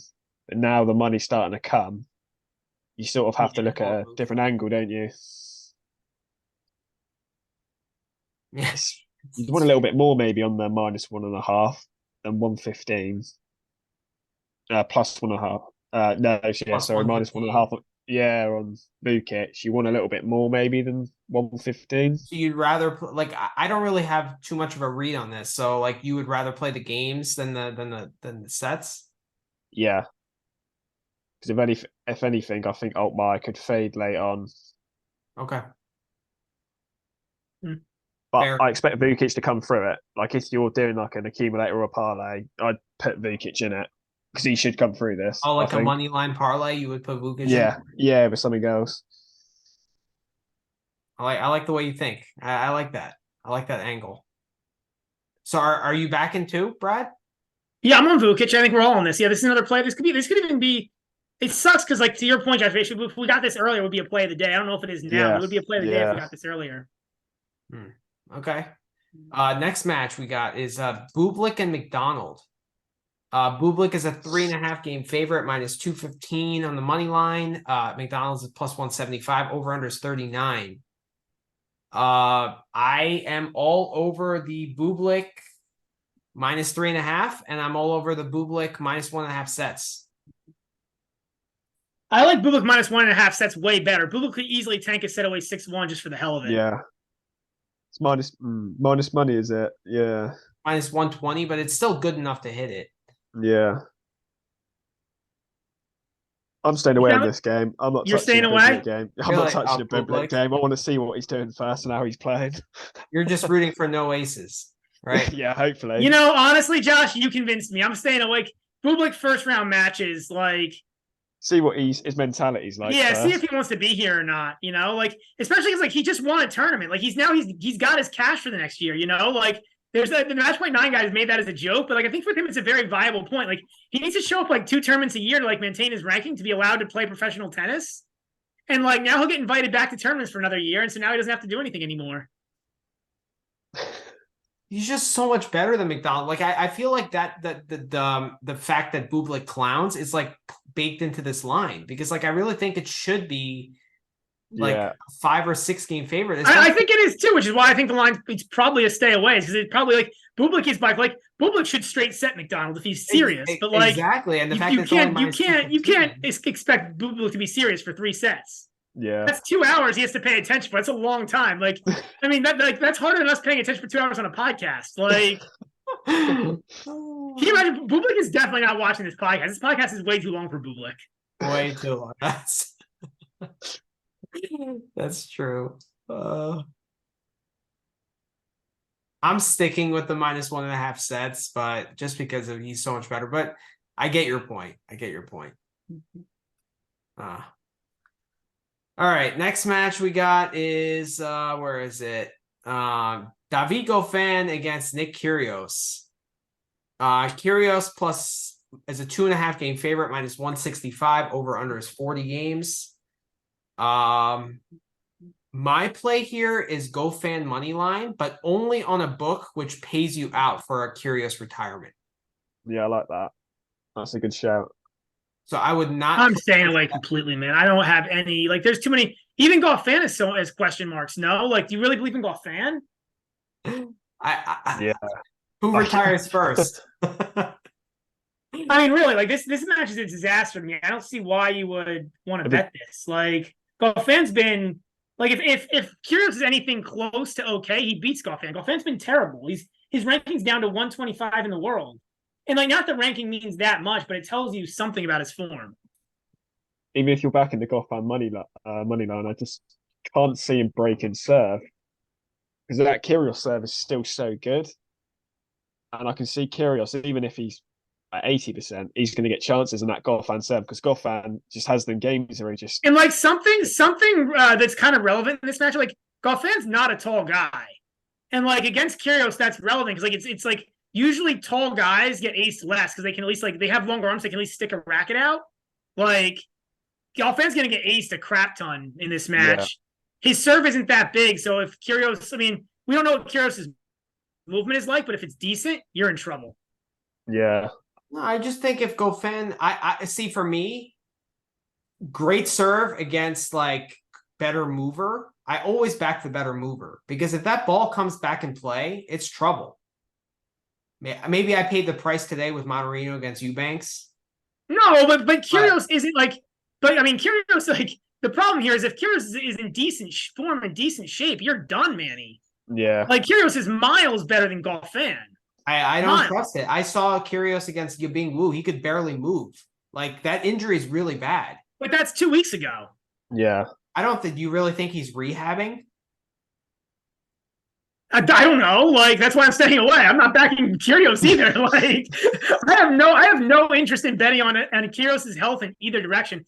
And to Josh's point, like, even if it's not great, like, he could serve bomb his way. Yeah. And win this match just serve bombing, especially if he wins a couple of tie breaks. Kyrgios is actually pretty clutch, so he's not like he like. GoFan is the opposite of clutch as well. Yeah, like, it's like it's. I'm like with the GoFan play, I'm almost betting for a retirement. Yeah, but then do you really think Kyrgios is going to retire at Wimbledon? I can't see it, even if he's not fit. He didn't retire against Wu, did he? And he was in terrible shape. But Kyrgios could do anything. Like, I mean, betting on whether or not Kyrgios is going to take a particular action for me is like really, really not what you want to be doing. It could very well be a default. You know, like. I'm gonna stick to my guns here. I'm gonna bet GoFan on a book which pays out for a Kyrgios retirement or a withdrawal. Yeah, I can't back that, man. I think it's well, I mean, do any books actually pay out for withdrawal? Yeah, I got a couple books that do. Okay. So, well, withdrawal, I'm not so sure. Withdrawal would be a push. Yeah. But like a default or a retirement mid-match. There are plenty of books that do that. So, next match here. Ooh, Shapovalov against Radu Albat. Get on the double faults. -6 for Shapo, -500, over under 36. How can you back Shapo in any way? How can you bet Radu Albat in any way? Yeah. Like, this is just it. And I actually think this line is probably the right line. Because I think Shapo in straights is like pretty close to even money, which is probably what it should be. Because like he could blow a set away for no reason, just for the hell of it, but he might not. You don't know. Yeah, it's +110. Shapo -2.5. I like +2, even with the juice line. I like -145. I don't know, man. That's too much juice. Like, it's just, oh man, like, I like it. -160, no, but -145, I'm still willing to take it. All right, what about you, Josh? They got a double faults line on this. Ooh. That is the real question mark. That's good. I think you get double faults if you go on Bet365. Yeah. overs, whatever the lines on overs. Looking them up now. Well, you're thinking of doing over on doubles for Chapo? If I was going to do a bet on this, I'm not having a bet on this, by the way, but if I was, I'd be doing double faults. Shapovalov's just a no-go. Absolute no-go for me. Absolute no-go. I'm sick and tired of backing him in the past year or two, and he just... 15 plus is plus 110. What's that? Yeah. For double faults. Total, right? 15 plus total doubles? No, just for Chapo. Wow. He doubles freaking a lot. Yeah. 20 I plus. know he doubles a lot, but that's a ton for a pro player. Yeah. It is. 20 like that's plus yeah. 300. I just can't back Chapo right now.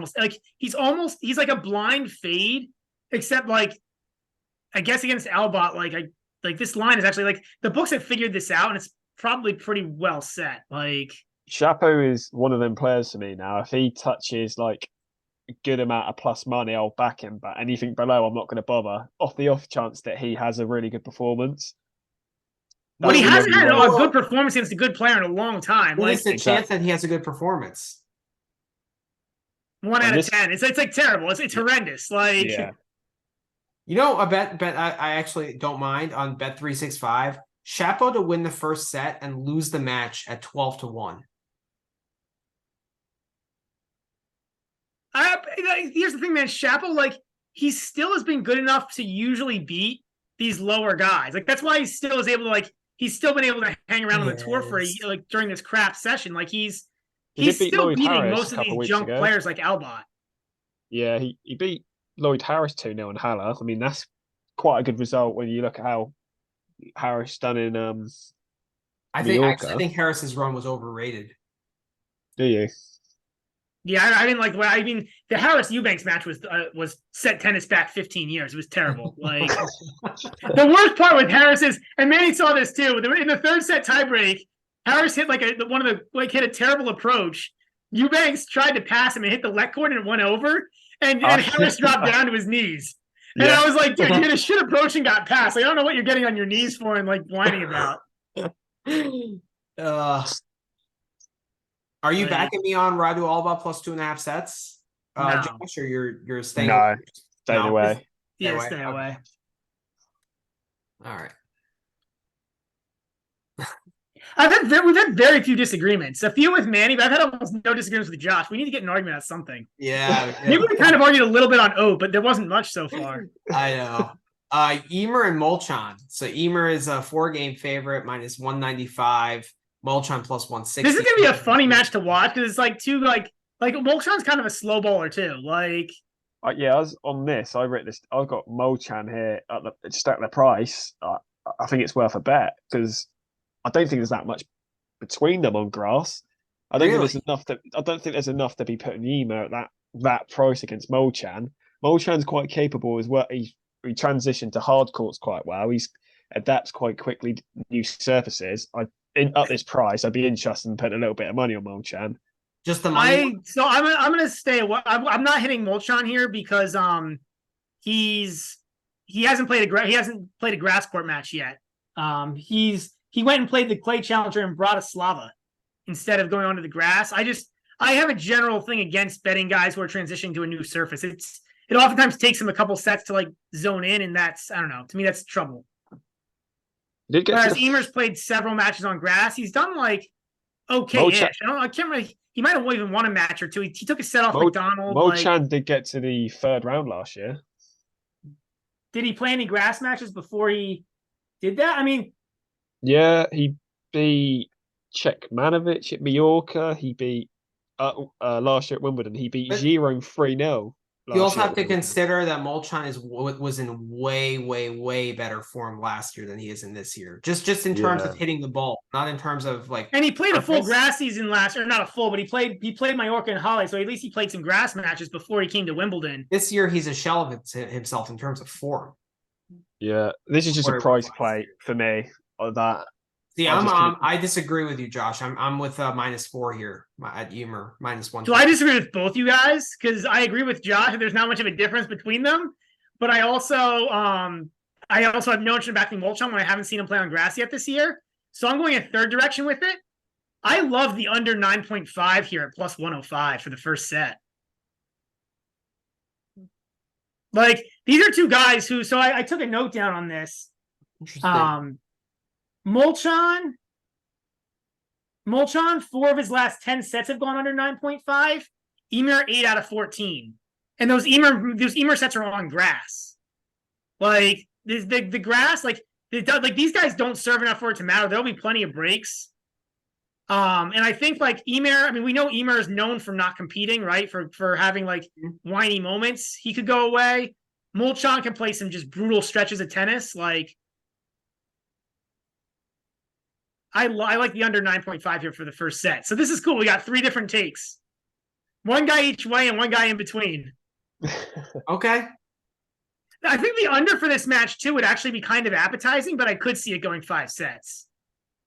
But the under for the under 38.5 is kind of appetizing here too, just because again, like breaks aren't going to be a problem. Like, I actually don't think this gets to 38.5 unless it goes 5. So I might hit the under on this match too. Yeah, I can see that. That's a good shout. And Emer's known for like, I mean, he's actually been a lot better at it lately, but Emer's known for his like lack of compete level at times. But he's been a little bit more mature the past 3 months or so. I just think his quality is just higher than Molchan, especially just now on the surface. I think Emer is more comfortable moving on it. Molchan hasn't played a grass court match. And like I just think Emer is a better player on the surface. And I think like 4 is just right. I think it should really be 4.5. Then you probably shouldn't hit it because you're laying 15 cents of juice. If you think a half game is the difference. I mean, I have this beef with you all the time, man. You love to hit these like, oh, I think the game's a half game. Like, for me, if I think it's half a game or a game off, I don't touch it. Like, I got to think there's at least a game and a half difference for me to hit these lines. I might hit minus 1.5 sets. Minus 115 as well. I'm on some variation of the under. I like the first set under, and I might split my unit here and go half a unit on the first set under and half a unit on the match under. But that's my shout here. The rare grass under. I'm sticking with my -4, and Josh is sticking with the Molchan money line. Yeah. Okay. And I'm going the unders. So we got 3. That was good. After I complained about no disagreements, we got 3 guys, 3 different bets. We should have Molchan to win, but Emer still get the 4.5. Is that possible? Oh yeah, if he wins like 2 bagel sets or 2 breadstick sets, right? Yeah, but unlikely, but could happen. Next match: Kecmanovic against Schwartzman. Oh, Jesus Christ! Stay away from Kecmanovic is what I say. Yeah. Oh my God. So I have the same play here as the last one. This to me is a beautiful underplay.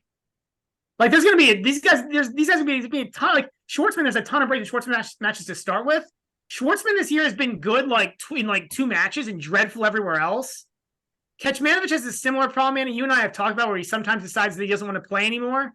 Like, if Schwartzman, like, I love the under here. I'm going to back you on that. Brad, I agree with you. It's just like I feel like when Schwartzman loses, it's always like 2-3 and 2. My note here is 9 of Schwartzman's last 10 matches have been straight sets. Kecmanovic's last 6 have been straight sets, and like it makes sense. Schwartzman's just been absolutely dreadful, except for like a couple of matches he's shown up, like against Mackey, and then there was one other he showed up. And Kecmanovic is a little better, but he still is like a little bit of a person to go away, man. Like, this is more about Schwartzman. Just like there's a chance he's just absolutely dreadful, and I love the under 38.5 here. It's also I don't think this goes over 38.5 unless it goes 5 sets, because again it's gonna be tons of breaks. Like they're all gonna be 9 or 10 game sets. I actually love that play too. You definitely talked me into that. Are you on board, Josh? Stay away. Kecmanovic. I just don't want to get involved in his matches with Schwartzman on grass. I tell you what to tune into. I hear you on that. I would never get involved in picking a side there. Fair point. Next match: Safiullin against RBA. Bautista Agut. RBA is a 5.5 game favorite, -310 on the money line. Over under 37.5. So I like two things here. I was wondering if you would back me on this. I like the RBA -5.5, and I also like the -1.5 sets per RBA. But ooh, that went up. I think it was -150 before. Yeah, that's short. That's very short. So I think I'm going to stick with the 5.5. Yeah, that's a good play. I like that. Safiullin is not that good.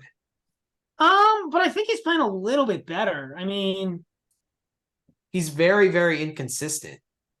I've seen multiple of his matches. Like, he just is very erratic. And like, if RBA is hitting that forehand and placing it like,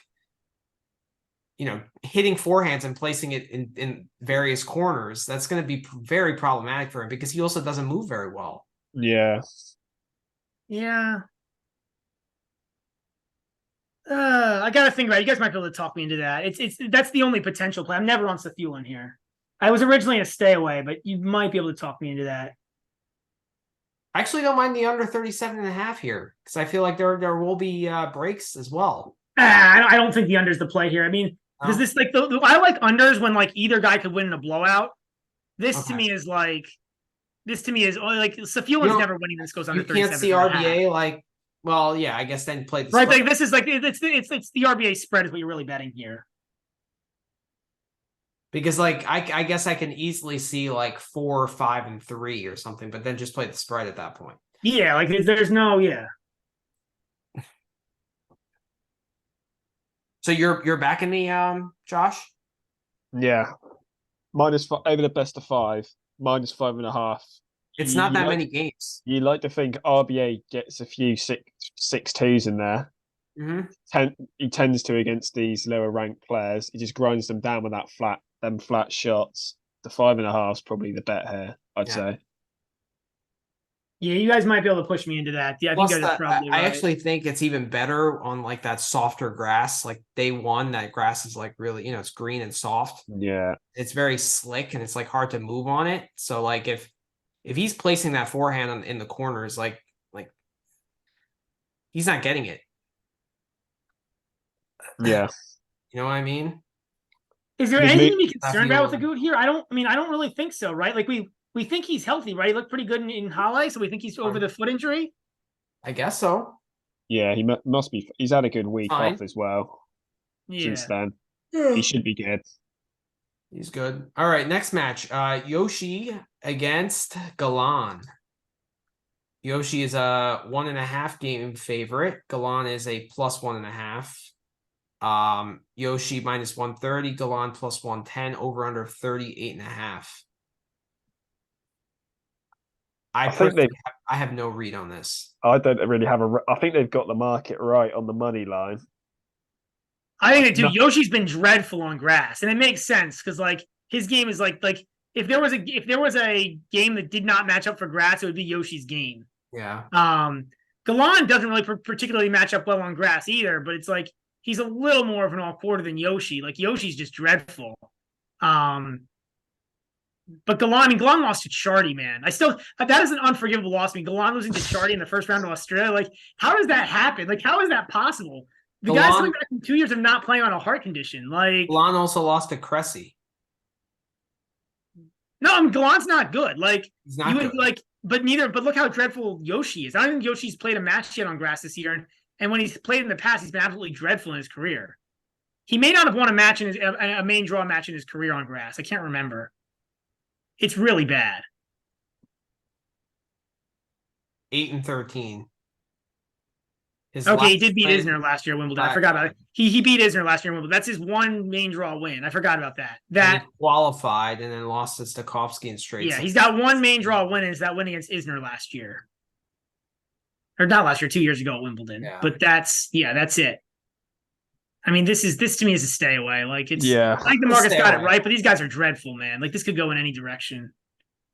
I tend to stay away from less than Brad, so if I'm staying away, you probably should stay away. It's also like the under here could potentially be a look also, but man, these guys are both so dreadful. Like I could actually go 5 sets. It could. Next match is Bonzi and Mayo.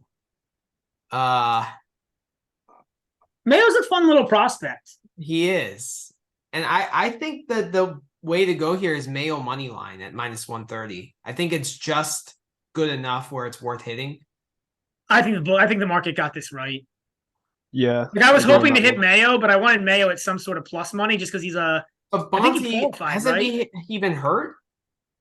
He has been, but I thought he came. Yeah. Bonzi got 6-0 by Safin in Haller qualifications. That's really, really bad. 6-0. Yeah. But like, do we? Mayo, I mean, I don't know, man. Like, Mayo's been playing. I mean, he did. Yeah, but he's been playing. He hasn't played anybody of ATP level quality. 6 love and 1 against Blancino. Like, he qualified easily. Well, that's not. I mean, Blancino. That's not exciting. Like, no, it's not. But I'm just saying he didn't lose a set in qualifying, and when you qualified that easily, then that means you tend to be like confident and comfortable on the surface. So I'm gonna back Mayo against Bonzi here. There have been a lot of guys who qualified easily and then went on runs. Be interesting with the Vukic point. Doing it as a double, you can get plus money on that. Vukic and Mayo. Oh, like I think that Vukic Mayo parlay? Yeah. The money line parlay? Well, that comes out as that could be a good double. Probably like 250 or something. I like that. 2.5 to 1. It's not bad. I don't know. I get it. I hear you, but like I was really hoping to get Mayo at a better price. That's why I'd parlay. I agree with you, Brad. The price, you wouldn't really want a bigger price. I think it's probably worth doubling up with something to get a bigger price. Yeah. I'm not on this. I think the price has gotten pretty close. But if anything, I would take Mayo. Like if gun to my head, I'm taking Mayo. I'm never on Bonsai. No. To me, it's just good enough. -140, I don't think I would, but 130. You're getting 6-0 in your last grass match by Safin, and then that's a bad sign. I guess. Yeah, I guess we can't blame you, man. It's probably the right play. I'm just a little gun shy with the. I'm probably just mad that the book got it right, to be honest. All right, a couple more matches for Monday. Coric against Guido Pella. Coric is a 5-game favorite, -300, +240 for Pella, over under 38.5. I'm all over Pella here. I think it's worth a flyer at +240. This has moved. It was 5.5 when I looked at it like earlier this afternoon. But the money line it may have been +250. I take this. I think the line should be +200 or 210. The overs could potentially be a play here. Pella's last 4 matches have all gone to well, 3 out of 4 gone to deciding sets.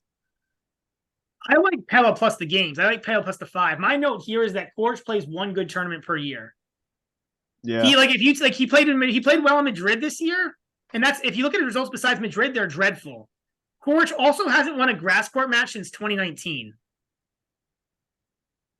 But if you're taking something as low as 5 games, like in a 3 out of 5, wouldn't you just want to take the money line then? I feel a little more safe. I don't really have that much faith in Pella winning a 5-setter here, so I'd rather back Pella with some sort of cushion. Be interesting to see Coric's record against left-handers. That's a good call. It's a good call. He does play Rafa pretty well.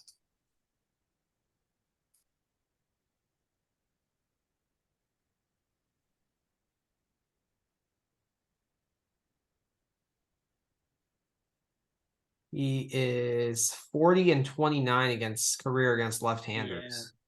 Yeah. That's quite good, to be fair. It's not bad. I'm on Pella plus the 5. I do think like Coric. I mean, for me again, it's the 2 things I just said. Right, Coric plays 1 good tournament a year.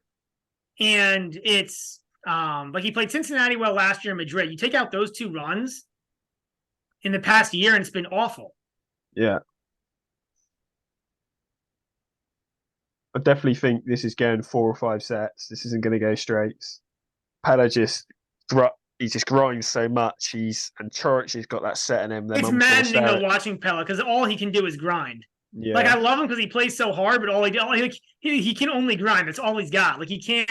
Who did I watch him play against? I watched him play like against some other challenger level guy in one of the clay qualies, and it was just brutal because it was just like he ended up losing. And I was just like do something besides grind. Like this guy's hitting well, he's beating you down, but like he can't. That's all he's got. Like I was courtside for his French Open first round against Halys this year, and I was on the Pella money line in that game, and it was surrounded by French people going crazy, and Pella's just grinding Halys down to a 5-set win. It was unbelievable. yeah, That's amazing. That's amazing. I love that. But Pela is underrated on grass. Like the last he made time a quarters here Wimbledon, like he 4 made the years ago. quarters. But to be fair, so did Coric. Like Coric, like that's the problem with Coric. Like he's good at tennis. Like he has talent. That's why he's top 20 in the world. But like he just has he plays one good tournament a year. And like if this is the tournament, we're screwed. But I'll back Pella here plus the 5 games. What's the plus 2.5 sets here?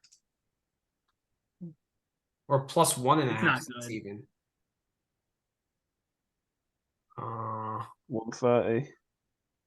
Or plus 1.5 sets, plus 130. Plus I prefer the games. Yeah, I prefer the games in the set. I don't know if I necessarily prefer the games because I feel like there are going to be breaks here. Yeah, but I don't think Pella or Coric play a whole ton of 6-2 sets. Like Coric definitely doesn't. Pella, I don't think he grinds and he competes really well, so usually he's in most sets. Like I think the minus 5.5 is honestly pretty close to that plus 2.5 sets with Coric.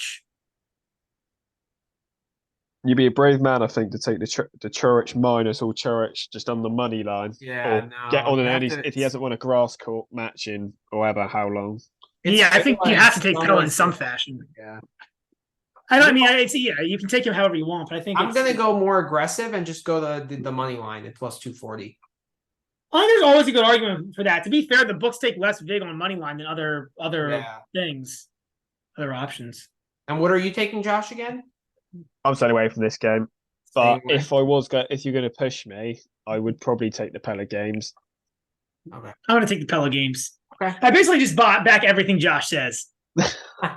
He sounds like he knows a lot about tennis. So. Oh, God. Next match is Lloyd Harris and Gregoire Barrère. Basically a pure pick'em with Barrère being a slight favorite over under 41.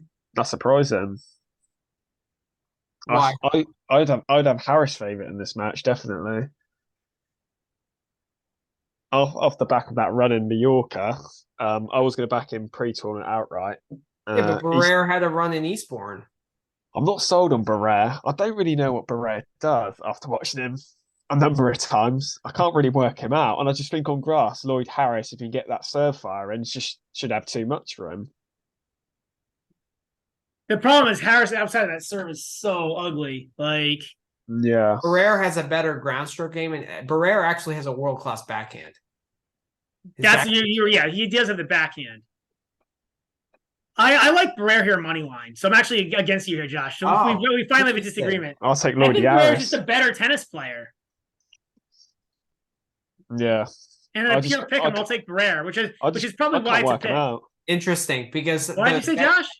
I just can't work Barrère out every time I watch him.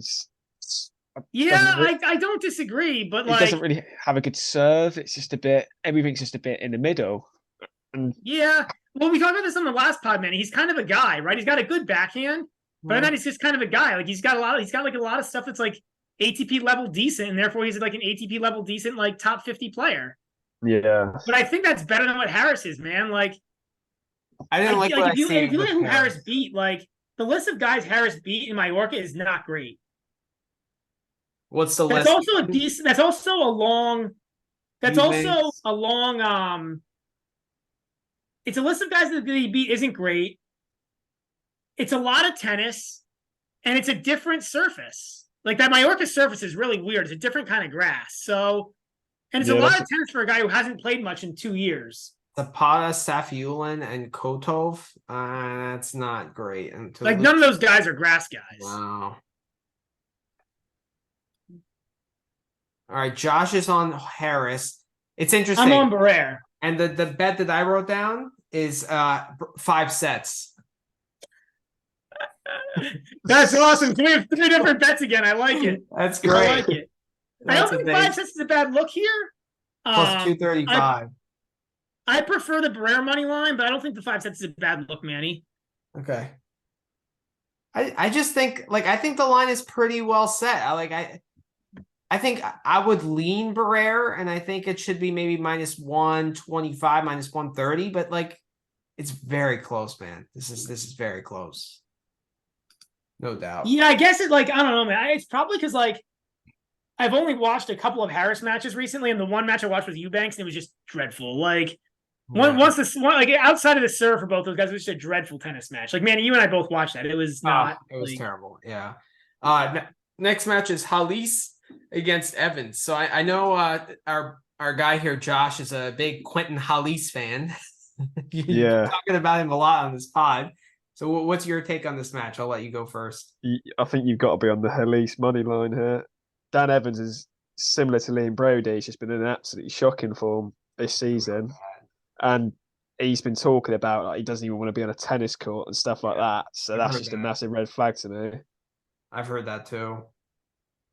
So I'm staying away. My note here is Halys clearly doesn't want to play on a grass tennis court, and Evans doesn't want to play on a tennis court, period. So I'm not backing either guy. Yeah, Halys was playing clay challengers, right? Yeah, I just don't. I have a thing against backing guys who are transitioning onto surfaces, and I really should look at the data to see if it actually plays out. But I have a fear against backing anybody who is transitioning onto a surface that they haven't played on in a year. That's such a strange decision, I think, to play the clay challengers from Halys, because with that big serve, you think he could do quite good on grass. I agree with you. Well, that's what makes me say he clearly doesn't want to play on a grass court, right? Because it's not like he couldn't, and it's not like he can't get into the ATP level grass court events. His ranking is clearly good enough to. So maybe it's the movement, he just doesn't like the footing that he struggles with. It's a weird decision, man. I don't know. And it makes me stay away. But I also can never back Evans here. Gun to my head, I'd back Halys because I'd rather have a guy who at least wants to play tennis in some form. But how about the under? I don't want any the part of over under is high, 42. Yeah, under all day on that, surely. Under, because Evans that actually is the play. That's the play. Yeah, that is a two guys really who probably line. don't want to be here, and it's just a matter of who wants to be here more. And that's high over under. That's high. That's the play. That's a good shout out because I didn't think about that. Yeah, all right, that might be a play of the day, like a spontaneous play of the day. The only thing that's slightly scary with that is that, with Halys' big serve, you may need straights for that to come through, but I still think I'm okay with it. But it's a little scary. He did used to double fault quite a lot, Halys, but he sort of stopped doing that now. Well, that's part of why he's he's improved. He's improved so much, right? And why he's been if you go back a year, he was a challenger level player, and now he's choosing to play clay challengers, but now he's a tour level tennis player. At 40 or 39, I wouldn't even consider 42. It's 42. It's 42. That's good. It's interesting. He played Benoit Paire last year at Wimbledon, and it won 2 big servers, and it finished 6-4, 6-1, 6-2, 6-4. So that's interesting. Yeah. Just reinforces the underplay, really there. Yeah. All right. So the next match is we can bring that clay court out that on on what wheels? You're bringing a clay court out on wheels at SW19. Yeah, wheels some mounts or something or some brakes. That way it doesn't move when they're playing. Okay. We should bring it out for this match. Echeverry against Zapata Morales. The funny thing is I would way prefer Echeverry on a clay court. On a grass court, I'm not as sure. And neither of them are any good on a grass court. It's just Echeverry's movement on grass, he's clearly not comfortable. He got whipped, I think, but I watched a little bit of it, and he got absolutely against JJ Wolf. What? Against JJ Wolf. Yeah, he got whipped 4-2. I don't think he's won a grass court match. He did go 5 sets with Humbert last year at Wimbledon. Yeah, but Humbert can be. I didn't see that match. Humbert can play some really bad matches. Yeah, that's true. Yeah. It's hard to have an opinion on this. Humbert was also in worse form last year than he was now. Like last year, we were fading him. But the thing I love here about this match is like both these guys are going to show up and give effort. Yeah, true. Like I actually like the over here. The match point 9 guys like this as well, and we're thinking the 5 sets, Manny. But I actually like the over here, the over 38.5. Like to me, like I could see some tight sets here. And I think both these guys show up for every match. I don't see a whole lot of difference because they just both don't move very well on grass, which like ideally means you get some holds also. Etch has a good serve. Bernabe's serve isn't great, but Etch has a good serve. The forehand's the big one. The Etchery forehand's the biggest weapon in this matchup. If he can by get far. Yeah. But Bernabe's movement on grass is not good, but it might be a little better. He's just going to fight for every ball, though. He's 7-7 versus 1-4. I'm inclined to take Zapata money line here at +1 at plus money. It is a nice price because neither of them are comfortable whatsoever. Yeah, I think it's either Bernabe. You can go either way. I might go both. I might go half a unit. This might be the classic dog over combo where I go half a unit on the dog and half a unit on the over. Or maybe I go full unit on the over and like a full unit on Bernabe. Like I do think the price is quite good here for Bernabe against a guy who's clearly not comfortable. I'm going to tail you on that, Brad. I'm going to do the same. Half a unit on the. I think there's an element as well with the Etcheverry price being so short because although it's a different surface, the French Open run to the quarterfinals is sort of lingering in the back of people's heads slightly. And it's also something where like neither of these guys is a grass quarter, right? So what are you going to do? You're going to revert to their clay, and you're going to say, okay, Etcheverry's the better player on clay. They both hate grass, so it moves equally. But I don't think it does in this case because like I just think they're both very uncomfortable on grass, and I think it makes it. I think grass becomes an equalizer. I think Zapata. It's also if both guys don't move well, more service holds makes it more of an equalizer too. So I like the Zapata price here, and I like the over. So I'm going to go with both. Zapata also he troubled Fritz. He pushed Fritz in that match. Yeah, was it 6-5? Something like that. I don't know. It's 5-4. 5-4. Yeah, I mean, Bernabe fights, right? To Josh's point, like Bernabe, like that's what he does. He competes, and he does try to take the ball early. Like that's something he's actually tried to get better at in his game. It's made him a little better, and that should help him a little bit on the grass. So, and I don't necessarily think his one-dimensionality really hurts him here because Etch is pretty one-dimensional himself, right? So, like, we always talk about Bernabe is 2-dimensional, right? Forehand and backhand. Zapata has a decent backhand. I'm just saying, like, both of these guys are just all ground strokes, right? Nothing else. Right? Yeah, I think Bernabe's backhand is better than Etch. I think actually, but to your point, Josh, Etch's forehand is the biggest weapon on the court by far. Yeah, but if Etch was like a guy that played like a Dimitrov, for example, who played with variety and stuff like that, like I wouldn't like this. But the fact that Etch is like just blasting balls from the baseline, does nothing else. Yeah, that's why I like Zapata because I think he's slightly better in terms of his movement on the surface. So I like the play. I like the money line for Zapata and the over. That's where I'm going. You got anything here, Josh? Or are you staying away? I'm staying away, but I like the Zapata Morales angle, but I'd stay away personally. Stay away. Okay. Yeah. All right. Next match is Hanfman. I think that's the last match of the day on Monday. No, we got three more actually. Hanfman Fritz. Hanfman is a 5-game dog, plus 325 on the money line and over under 25. Fritz is minus 425. This is a big play for your aces team, Josh. Yeah. So I have 3 plays here. I have Hanfman money line at plus 325. Really? Yes. I don't like what I'm seeing from Fritz, and this price is just good enough where I'm willing to take it. I would take it at anything over plus 275, in my opinion. Fritz also has a track record of starting slams very slow. He's not we talked about this before. He kind of has this like slam problem. I don't think it's as bad as Manny does. Manny is really into this slam problem angle. I am not as much into this at all. Like, he lost to Brandon Holt first round of the U.S. Open. Right? So take that loss out, and it's not nearly as bad. Okay, his only good run ever in a slam is for a quarterfinal of Wimbledon, where it was a shit draw with no Russians. All right, last year. So I'm kind of erasing that, right? This year at the Australian, I know Popyrin played a great match, but like a top 10 player, you got to find a way through that in a slam. You got to dig deep and get your ass through that match. I think against Popyrin, it's gonna be tough to do though. Popyrin's just ripping winners. I don't know what he was supposed to do there. Like Poppy was just ripping winners all over the place. Yeah, okay.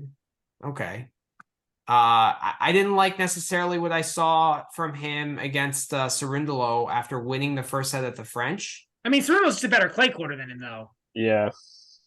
Fair. Like, I don't think it's as bad. Like you know, it's yeah. I can see. You gotta look at I don't know, man. I can see like a 3-1 Fritz here, maybe. He's probably not going to get it done as But that's what the line's telling you. I think the line's got this right. I don't like what I'm seeing from Fritz. I don't like his form, and I think this is the one trouble. Hanfman's done enough though on grass too. Hoffman has not been good on his career in grass, and I would be really careful of looking too much at that Mallorca run because that's 3 guys. I mean, none of those wins are impressive, and that's a weird surface. Like when I look at grass, I almost throw out the Mallorca because it's such a weird surface. It's a different grass entirely. In a way, I actually look at the Rublev loss with more clout than the Mallorca. So losing 6-3 on grass is clout. It's 6-3 on grass is not amazing. It's to Rublev, who's number 3 on your power rankings. Like, how has Fritz been better in this grass court swing than what Hoffman has shown? He hasn't, but Hoffman but he's better for his career. He's a better tennis player. Like Fritz, okay, but Fritz is one-dimensional too. It's not like he needs to be playing well with his plan A. Otherwise, it's going to be problematic for him against anyone in the world. He's a really good ball striker, though, and he's just better than Hoffman. He's significantly better than Hoffman. I think this line is pretty much dead on. Like Hoffman could take a set here, but he's not. I don't think he's going to win this. Yeah. Okay, so for me, I'm taking a stab at Hoffman money line. I'm doing the over 39, which I like. And you're taking the games? No, and then I'm doing Hoffman to break in set 1, and that was plus 137. Okay, that's a good price. That one I like. That one I actually don't mind. That one's probably the best. That one's probably a good play. Okay. Yeah, I'd say 3-1 Fritz if I was going to have a bet in this one. But that's what the book's telling you. Yeah, I think Fritz will come through it. He might be a little bit difficult because of his confidence, but he should be too good for Hanfman, I imagine. Might be. I don't like 240 on a specific set prop like that. It's just too easy to go awry for me. I'd actually rather take the 5-set line at plus 320. But you guys, you're definitely lower on Fritz than us. I think that's all you can say. That's all you can said here. I'm really low on probably Fritz. Sums it up. Yeah, I think if he gets through this match, he's a shoe-in for the round of 16 to play Sinner. But this is the match, which is tough for him. So, do you guys have a bet here? No. No. I mean, I think the book has this right. All right. Next match. Emil versus Stan. Oh God. Stan hasn't played like I hate betting Stan match at this point because he can still rip that ball, man. Like he can still absolutely crush the ball, but man.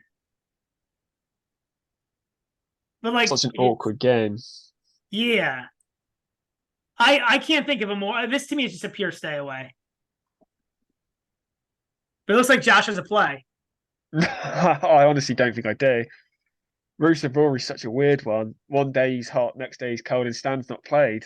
It's just so many questions on this one. One thing I will say is it's not going to be a 3-0.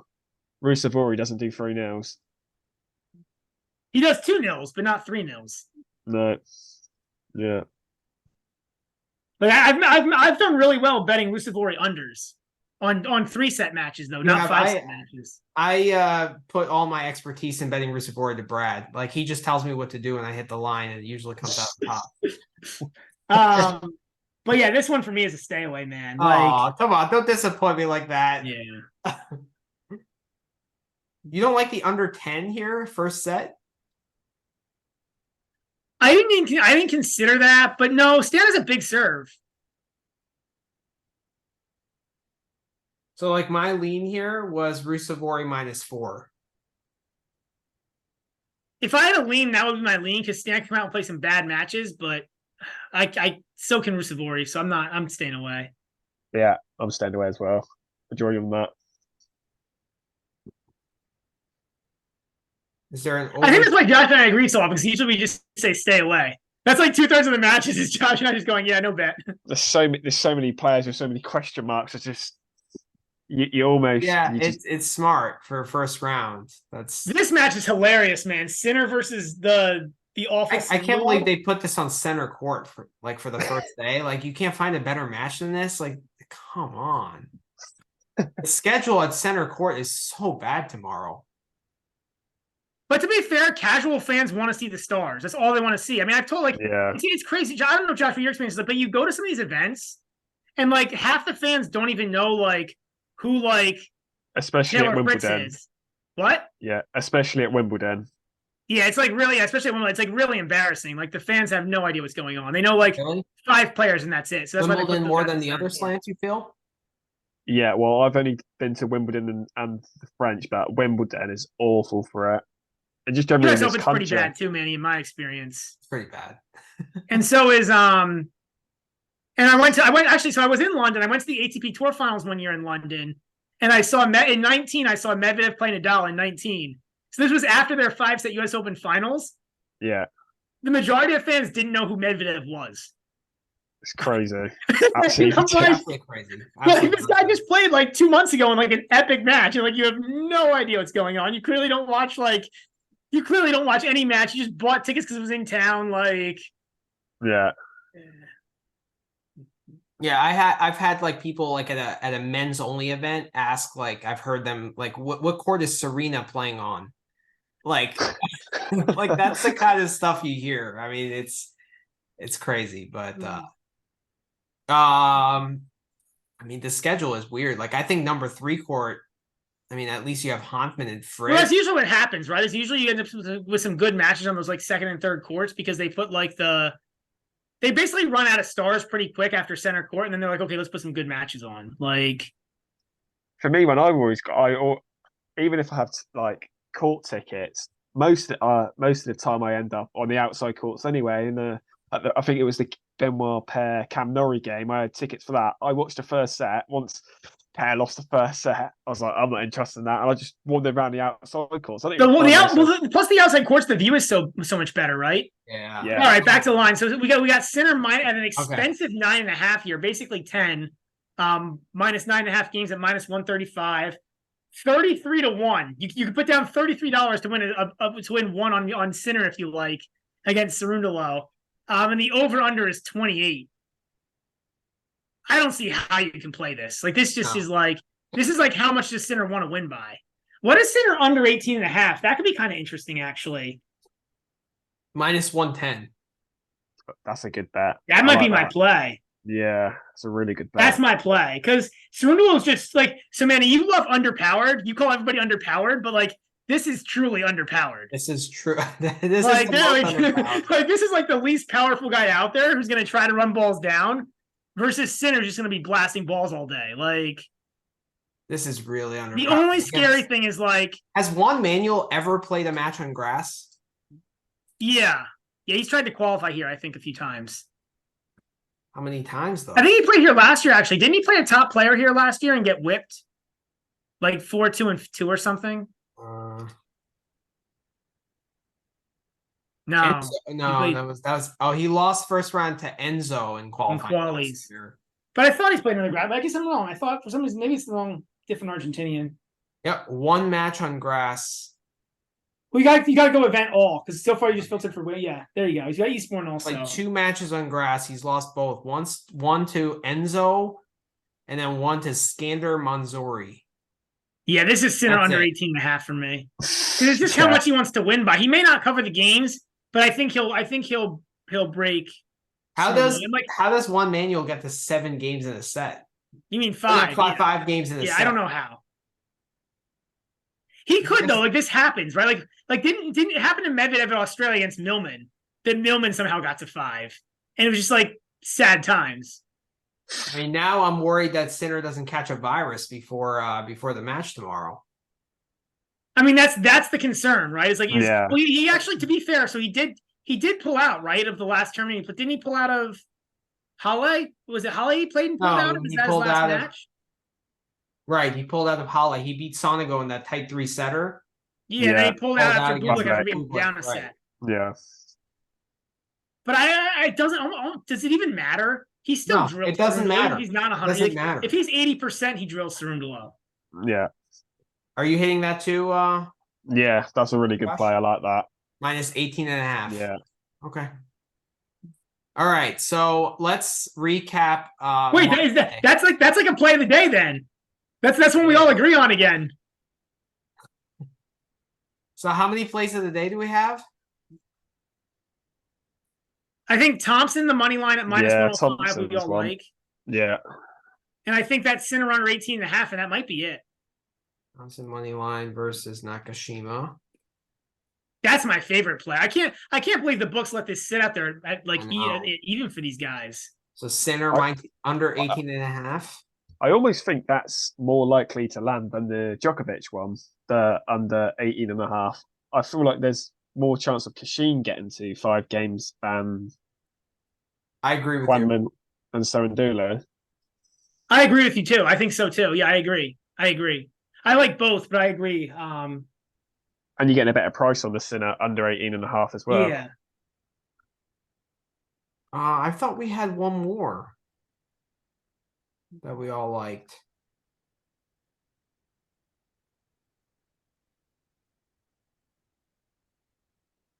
Was it the under on what was it? One of the unders? Yeah, it was. It was one of the unders. It was Halys Evans under. Yeah. That was the 42. 42. It was 42.5. The line, wasn't it? Or 42? 42. 42. Yeah. Still good enough. Can't believe we're doing like 2 unders as like a play of the day. Like that's like, it's all on. We're 3 unders. 3 unders. Or at least 2 unders. 2 unders and and 1 money line. But yeah. Okay. All right. 3 plays of the day for Monday. All right, guys. So quick break, and then we will be back for bottom Tuesday. half, top half for Tuesday. Yeah. All right. Welcome back to the show, guys. We are in hour 3 of the podcast, or hour 4 now, I think. We are back to preview the top half of the men's draw, which will the first round matches on Tuesday. So let's start with the first one between Eubanks-Mannarino and Alexander Shevchenko. Let me share my screen here. Mannarino is a 6.5 game favorite, minus 550. Shevchenko is plus 400. The over-under is 34. To me, it's a pure stay away. It's a pure. Yeah, I was going to look to fade Mannarino in some capacity. I did put Shevchenko down. He's been backed in a little bit. I did have plus 450 when I wrote it down. He's plus 400 now. But a lot depends on Mannarino and his physical state. That's the reason I wrote it down. But like, it'd be interesting on one of your bets, obviously being paid out with the book paying out for retirements. That could be something to do in this situation, maybe. Shevchenko's never played on grass. Yeah, I can't back a guy who's never played on his first match on a surface. Yeah. So, and the movement's so different, right? So but I can't back Mannarino either because of the you've got the fitness questions and you've got a fatigue question, which I guess is similar to fitness, but you have health, fatigue, and he just went balls out in a 250. Does he really is he really I feel like the mental energy was spent there too. Well, So he also looked gassed against Eubanks. Like it didn't even look like he was injured. He just looked kind of gassed and flat. Yeah, so I'm hard pass here. Yeah, that's why that if you can get a bookie that pays out on the retirement, that could be an angle here. It could be, and you're just taking plus 400, hoping for a time. I don't like doing that though. I like to. I feel like I need to believe in somebody in order to bet them. Yeah.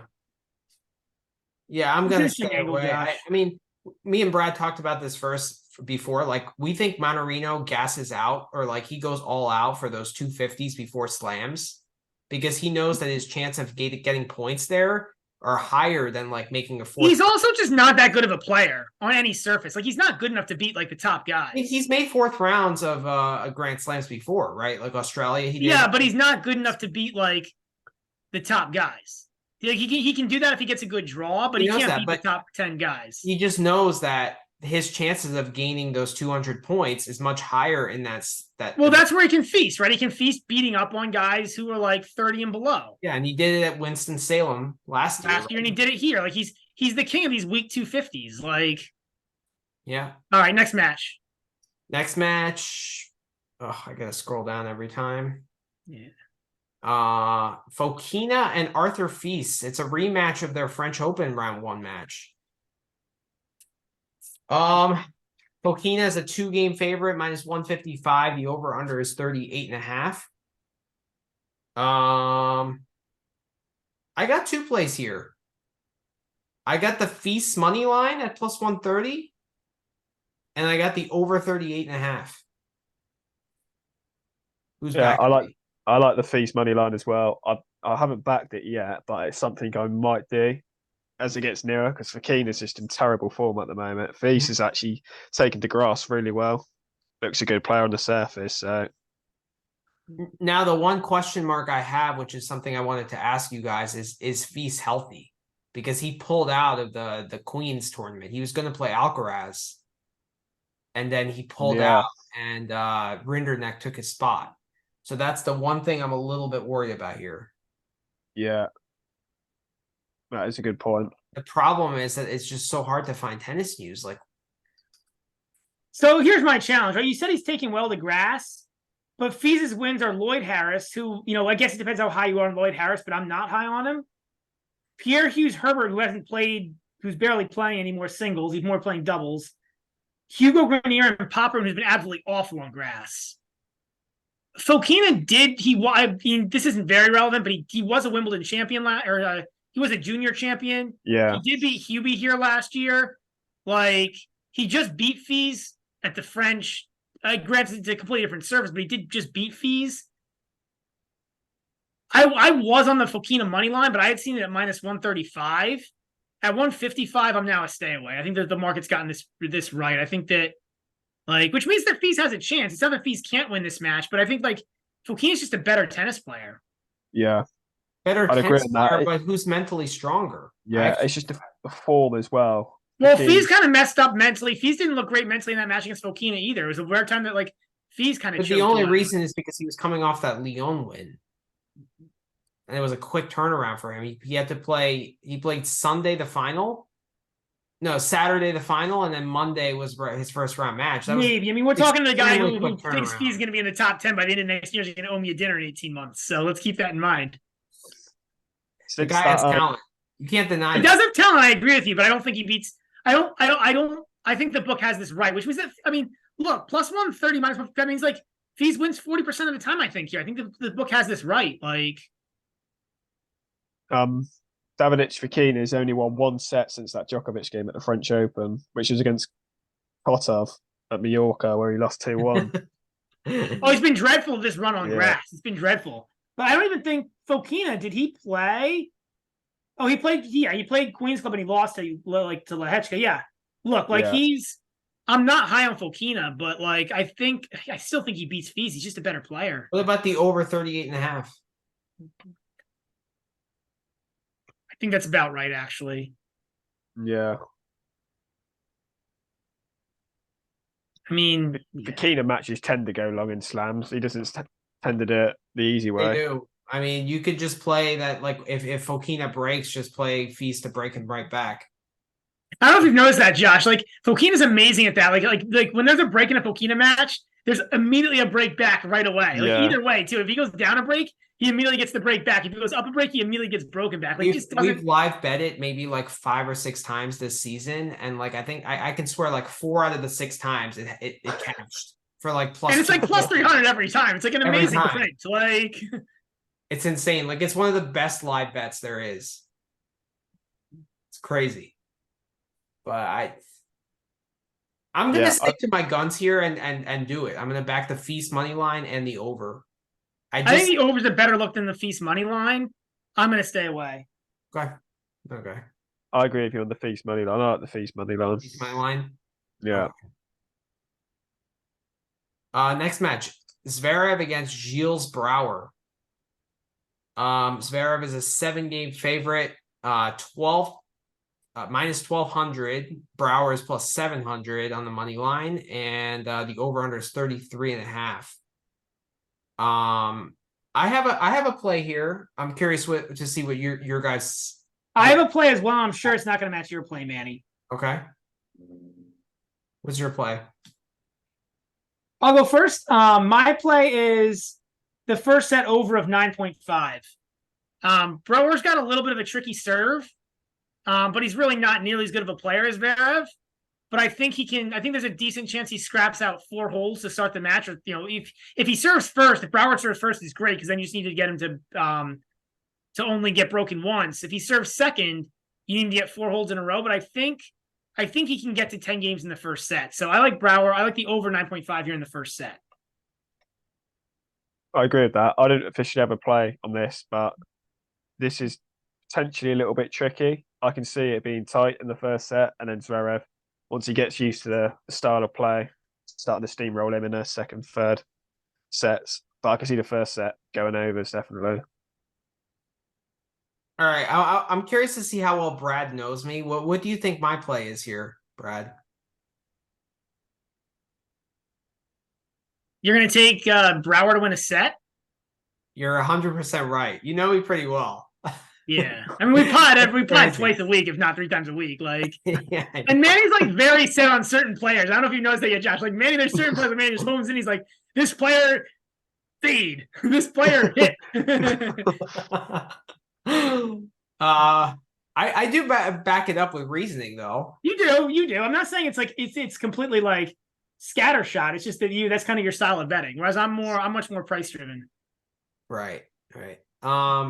I like this price too. Plus 125. It is a nice price. That's not a bad price. But I actually, if you're gonna do that, I think the better price there is the first set money line. I think that's like plus 220 or something. Yeah. And I agree with Josh. Like I have the or no 3. I realize it's 350. I like that. That might be my play. That and the over in the first set, comboing those.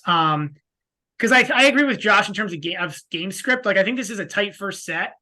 And then Zverev starts to eventually run away. Maybe second set is tight too, but I think at some point Zverev's just going to run away with this. He's just yeah. Yeah, I don't know. Zverev is a little bit fragile mentally though. That plus 350 is nice though. If you're going to back him to win a set, he's more than likely going to win. It's going to be one of the first 2 sets. You'd like to think that is a nice price. Plus 350. I think I'm gonna do half a unit on both. Okay. Half a unit on the first set, and then half a unit just to win a set. I might actually go full unit here on both. I really like that. I do. I feel good about this game script here. Like, okay. Wow, the Rublev -7 has moved from -130 to -1. Now you're not on this at all, are you, Josh? You're completely off this Zverev match. Yeah, it's a tricky first round match, but I'm not going to get involved. Yeah. So, Josh, what would you characterize your style of betting as? Do you think it's more money driven or price driven, or it's more player driven, more eye test driven? Price driven, definitely. Price driven. Yeah, definitely. I won't tend to back anything shorter than odds against or plus money unless I'm like zoned in on it. Like, yeah, that's a really good price. That's probably why you agree with Brad a lot. You know, like I feel like I'm more player driven and eye test driven. Whereas Brad is more price driven and more stat driven, which is probably what more professional bettors. I would say I watch more tennis than Brad. You watch a lot more tennis than I do. That's not even close. But I do math much better than you. That's my like math, my yes. Well, that's why we work well together on this pod, But like, I guess right, let's stop the mutual love and let's get to the back to the matches. Fine. What do they call? I can't remember what they call that. Mutual Admiration Society. That's what it is. Mutual Admiration Society. All right, Moeller and Rinderknecht. I've got this written down on. Have I got this written down on my sheet? I think I do. I'd like to get against Rinderknecht in some capacity here. I think I was going to say the money line on Miller, but I think it's come in a little bit from what I see. But I'm not really Rinderknecht. I'm not sold on him as a player. He's got a good serve, but other than that, I'm surprised. My challenge is Muller chose to instead of playing any kind of grass challengers or trying to qualify for grass ATP events, he went and played 2 clay challengers. Yeah. So I'm just not keen on guys that made that decision. Because like I don't know if they're not like I question not they're not going to try hard during the match, but are they really like peaking for this event? So I'm going to stay away here completely because I agree with you. I don't like Rinderknecht here. But I also don't. Yeah, me neither. I think Muller's got it in him to win a set. I think the over 37.5, considering how big Rinderknecht's serve is, he doesn't tend to break quite a lot. That's quite a low line, 37.5. You're on Muller. If Muller wins a set, that probably lands, and I think Muller's going to win a set in this. I would take Muller to win a set, but it's minus 170. It's just not a good price. Muller's won 1 set in his career on grass. He's 1-8 in sets in his career on grass. And like just from the eye test, I don't like Muller's game on grass. It's very it's not very aggressive. It's very like rally tolerance based game. Mine's more just I'm against Rinderknecht here. He's just going to hold. There'll be I think tie-breaks maybe. Could be an option. 5 games for Muller isn't bad here either. Actually, I mean, because you actually could get 3-0'd here and make that if there's 2 tie breaks and a 6-4, and like with how little Rinderknecht breaks, that actually could be in play. And if you get a set, you're looking golden on the +5. Because what is Muller to win a set? What is the line on that? Is it minus plus money? minus 170? It's not good. Yeah, my play, if I was going to play this, I would play Muller plus the games. I'm staying away. Personally. I'm staying away too. I have no interest in this match, but I'm saying if I was to play it. I think the over 37.5, I'm probably going to play on that one. Really? That's not a bad play either. They're kind of the same, honestly. The games and the over are kind of the same there. I have no read on this match. I don't like Rinderknecht either. I think he's in a fade spot, but I don't trust Muller on grass, and I don't know what he's going to produce since he hasn't played. Yeah, I have a hard time backing anybody who doesn't show an interest in playing on the surface. This is an interesting match. Ben Shelton against Tara Daniel. Shelton is a 4-game favorite. Minus 225 on the money line. Tara Daniels plus 185. Over-under is 39. This is another interesting match because it's like serve versus rally tolerance guy, right? Like guy that likes to rally. How dumb would I be here to take Shelton 3-0 at minus 190? And this is really a fade on Taro Daniel. Taro Daniel's never won a main draw grass match in his career. I much prefer that plus 190 than minus 190. Oh, it's plus 190. Nice. Then I definitely like it. I thought it was minus 190. Yeah, then I'm all over that. Yeah, I like that as well. The Shelton 3-0. I'm surprised how closely this is priced, although Shelton's not really done much on grass yet. It is quite but close. He actually looked okay. I think the matches he's played, he's looked okay. He took a set off Musetti. He's been didn't he play Wolf? Did he play Wolf pretty tough? He's had some. Yeah, he did. Yeah. Yeah, he beat Wolf in straights. Lost a tight one to Musetti. Lost a super tight one to Eubanks, who had a good grass run in the Mallorca tournament. Like, This he's is not one. experienced. If you double it up with Vukic, you can get plus money on that as a double. I like that as well. I'm going back to Vukic every time. Vukic. Yeah. Parlay it up with something. I personally like to keep Monday separate and Tuesday separate. That's true. Especially with 32 matches. Yeah, I like Shelton. I like the Shelton 3-0 here at plus 190. That's but I get it because like style matchup wise, right? Like Taro's gonna try to get balls back, and Shelton's liable to make a ton of errors. That's the danger here. But Taro also doesn't have any weapons. Yeah. I disagree. I don't like Shelton here 3-0. I think his rally tolerance is just so poor. He just misses. Like I feel like Tara Daniel's going to get enough balls in the court to really trouble that aspect of Shelton's game. So do you like Taro? I don't like the money line. I like playing him in some capacity. Like I'm thinking of playing the Taro plus. It's not good enough. It's not plus money. Like I was thinking Taro plus 1.5 sets. I'm all over Shelton here, but I get it. I just think like Taro, like you just look at these results, and like Taro's just not good on grass, man. Like, and it makes sense because like his game style just sucks for grass. Like no weapons, loopy balls. That are just like it's not. It's like it doesn't make sense. He's not going to play well on grass. Who did he beat to qualify? Oh, he's a lucky loser, but he beat Trungaletti and then Luca Nardi. Oh, and those are two other clay guys that he beat. Yeah. And he lost to Kopians, which is an embarrassment on grass. Kopians hadn't won but it is like Kopians not like won a grass. He hadn't won a grass court match in his life. Like Leon Brody, like was like congratulating him on Twitter for like making it. They have a little like love fest. Like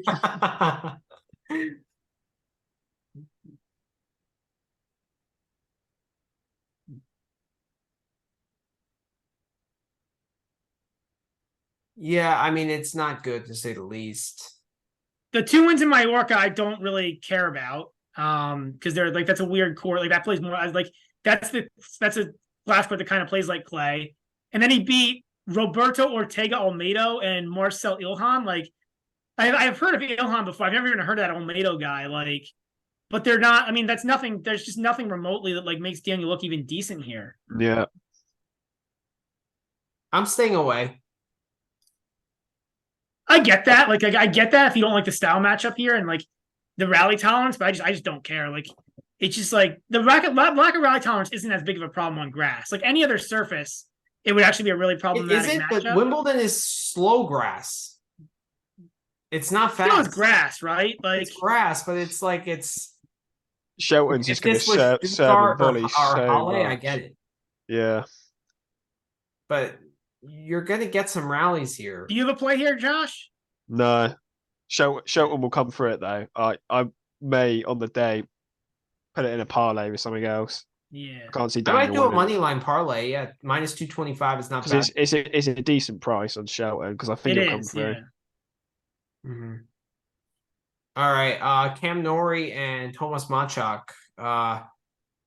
6.5 game spread here. Norrie is minus 600. Machak plus 425. Over under 35. I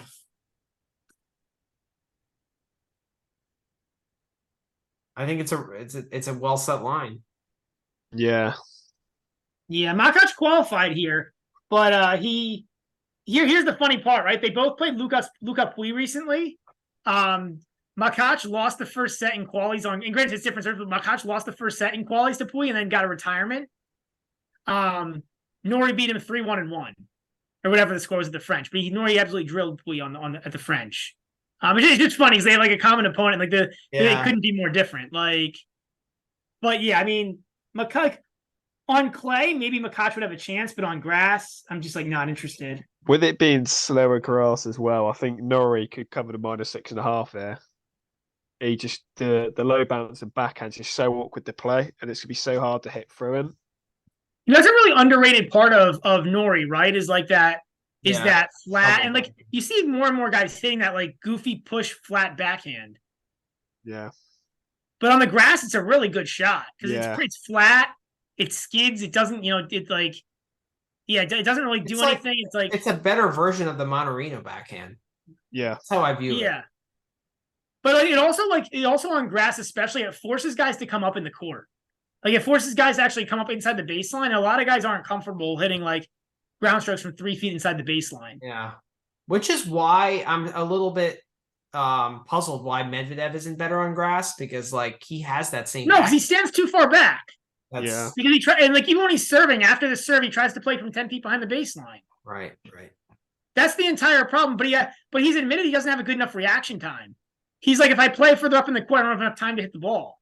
So like it's tough for him. But anyways, I think it's an accurate set line. If I was leaning somewhere, I would hit probably the over 35, but that's What's the 3-0 Nori? Is it plus money or minus? I think it's right around even. Minus 110. It's minus 110. Ooh. I'm not really that confident in Nori. Like Nori hasn't really had that great of a run up to this tournament. His form is not that great. Has not been good since Golden. He had a knee strapping on as well at Queen's Club, which is not good. That's not good. Yeah. So I think I'm gonna just stay away from this. Yeah, to me this is a clean stay away. Are you playing anything here, Josh? Your stay away? Yeah, stay away. All right, Alcaraz and Shardy.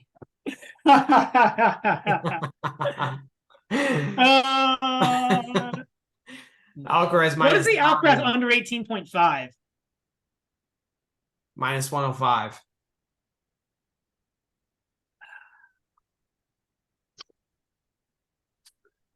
I'm tempted here, and I didn't put this on my list of plays, but damn, am I tempted to play the cover 9 here. Because, like, if you saw Shardy at the Australian Open, and granted it was hotter there, but, like, Shardy was, like, almost keeling over after the second set.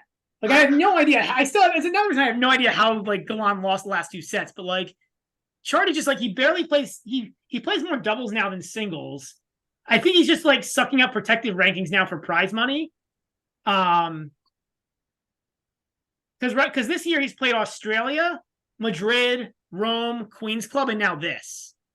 So he's just sucking up protecting. He's just making his last like retirement tour, like sucking up prize money. He hasn't won a set since that Galan win. He's losing matches 2-1 to Sonego, 3-4 to Hugo Gaston, 3-4-1 to Dan Evans. Like, I think 9 is friendly here to Chardy. But the question is, how bad does Alcaraz want to beat him down? Yeah.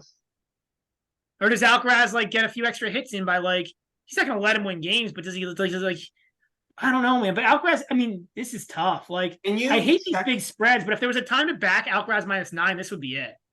Chardy's terrible. Can you check Shardy's first serve percentage in his last couple matches? 61 in the one against Galan.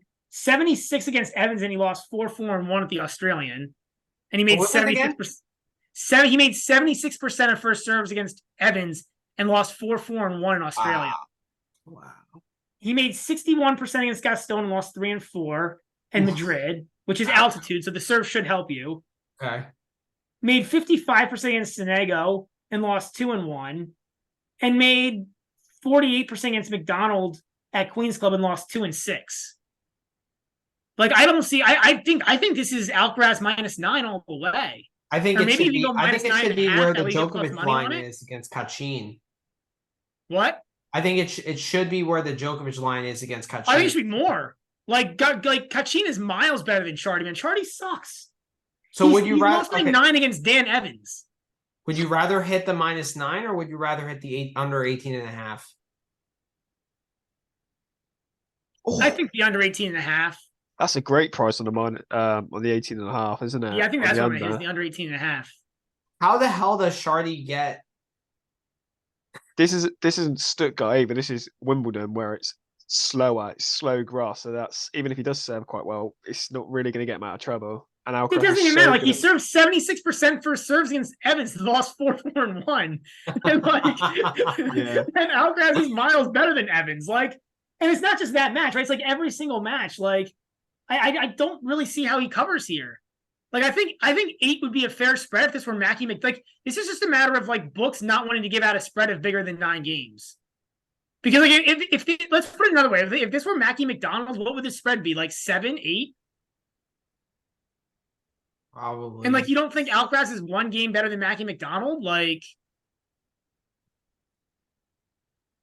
probably 8, I would say. I mean, the fact Djokovic. but I like the is minus 10.5 105 better than the Alcaraz under 18.5. Like, there's just I don't see how Chardy gets to 5 games in a set. Alcaraz is 10.5, or Djokovic is 10.5 against Kachin. Yeah, and the only reason for that is because Djokovic is the GOAT, right? Like, it's just like it's just pure like Djokovic being the GOAT. But like, yeah, I don't know, man. But maybe the right play is the 9, because like, I guess even if Chardy gets to 5 in a set, like Alcaraz could beat him 2-2 in the next 2 sets, and actually that's probably pretty likely. So I prefer the because Chardy's not fit, so I prefer the Alcaraz minus 9. This is the rare time when I'm going to just smash a massive spread. I'm playing both. I'm hitting the under 18.5, definitely. Okay. What is the minus 9.5, Manny? What if I just add a half a game? Oh, yeah, good idea. Actually, can you make it 10 or 11? You can't. But Bovada doesn't let you do the super spreads anymore. Another book might though. But 9.5 is plus 110. That's my play. I like that. I need Chardy to win 8 or less games. That feels reasonable. 4-2-2. I mean, it's good. He's playing Carlos Alcaraz, for goodness sake. Yeah. Right? It's not like he's playing Dan Evans.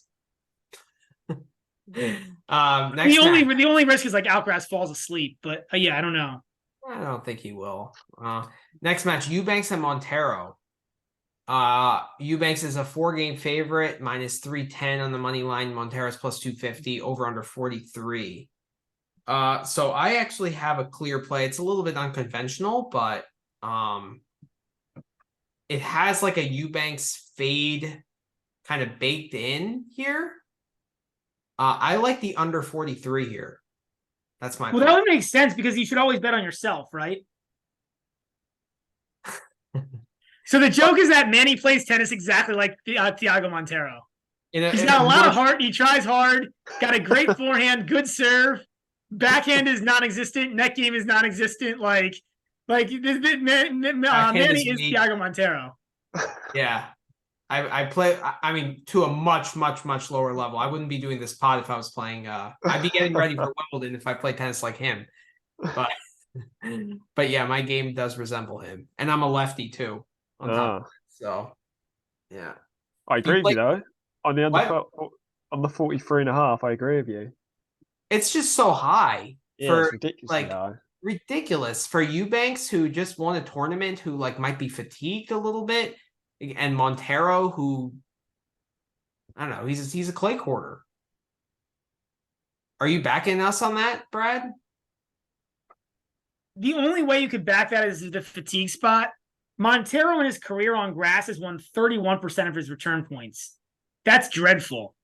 And like Eubanks is a big serve, Montero's a big serve. All these guys do is serve. Like, the only way you can back this is because of the fates. Because I think, like, if there were a play for what is a tiebreak in the first set?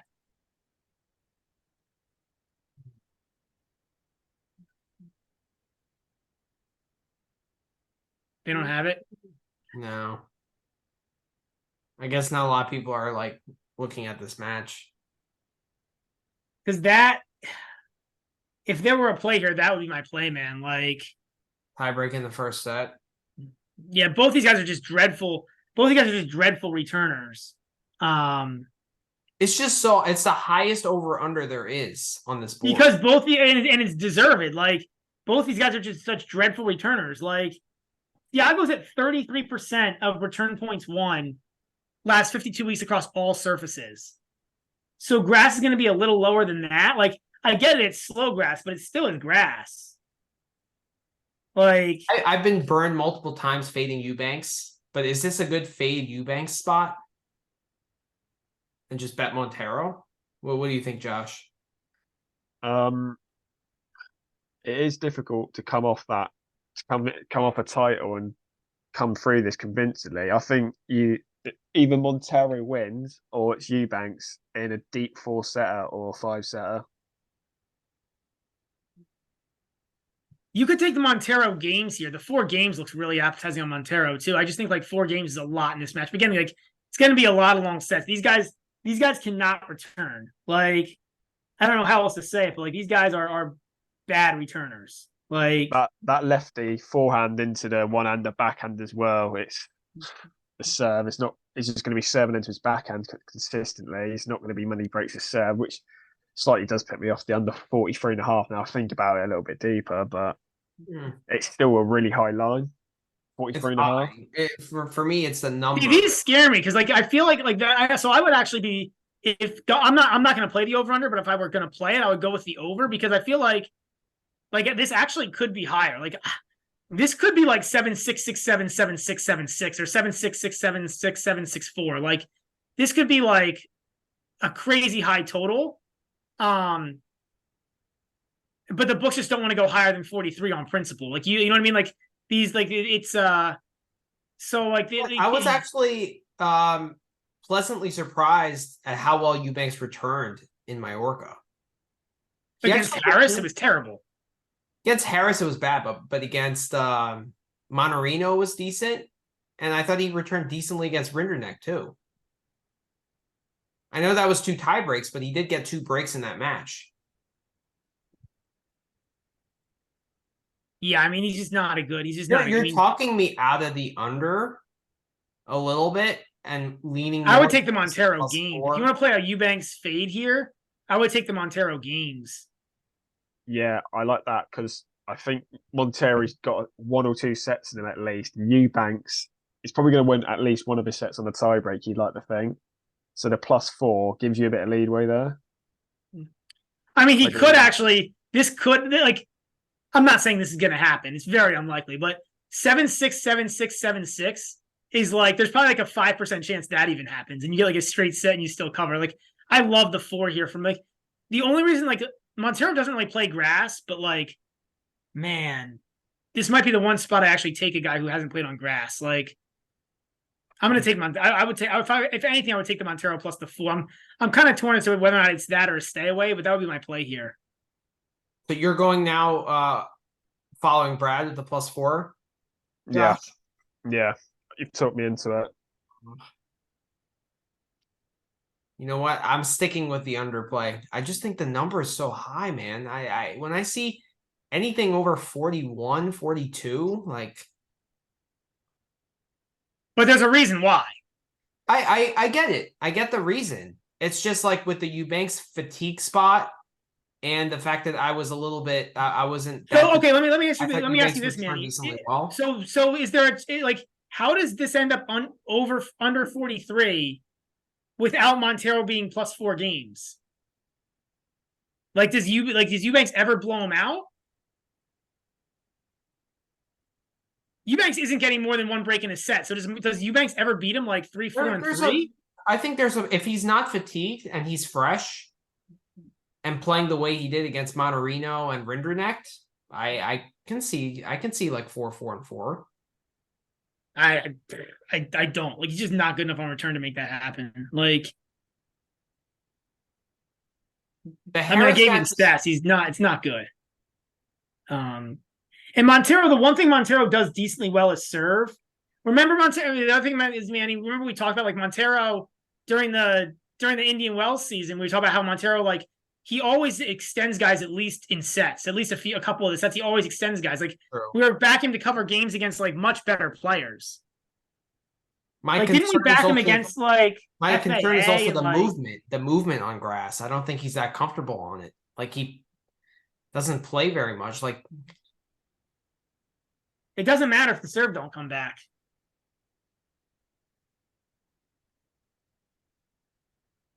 All right, you guys go with the +4. I'm going with the under. All right. We'll see. We'll see what happens. O'Connell against Medvedev. O'Connell is a 2.5 game favorite. -165 on the money line. Medvedev is +135. The over-under is 40.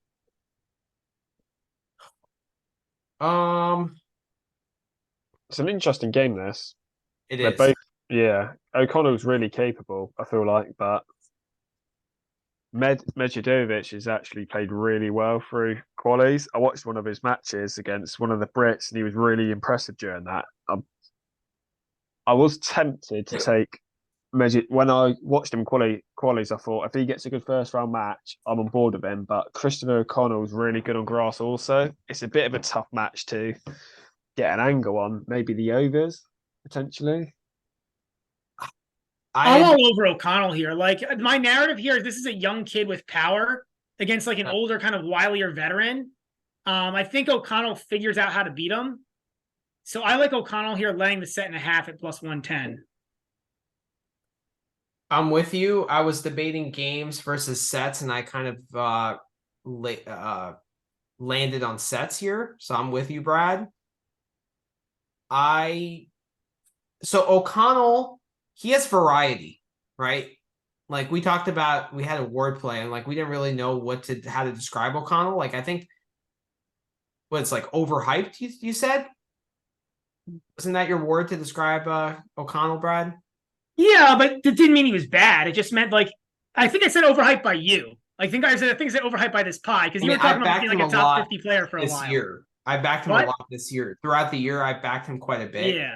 I like how he makes in-match adjustments, and I think he's able to deal with power because he has that nice chip backhand, and he has like an all-around game. I don't like that Medvedev is going 3 sets against Berankis and Billy Harris. Well, Billy Harris, the minimum was 3 sets. Yeah, that was a straight sets win. That's best of 5 last. Oh yeah, that's right. You're right. Good point. Yeah. He didn't face a single break point during that whole match as well against Billy Harris, which is why the overs maybe. Interesting. Okay, just that tiebreak was tight, which makes me lean towards the overs. That does.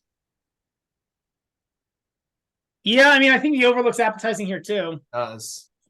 I don't know. It's yeah. 40. Basically need it to go 4 sets. I think you get a tiebreak in there. Definitely. You get a tiebreak. Do they have a tiebreak line here? No. I'm sure you could find one on a different book. Maybe first set tiebreak could be interesting. They've not played each other before. Could take a little bit. What is the first set over under? 10. It's 10. Ugh.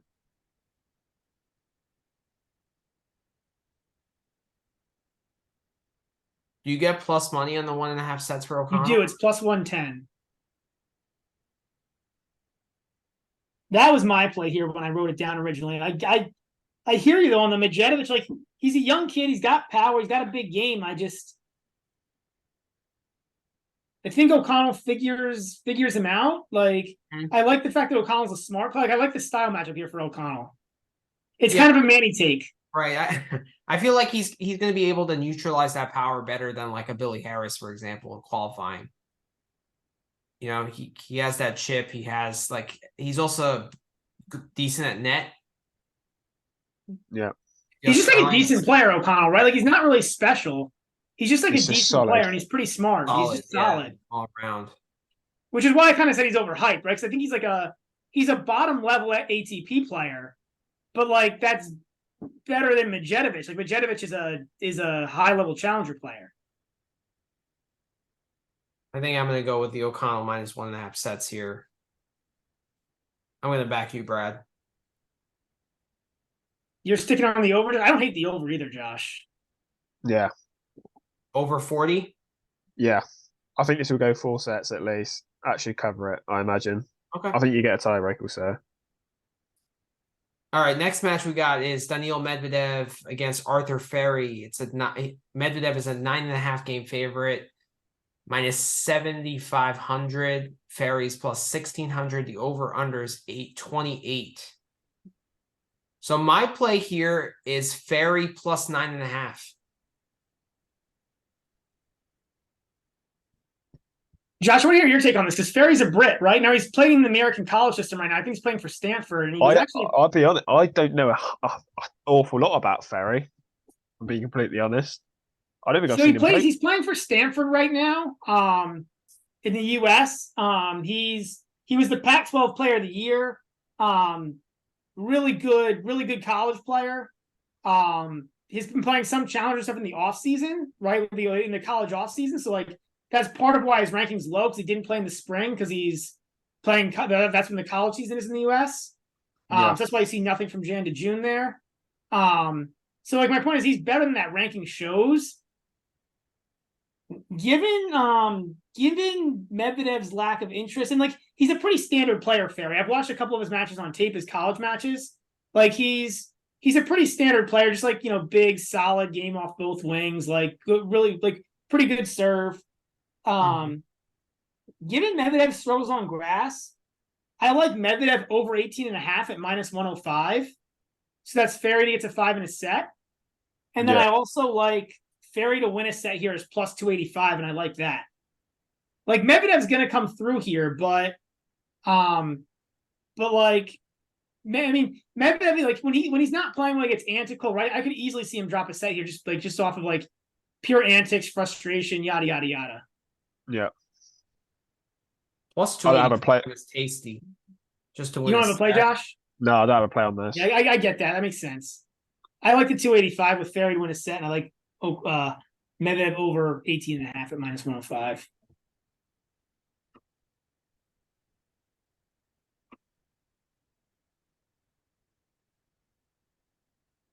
Yeah. I think that's better than the 9.5, personally.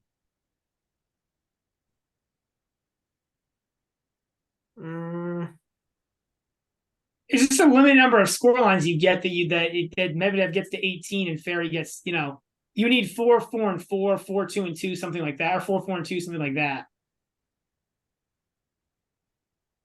It's just a lot of games for against Medvedev, who's not that comfortable in grass. And I get that Ferry is like out of the top 300 and plays college tennis and stuff, but yeah, there could be an element of Ferry being slightly like the occasion, playing Medvedev at Wimbledon, center court maybe. That's why I prefer the over 18.5 or the Ferry to take a set, is because like he's got an hour and a half or 2 hours to get accustomed. Like whereas the 9.5, like he could lose a set 6-2 or 6-1, especially in the beginning.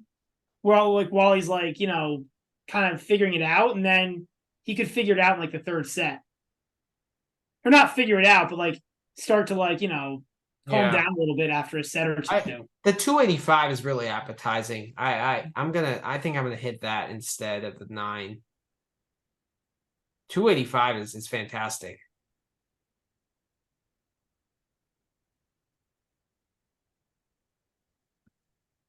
But yeah, that's definitely better than the 9. You definitely talked me out of the 9.5 for sure.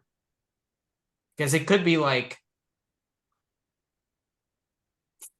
5. I mean, this could be like 1, 2, and 5, right? It could be something like the Millman match at the Australian Open was like 1, 2, and 5, or like 1, 2, and 6. Right. Or Ferry could even steal the close set, and then you hit the 285. I'll probably go half a unit on both. I don't feel terrifically confident in it because like Ferry could just come out and like be overwhelmed and lay an egg, but like I like the but yeah. That's my thought. It's like a pretty low confidence split a unit on the 2. Yeah. We don't have any play of the day yet for Tuesday, right? No. But that's not a play of the day for me. Stricker and Popperin. Stricker is a 1-game favorite, -130, over under is 43. Popperin is plus 110. For me, this is a no-brainer. I'm all over Stricker money line here. Yeah, I am too. I like the Stricker play here. The line's really high, I think, on the Popperin game. has been awful on grass. He can't play. He can't move on grass. But these are two guys who also can't whose game isn't exactly defense in return, right? So you understand why the over is 43. I understand. I'm not touching the over. Broken a lot on the grass this year. So the under, I mean, but I don't know, man. This is a close match. This could easily go 5 sets. The 130 for me is tempting on Stricker. I think it should be a little higher, but I don't think there's much value. I think it's pretty close. Like I think the line should be like -150 plus 120. Like where would you set this line at? Would you rather just lay the game, Josh, and do -120? No.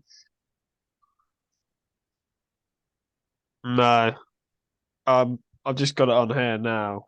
Well, Poprin played, or he just lost to Casper Ruud in an exhibition yesterday, which makes me want to back Stricker even more after seeing that. I mean, Poprin's been a mess. Like, there's nothing positive to say about Poprin. Yeah. It's just that like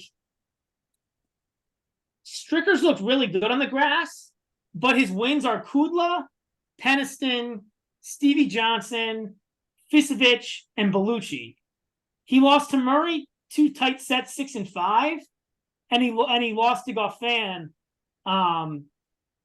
He lost to Goffin. He lost the first set to Goffin.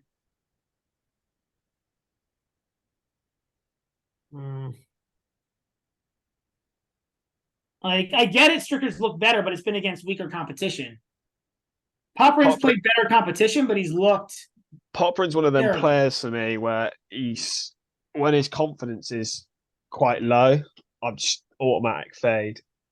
His serve seems to go. It's so obvious, right? Like when Poprin's confidence is low, it's so obvious because there's no defense. There's no like the Fritz match is actually a perfect example of the other way, right? Like when he gets excited and when he's feeling good, he's actually a really good player. Balls, yeah, he's actually. But when he's not, and I think he's in a phase where he's not. Oh, of course, yeah. I mean, he lost to Luke Seville, who's outside the top 350. Like, yeah. Like, where would you guys set this money line at if you were the book? 150, 160. Yeah. In that vicinity. Because but that means there's really not much value, right? When you factor in the book's juice, like there's maybe 5 or 10 cents, but like the unjuiced price you guys are talking about is like -140, which I kind of agree with. There's probably enough there to hit it, but it's not like for how you guys are exuding a lot of confidence. I don't know if the I just can't see Poprin winning with his form at the moment. The form of both players is just so comparatively different. I totally agree with Josh here. I'm with you. I'm going to back you guys on this. I think there's enough there to make Stricker like it's not a huge EV play. Like I do think Poprin wins this match a decent portion of the time, but something in like the 40% range, but like 40-45%, but like I think there's enough there to take the Stricker money line. Okay. All right, next match, Team and Tsitsipas. Ooh. Team money line. I'm going straight in. So Brad and I have discussed Tsitsipas probably the most on the pod, probably more than any other player. So what is your take on all this like drama? This also, what is your take on the scheduling, Josh? So man, I'm talking about this like. I feel like the scheduling has been really has made no sense for Tsitsipas. Like it feels like it's more of marketing plays to get into as many tournaments and collect appearance fees and like get eyeballs and not about tennis. He went to Wimbledon, didn't he, for a few photos, whatever. Went to Wimbledon to Mallorca, back to Wimbledon. Yeah. So his schedule has been French Open or like Roland Garros. Then he went to Paris or Miami, right, for vacation. Then he went to Stuttgart. Then he went to Halys, lost first round in both tournaments. Maybe I think he won one match, but then he went to Wimbledon for more photos. For photos, and then he went to Mallorca, and now back to Wimbledon. And I heard that at Mallorca they were pimping him hard, like the media, because they had nobody else playing that event, right? So like Fokine was the second seed, so like him and Badosa were like the stars of that event. Like, yeah. It's I don't know if the focus at the moment is tennis. It makes no sense. I'm so disappointed that Tsitsipas drew team here, because if he draws anyone else, I would back them pretty much. One thing I will say, it will be interesting to see should Tsitsipas come through is how they price up Murray against Tsitsipas.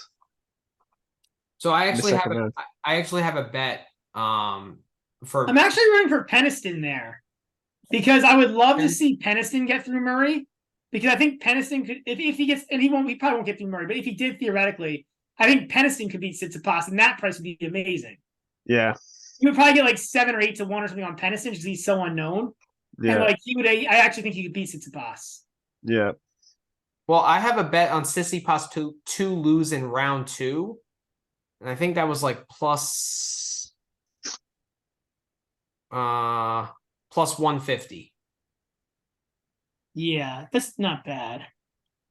Team's last. Okay, here's a trivia question: who is team's last win on grass against?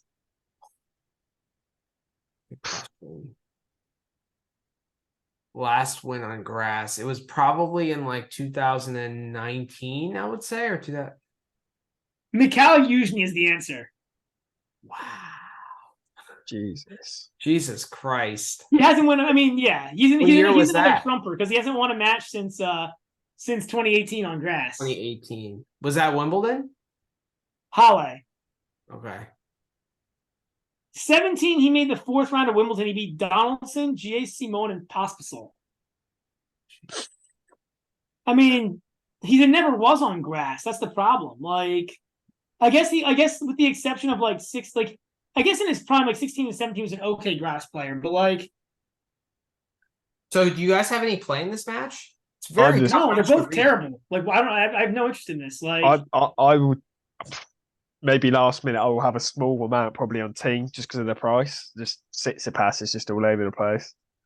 I don't care if team's not won in 10 years on grass. Anyone I will back anyone against Tsitsipas right now. I was thinking like my only possible play here was 5 sets at plus 360.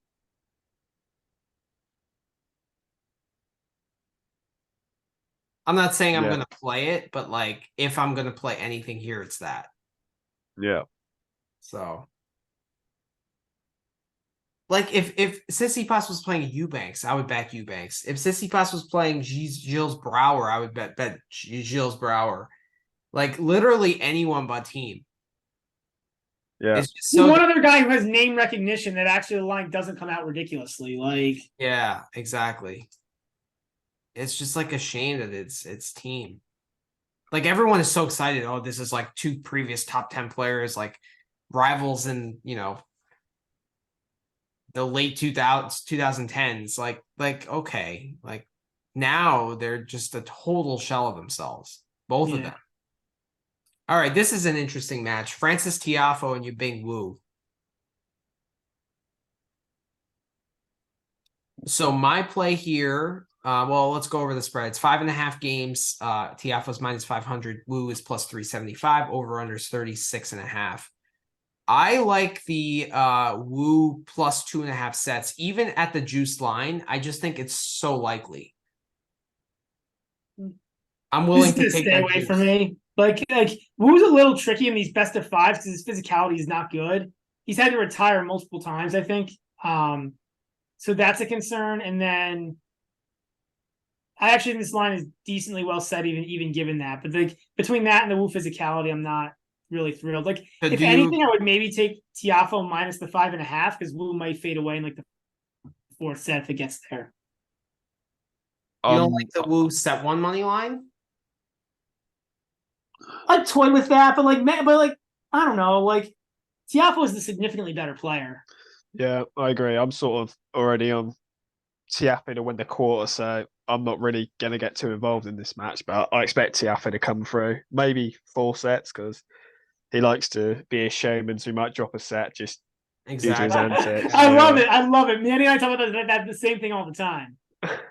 He does it all the time. He did it against Altmaier at the Australian. And he loves to do it when he's up 2 sets, which is why I don't love the Yibing money line, the first set money line there, because he's actually likely to throw away like the 2nd or 3rd set just because he gets up and he gets cocky. Yeah. I think that minus that plus 2.5 sets, I think it's a decent parlay piece at that price. Like that's something that I would want to add with kind of a minus 150 money line or something. Like actually maybe the Stricker money line. I hear you. I'm not hitting it because it makes me nervous because like if Tiafoe really wants to and is serious and doesn't showboat, he's a better player than Wu. And there's also just Wu's physicality. Like I don't know, man. Like the most likely set for Wu to win is the 3rd set, or the 2nd set, but will he be there physically by then? I hear you. Not in the first round though. If this was like second round coming off a 5-setter, the previous round, then I get it. But not in this spot. I don't know. Next match, let's go to Cerundolo and Nuno Borges. Cerundolo is a 5.5 game favorite, minus 325, over under 37.5. Borges is plus 260. I like Cerundolo in some capacity here. I actually like the Cerundolo minus 5.5 at minus 110. No? I like the overs. So I mean, for me, it's just like Cerundolo should get through this, but it's like it's a mental fatigue spot because he just won a title, right? In a really tough, in a pretty tough tournament. Beating Tommy Paul's a big win. Like, and now he's got to come back on 2 days rest, right? This is a Tuesday match. He's going to come back on 2 days rest and play this. Like, he'll get through 2 days rest, not one, though. What? It's 2 days rest, not one. It's not a physical fatigue. It's a slight like mental fatigue, right? Because it's. Like I said, I think Cerundolo gets through this, but I think this line is pretty well set.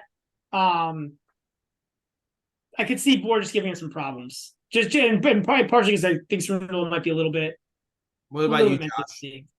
I like the overs in this. Bit like what Brad just said there about the mental fatigue. It may be a case of he might go down a break in one of the sets and just not tank, but sort of give up on one of the sets. And I think the overs could land here because I don't think Cerundolo is going to win this in straights.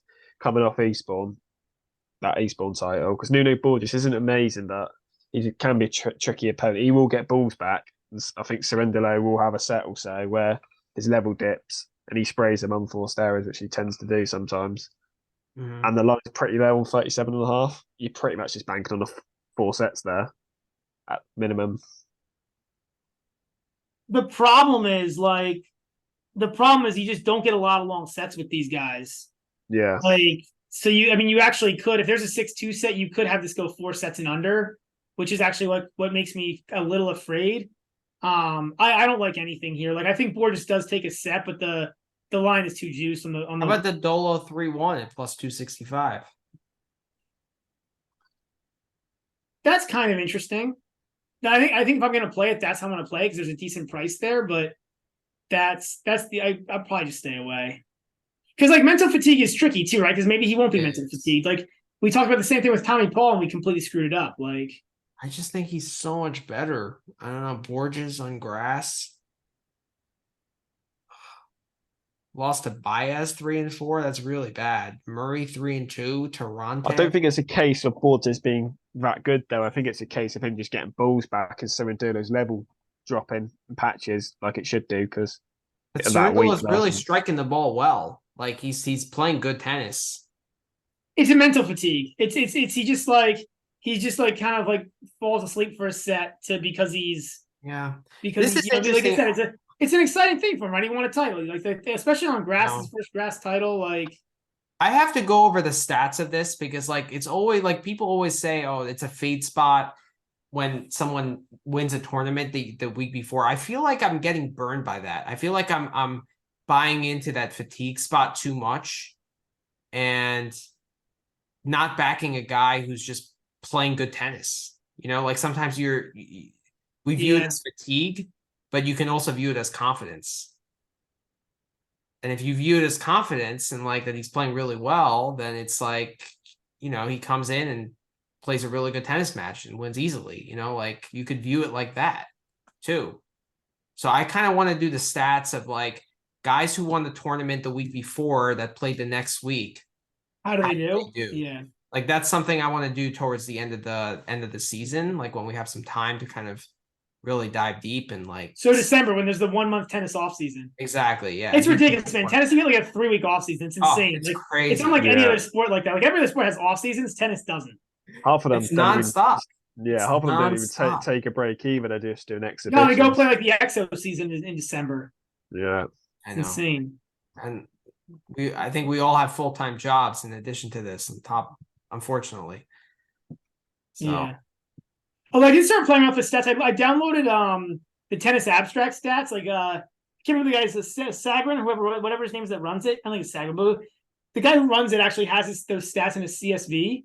So I downloaded those. I started playing with them a little bit. Mm-hmm. and inform my aces player bets for our aces draft. All right, next match here we got is Lofhagen against Holger Rune. Rune is an 8-game favorite. Lofhagen is a plus 10-1 underdog, and over-under is 31. I personally really like Lofhagen to win a set at plus 170. Are you guys backing that? I'm sort of staying away from this game. I don't really have a play. I like Rune to come through it probably in straight sets, but No, it's not. I don't like that. It's minus 235. 225. 225, yeah, if you take the better line, yep. Yeah, my thought is actually I kind of got a Manny take on this matchup. Like from watching what's his name? Watching Lofhagen, right? Like he's got like a nice serve and like a big game, but I think his biggest problem is that he's got kind of a long swing, and I'm afraid he's gonna get rushed by Rune. Because Rune has a lot of power. I'm afraid that power is gonna rush him. That said, like Rune's not the best on the grass, so I don't really want to back Rune here either at this big of a spread. So I'm staying away. I would never back Lofhagen to win a set if this is a 2 out of 3 set match, but in a 3 out of 5 set match, different story. Because Rune throws away sets at times. Like if he gets down an early break just to save himself physically, he does that all the time. First match of a slam, grass he's not very comfortable on. Could be some nerves. I don't know. I like that price at plus 170. I think that's good enough for me to take Lofhagen. It's my rationale.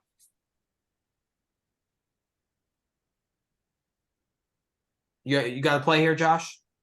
No, I'm just going to stay away. I want to see how Holger Rune does. Quite a lot of people weren't really impressed with him at Queen's Club. I thought he'd done okay. I want to see what he's like in the next. I mean, it's certainly better than last year. Like, he's making progress. He just hasn't been like. I think the problem is like the standard for him is top 10 player, right? So like, compared to a top 10 player, maybe not, but like he's definitely not like in the like he was bad a year ago. He's definitely better than that. He's definitely making progress. Yeah. He lost to Peniston in 22 and he beat Peniston in 23. So that's how you know he's making progress. Yeah.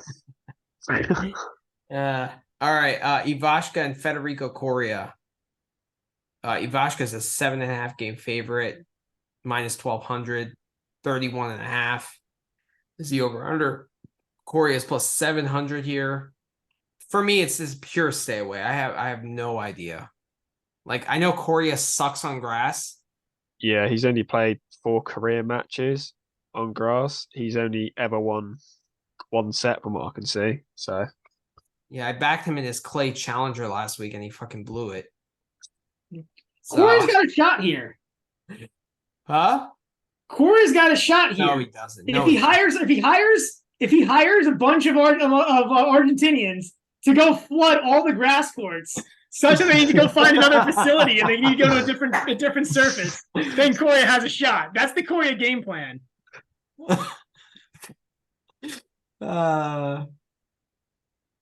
So I guess we're all staying away here, right? yeah. Oh my god. That's actually very true though. I think Coria might actually be the worst player in this draw for grass. It's close. It gets tough when you get to the bottom pickers. Like, what I don't know, Chardy, he's better. Like Chardy's better than him. Chardy, okay, all right. Hugo Delian. Yeah, Hugo Delian's pretty bad. Like, there's some guys who got in who are like pretty awful. Yeah. All right. Next match, Kubler and Humbert, 2 kind of like decent grass court players here. 2.5 game spread. Kubler is plus 145. Humbert is minus 175. Over under 40. Tie breaks. I like in this. Be interested to see what the prices are. First set tie break. They got that on there. Don't have it here, but you probably find it on a different book. Yeah, it'll probably come out closer to the game starting, I imagine. But could be, yeah. Humbert just laid an egg against who was it? Mackie McDonald?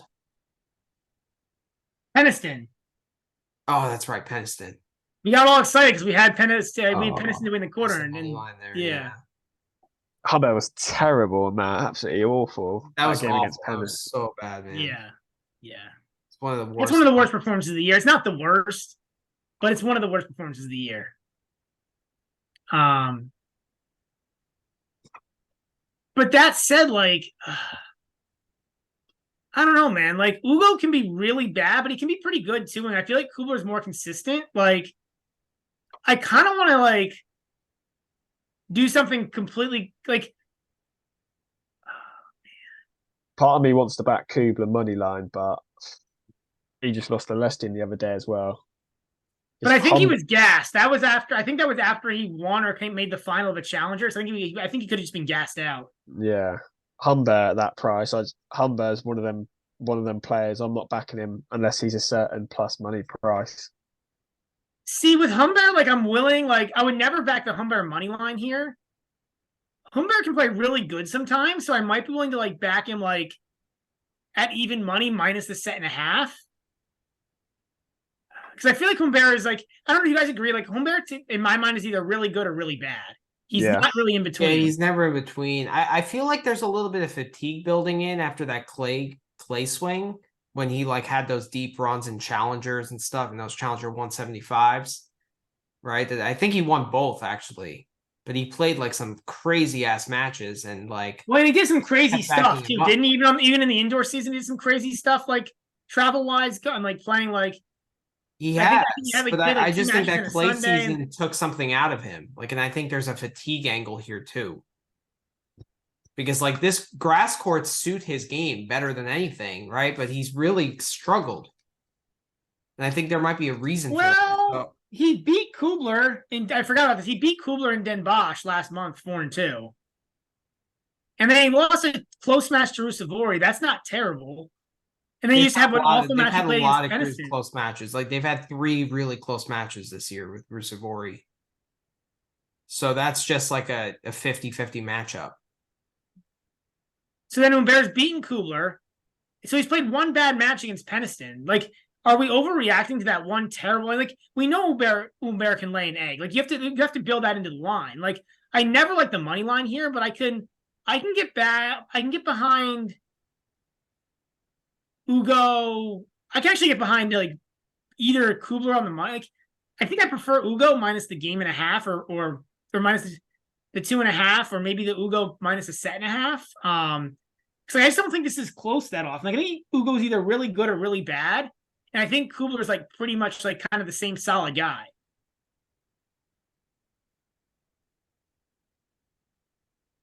I think it's well set. I'm going to stay away here. I don't really see anything. I think the best line to play here, honestly, is the 5 sets at plus 245.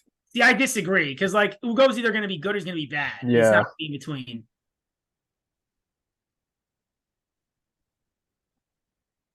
Like I would actually like off the 5 set line and go like under 5 sets if I could. I'm staying away. So which means either you go minus 2.5 or you go plus. I either go minus a set and a half on Humbert or I go plus 145 on Kubler. I just need to decide which one. Depends how bad. I'll probably go minus a set and a half on Humbert just because of the head-to-head win. Yeah, he did quite convincingly. And he smoked him 4-2.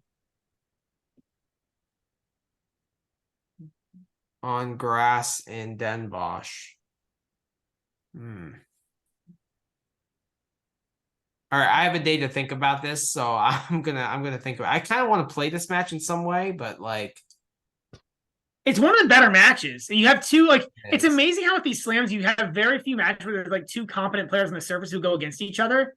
This is one of those rare matches in the first round of the slam where it's like 2 like decent 2 guys who actually could theoretically win a second round match, and they're somewhat even. Next match is Yuri Lehechka against Sebastian Offner. Lechka is a -3 game favorite, -170 on the money line. Offner is plus 140, over under 40.5. Don't really have a strong opinion on this one, to be honest with you. Yeah, me neither. I think this line is pretty well set. Like Offner's got a good serve. Lehechka's probably the better tennis player, but he's in probably worse form. and Offner's got the better serve, so I'm staying But away. I think Lechka hasn't been that bad on the grass. He's just very erratic and like he can go away very easily. Like we were so high on him after that Australian Open stretch. Yeah. Well, that was I my think mistake. Really? I was off the train, then I jumped on the train, and then I had to jump back off the train. But I jumped off pretty quick. I mean, It took me like two bad matches to get off the train. I didn't lose that much money like trying to ride him. it's not bad.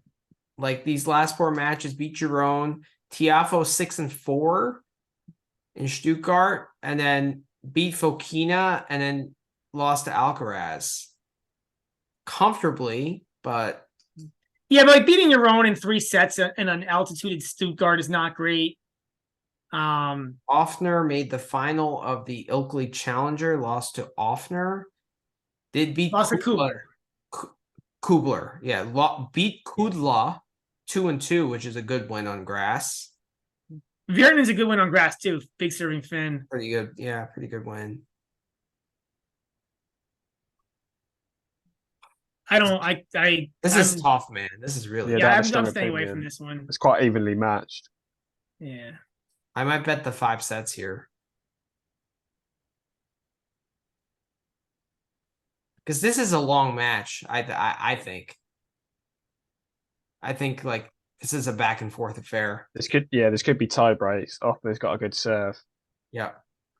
Yeah, actually the over's not a bad look here, 40.5. 40.5. Yeah, if I was gonna play it, that's how I would play it. I'm gonna stay away, but if I was gonna play it, that's how I would play it.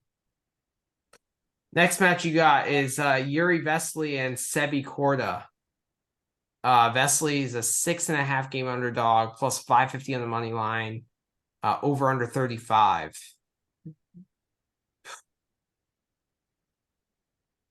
What's Vesely to win a set here? Plus 105.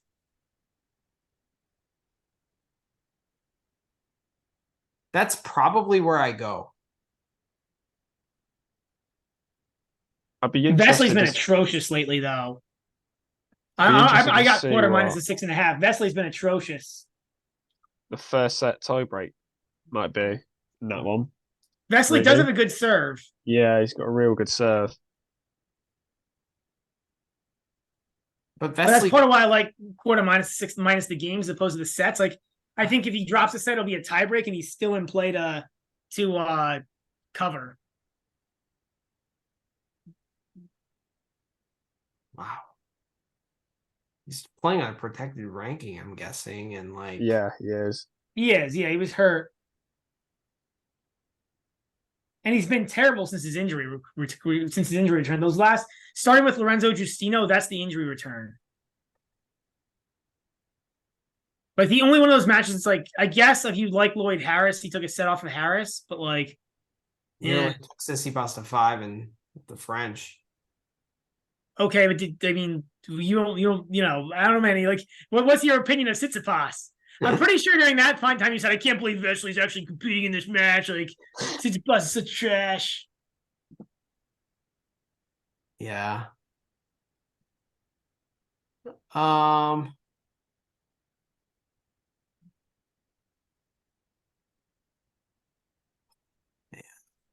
just can't see any way Peniston beat him 4-2, man. And Korda is miles above Peniston. Yeah. I like Korda minus the 6.5 games at even money. Give me that all day. Or sorry, it's not even. I thought it was even money, but I think when I saw it originally, it was even money. Now the line's moved a little bit. Yeah, when I saw it a couple hours ago or before this pod, it was even money. It's moved to 110 now. But I'm still hitting that at 110. Minus 6.5 to me is a great play here. And I'm not even high on Korda. It's just like Vesely's. Yeah. So superior. But when Vesely plays, he's competitive in each set. Except the one against Peniston on grass. And he played. Yeah, but he's competitive with Pablo Lamas Ruiz and Ricardo Bonadio. And he's still losing. Like he went to remember this time last year, he went 5 sets. I think he beat Davidovich Fokina in the final set tiebreak at Wimbledon. If I remember right. Maybe 2 years ago. Yeah, you're right. Yep. Oh, but that's pre-injury, right? It's good memory. Yeah, because Fokina got code violation, I think. On match point, he smashed the ball outside the stadium. I don't He remember. did what? He smashed the ball outside the stadium, got a code violation, and that was a match point, and they gave the point to. Oh wait, so he lost the match on a code violation? Yeah, in a final set tiebreak, I think. That's brutal. Yeah. That's brutal, man. Wow. I don't remember that, but you know what? You talked me into this 6.5. And I kind of like that we saw that with Vesely because that's like that in the serve is why Vesely's only 6.5, right?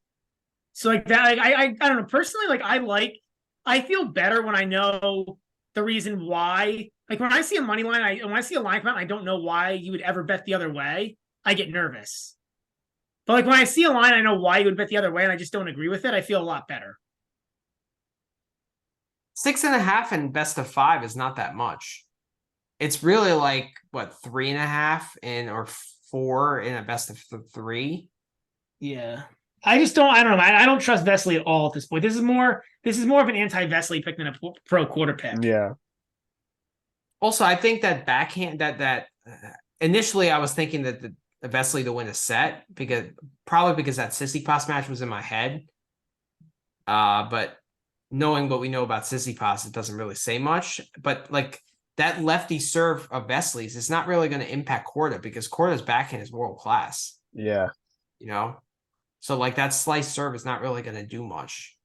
It's not going to give him much progression. If the ball comes back in play, that's going to be trouble for Vesely. I can see Sebi Korda getting a set double break in that match. Yeah, definitely. Yeah. So All you guys, is anybody else like Manny? You're on the 6.5. Are you on 6.5, Josh? I'm not on it, but if I was going to, it would probably be the bet in that. Yeah. No play of the day. That means it's definitely not going to hit if we're all kind of liking it. All right, so that's a candidate, I guess. Next one, Kopians against Demonor. 8.5 game spread. Kopians is probably the worst player in this draw, Manny. Like you said, it was Corey. It's Kopians. Kopians hadn't won a grass court match ever in his life before these qualies, and I don't know how he beat Taro Daniel. Oh man. I mean, that being said, Demonor just doesn't have a big enough game where I can really back him with an 8.5 game spread. You know what I mean? Are you thinking about it? But he's consistent enough, right? Like on the flip side, he's like not going to make errors. Like I'm not backing it because like 8.5 is just too much. Like it needs to be like I need a reason. Like the reason I'll back the 9 against Chardy is because like I don't think Chardy's health is good enough to get through 3 sets without like completely falling apart. Especially against a guy who's as physical as Alcaraz. Yes. Here, like 8.5's a lot. But like, man, Demonor is so much better than Kopians. Like Kopians is like, he's terrible. And I had this as a total stay away. I saw nothing here that. What is the under 18.5 for Demonor? Yeah, that's a great shout. Plus 115. That's the hit. That's what I'm going to play. That's a great bet. Yeah, that's what I'm going to play. Because Demonor breaks serve plenty. He's the grass grinder. I'm surprised that's plus money. Yeah. Well, the reason would be, right, is like without weapons, like how does he consistently dominate the match? But the answer is that he's the grass court helps him out. And I mean, yeah, I don't know. And he just makes a lot of balls. And like, how is Kopians going to win? He's not going to make errors. So how is Kopians going to win 5 games in a set?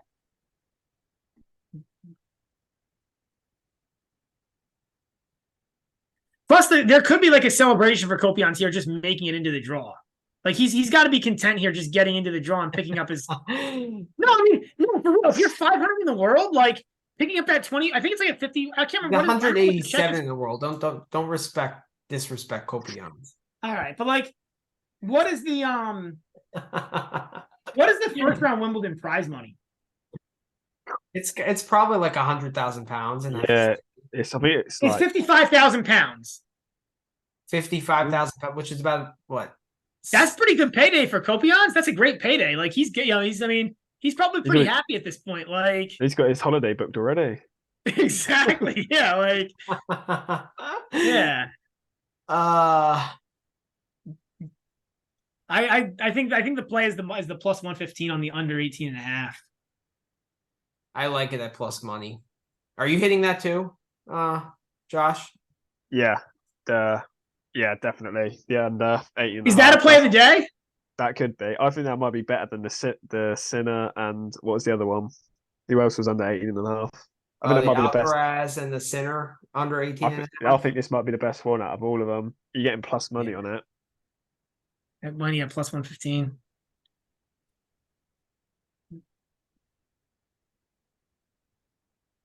All right, that's a play of the day. Yeah, that's a play of the day. You guys finally found one. You guys convinced me. I love that was like a goofy one, like a weird prop, like the under 18.5 it has to be. We can't find like a money line. We gotta dig for like the. Sometimes like we go over it ourselves and then we like talk it through and one of us comes up with a line and we're just like, oh yeah, that's really good. You know, like it's weird. Like it's so much better to talk these through. Than you've also talked me off of stuff before, Manny, that I liked, and I was like, you know what, that's not a good move. So right, yeah. Hugler and Watanuki. This is a fun matchup, man. It is. Like both these guys on grass are actually pretty good. Really fun. Watanuki can play really good tennis. We saw him against Tiafoe play Tiafoe like to a basically dead even. He actually should have beat Tiafoe. He kind of choked. He's like a really high upside guy, but he can also play terribly. Yeah, he almost lost to Benoit Paire too. I think he did lose to Benoit Paire. Like qualifying of that, yeah. I backed him, and I think I backed him, and he either failed to cover or he lost outright. I can't remember which, but like, yeah, I don't know. This is a fun matchup. So when I looked at this match, I think this has 5 sets written all over it. Yeah, overs 5 sets for me. I think it has 5 sets written all over it. Plus 245. Are you guys down for a long shot? I'll take it, yeah. 245, yeah, let's do it. That's another team play. It's a long shot play of the day. Yeah. Like, I actually think that the chances that this match goes 5 sets is lower than it going 3 or 4. It's that close.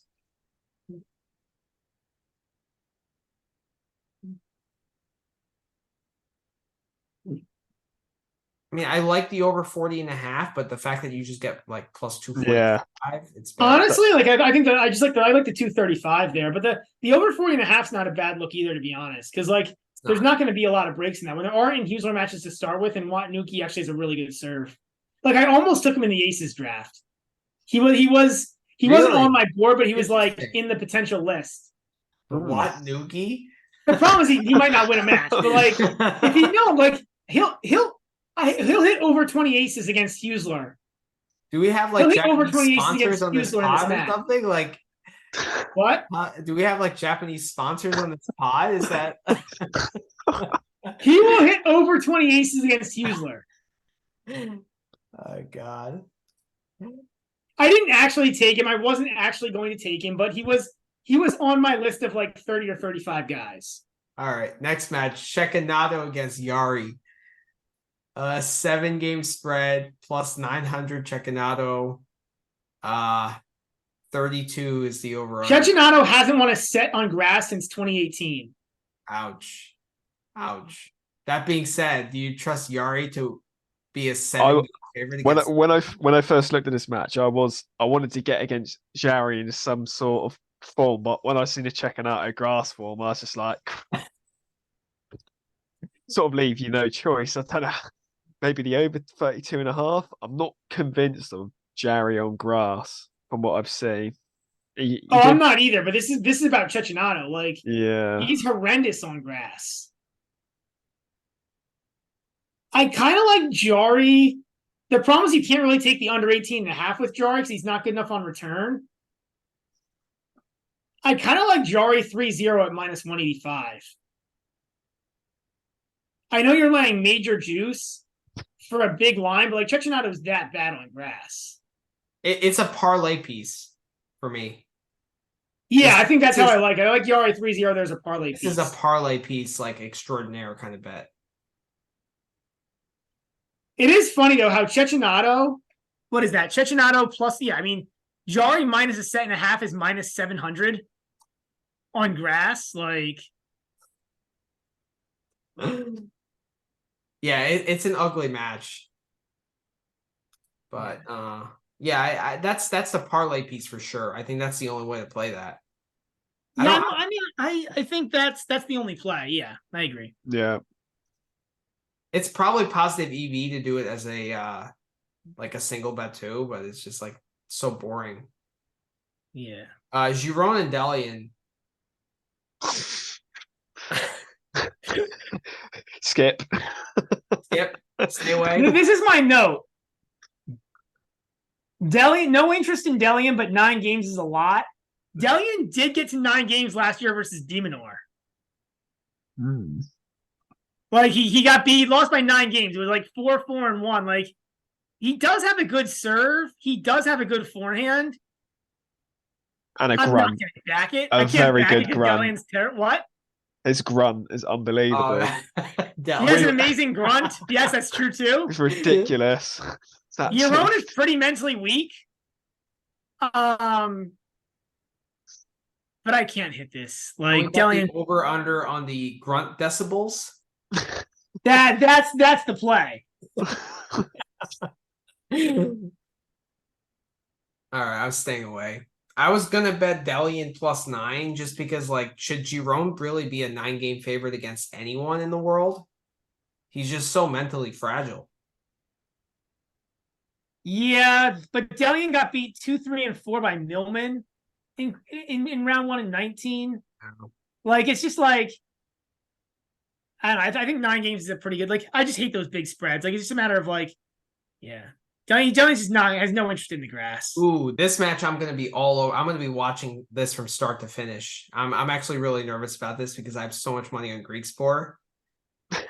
I'm on the Greek Sport money line here. I know you guys are probably not.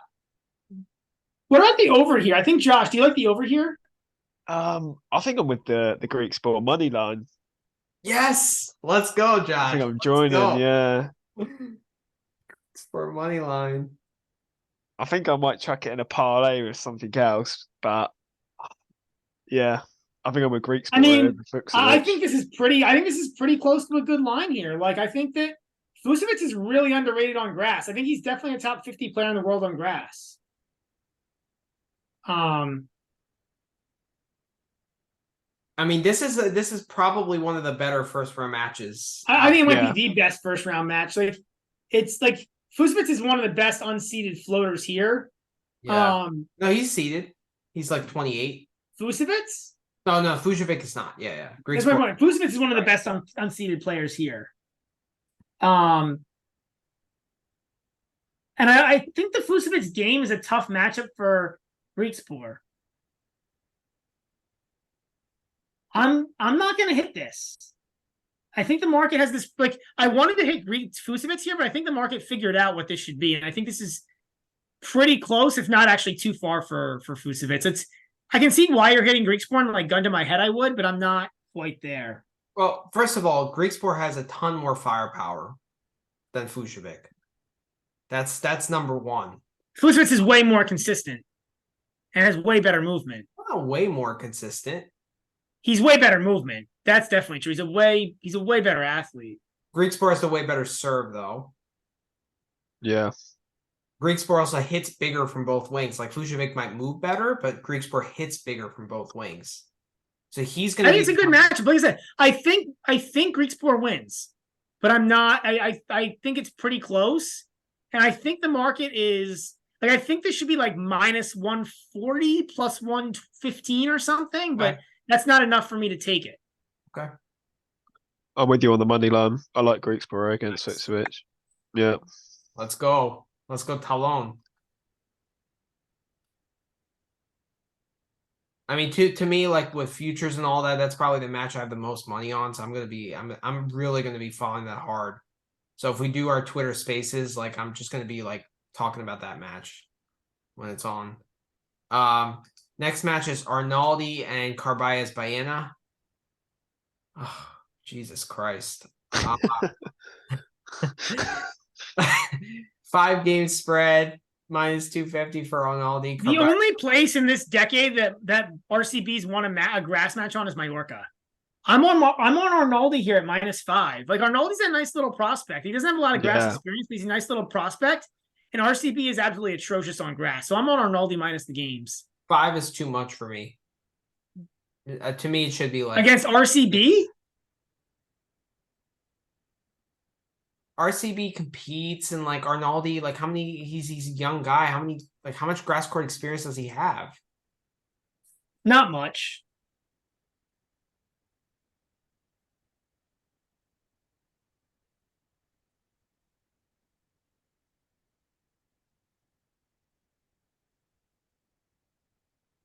I mean, he's 3-1, but 3 qualifying wins from this year, beating Shang in tight 3 sets, Gaio in a tight 2 set. I think the overs could be a play here. This is line on 37. I don't think you'll see a straight sets winner in this match.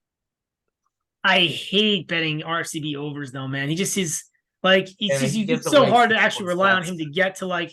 I mean, look at that set line for the first set. That first set line is -110 for 9.5. Like, it's like you could actually have 4 sets here and miss that 37.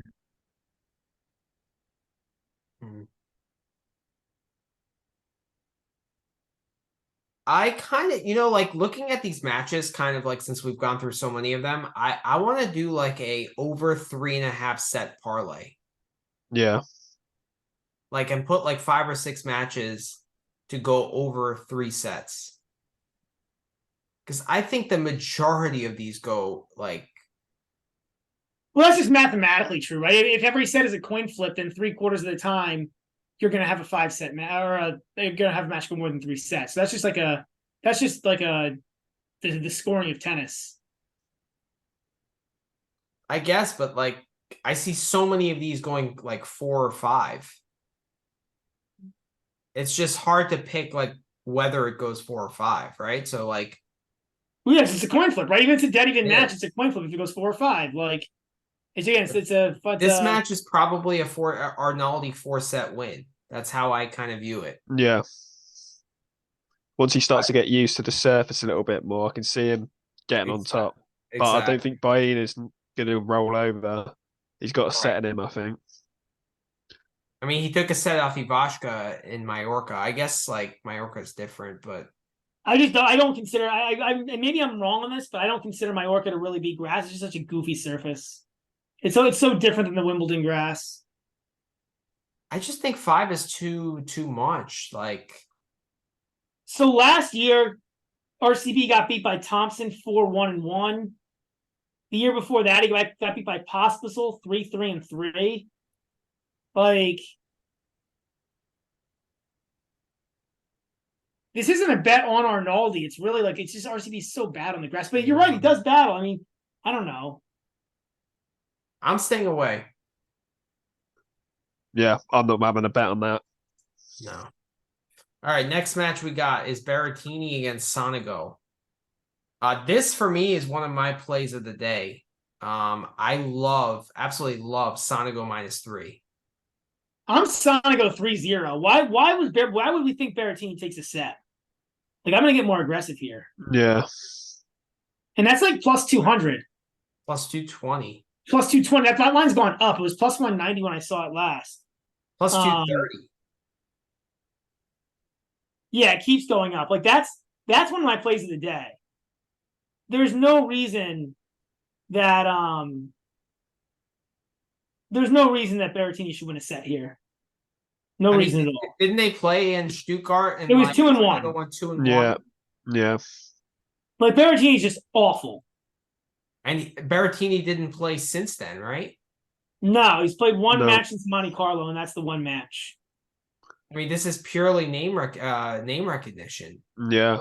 Well, and previous success on grass, right? Because, like, I guess if you were going to argue it, you would say that, okay, like, we've only seen Berrettini play one match on grass. He needed to like adjust to the conditions, and that's why he got beat 2-1. But we don't know what it looks like on grass. But I mean, it's funny and it's cool that we actually have some data to back ourselves with the the rationale behind this bet. Right? Like when Berrettini's played one match, like he's playing the same opponent. It's just cool that we I guess the him. scary thing is like, so Berrettini did beat Cerundolo at Monte Carlo, but that's like the only decent match he's played all year. I mean, it's been hard times for Berrettini. Josh, how aggressive? Like I think this is a real good candidate for play of the day. Like how aggressive do you want to be? Berrettini's not got a chance, has he? You prefer the 3-0 or you prefer the 2.5 or the games? Or the 1.5 set. I like that too. I like all of them.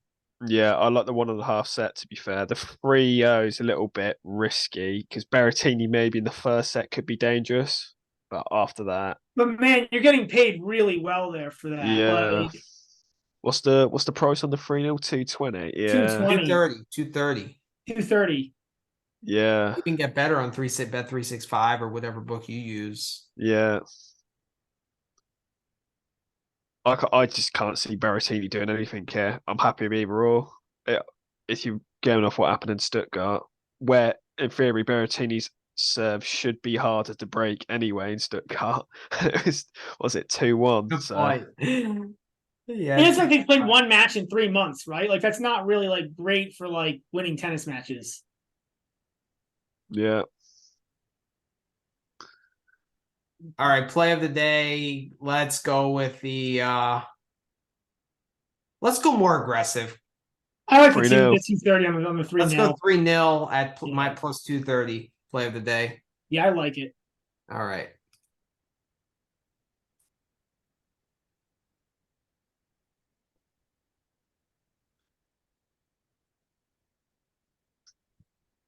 But I think I'm also going to play the other stuff too, just like a more conservative, just so like it won't be included in our plays of the day, but I think like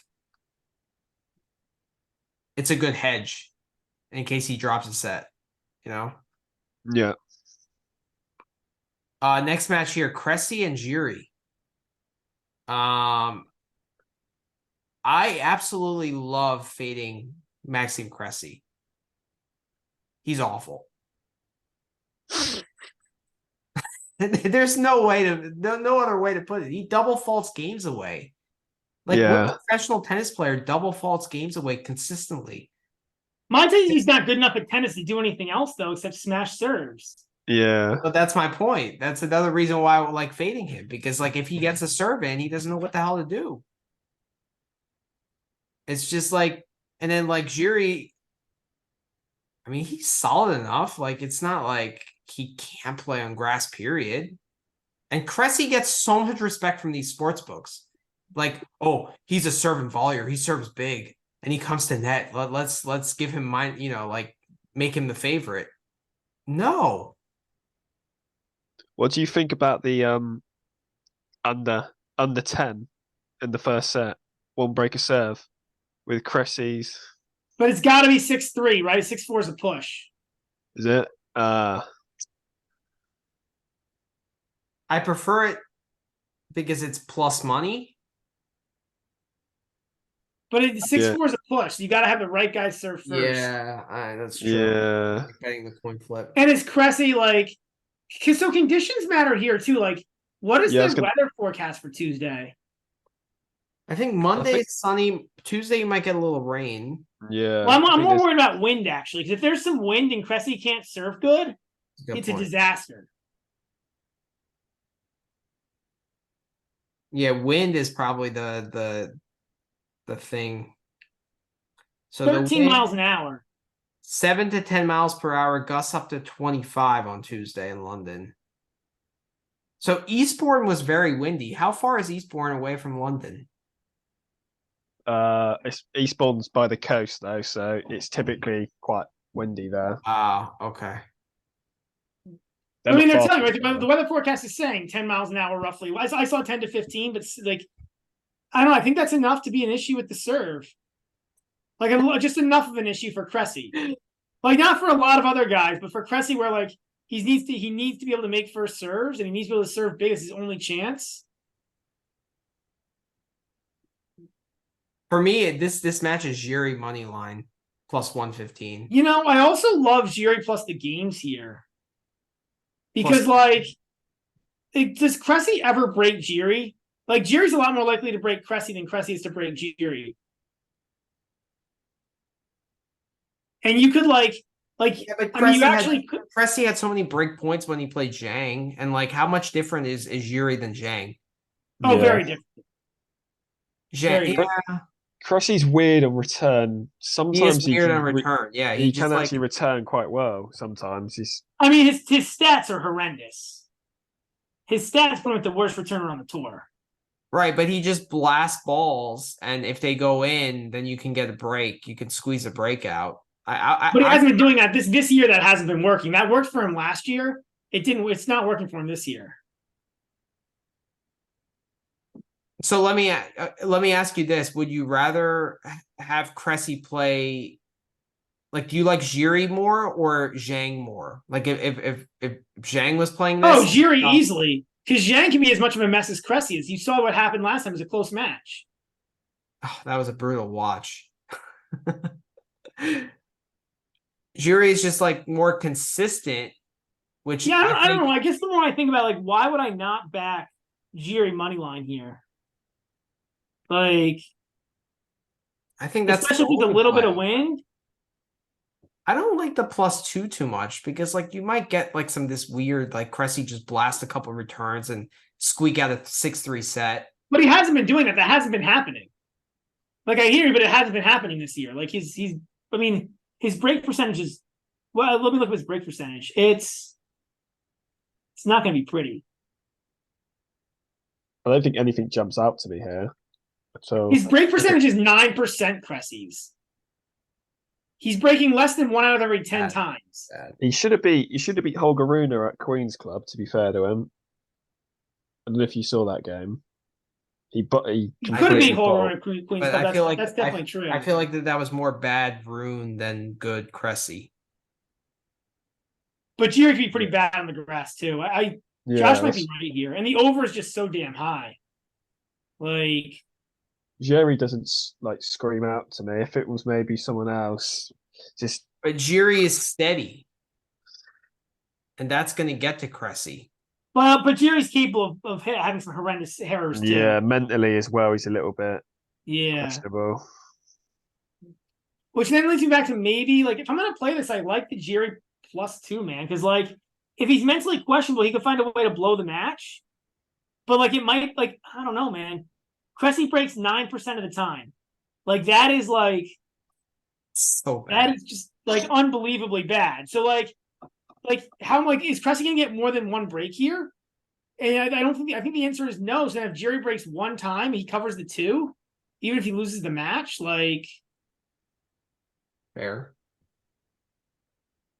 I like the money line just for the fact that Cressy's won 1 out of his last 12 tennis matches.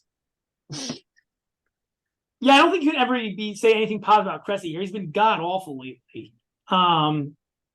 It's just a matter of how much positive stuff can we say about Jiri? Yeah, Jiri's best win in his career on grass. Here's Jiri's wins on grass for his career: Guido Andreozzi, Pablo Cuevas, Henry Squire, Ricardo Sperankis, and Oscar Oat this year in Halle. Those are the wins. Bad. He's not good on grass, and it makes sense because he's tall, right? He's tall and he likes the ball up more. He likes to hit the big strokes off both wings up high. He doesn't like a low ball. And I think the lack of time is gonna be annoying for Jiri too. It's not a great matchup for Jiri, to be honest. Have you guys played? He's mainly clay guy, too. Well, yeah, because he likes the ball to bounce up, right? Yeah. You have a play here, Josh? They've played twice head-to-head. Each guy has 1 win. Cressy in 21 on hard court at Indian Wells. Mm-hmm. Jiri on clay at Monte Carlo. Both 3 sets. I think if you put a gun to my head, I'll be going Cressy, yeah. Really? Taking Price out of the equation, I think Cressy will probably come through it. But it's not one to have a bet, and I don't think. Okay. I'm going with. Yeah, I'm gonna get behind Josh here. The over is too high. Like I think there'll be a lot of long sets, but the over is too high. And like now that I'm looking at like Cressy, like to take the 2-on-2 game, I would take the 2 games on Jiri, but I actually lay -120. Like the book is kind of taking that into play. I disagree. I'm going Jiri money line here. I just don't trust Cressy, first of all, to break serve. And like he's so not confident right now. He's second guessing himself so much because he's lost so many tennis matches in a row that it's just like you could say the same. I mean, in terms of lack of trust on grass, I could say the same thing about Jiri. But like other guys, I agree with Josh. Like other guys, I would take. But I trust him a little more because like Cressy's game is so confidence based. It's so timing oriented. It's so like you have to serve really well and come in and hit good, crisp volleys. Whereas Jiri is more, like reactionary tennis. So I don't know, man. But I don't know about that take. Like Cressy just has to serve good, right? Like, all right. Next match. Oh, we're getting there. Raonic and Novak. Oh, this is my play of the day. I love Novak this money line all day, man. All day. And twice on Sunday. Come on, Josh. Are you on Novak money line? I wish it was the other Novak at this line. But we'll take this. No, we'll take any. You wish it was Novak D, not D Novak. Yeah. Yeah. I can see it. I just don't trust Raonic physically, and it's slower at Wimbledon. It's slow grass. Best of tennis. 5. Yeah. He was fatiguing after one set against Thompson. Yeah, it looked promising this first match back against Czechmanovic, but that was bad. More bad Kecmanovic. I think that was the most embarrassing. One of the most embarrassing losses of the year as well. Yeah, I'm on board. Let's do it. Let's go. All right, play of the day again. And no need to be too complicated here. This is just Novak money line because Raonic could be good for a set or two.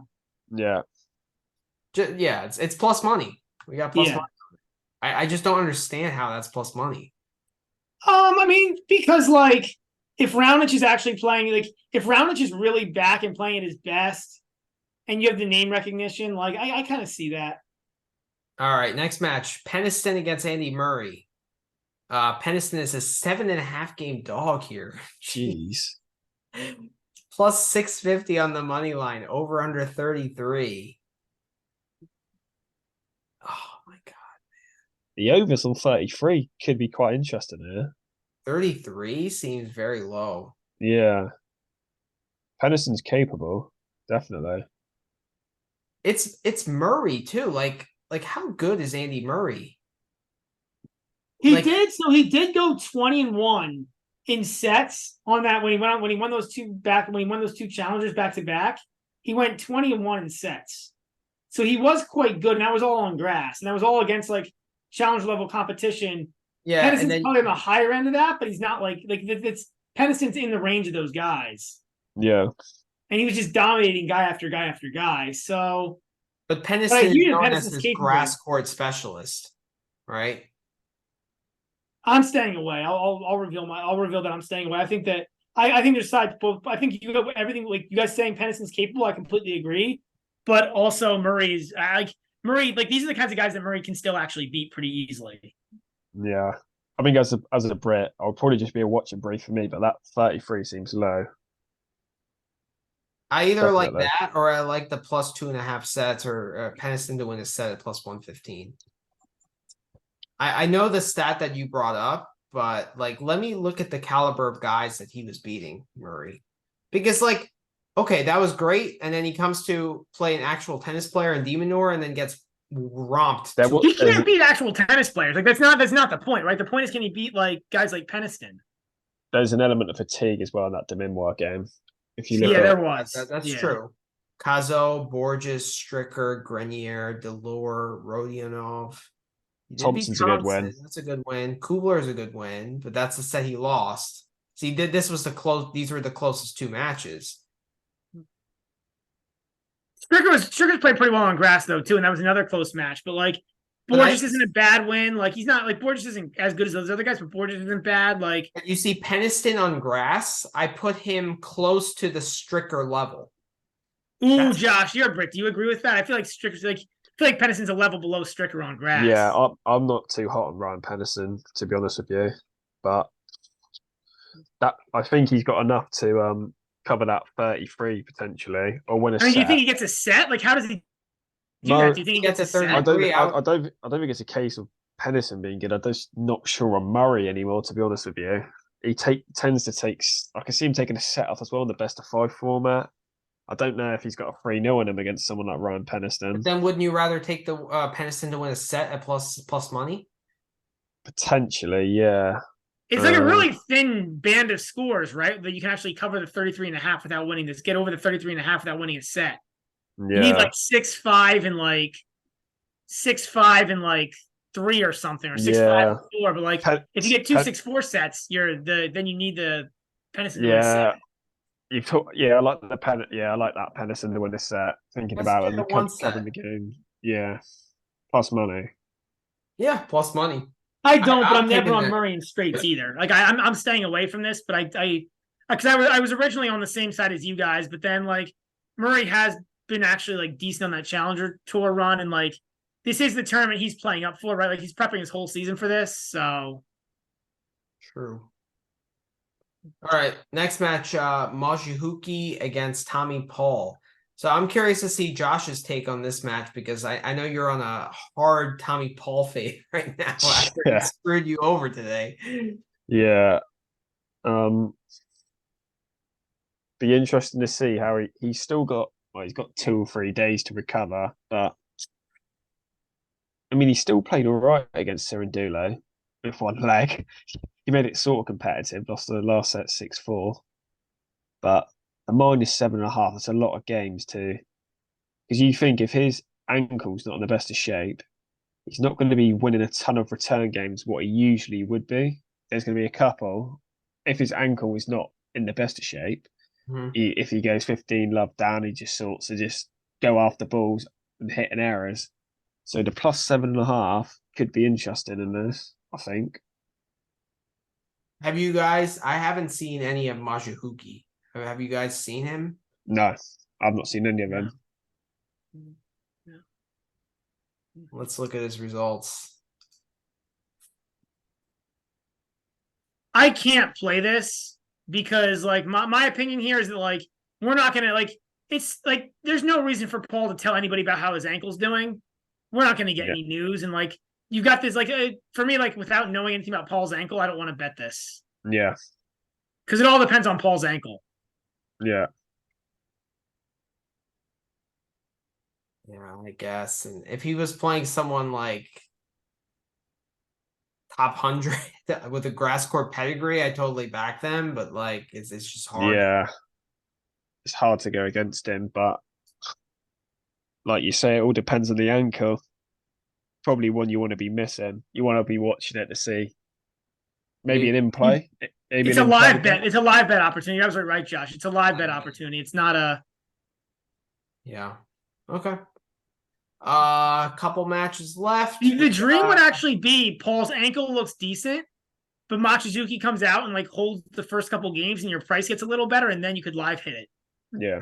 That would be the dream. Yeah. That's a good call there. Live bet. All right, Sho Shimbakuro against Grigor Dimitrov, 7.5 game favorite, +850, over 31.5. For me, this is a total stay away. First of all, I like what I'm seeing from Sho recently. Dimitrov matches are exceptionally hard to bet.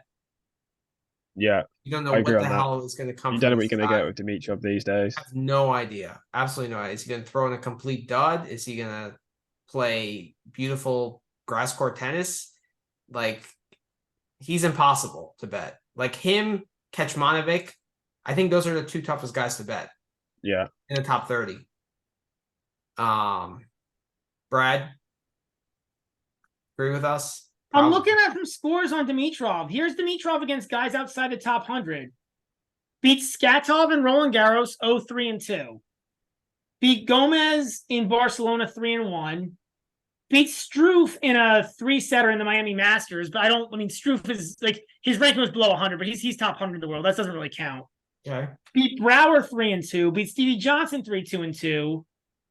Team weird match where he was up 6-0, then got broken and retired in the second set after winning the first set on a bagel.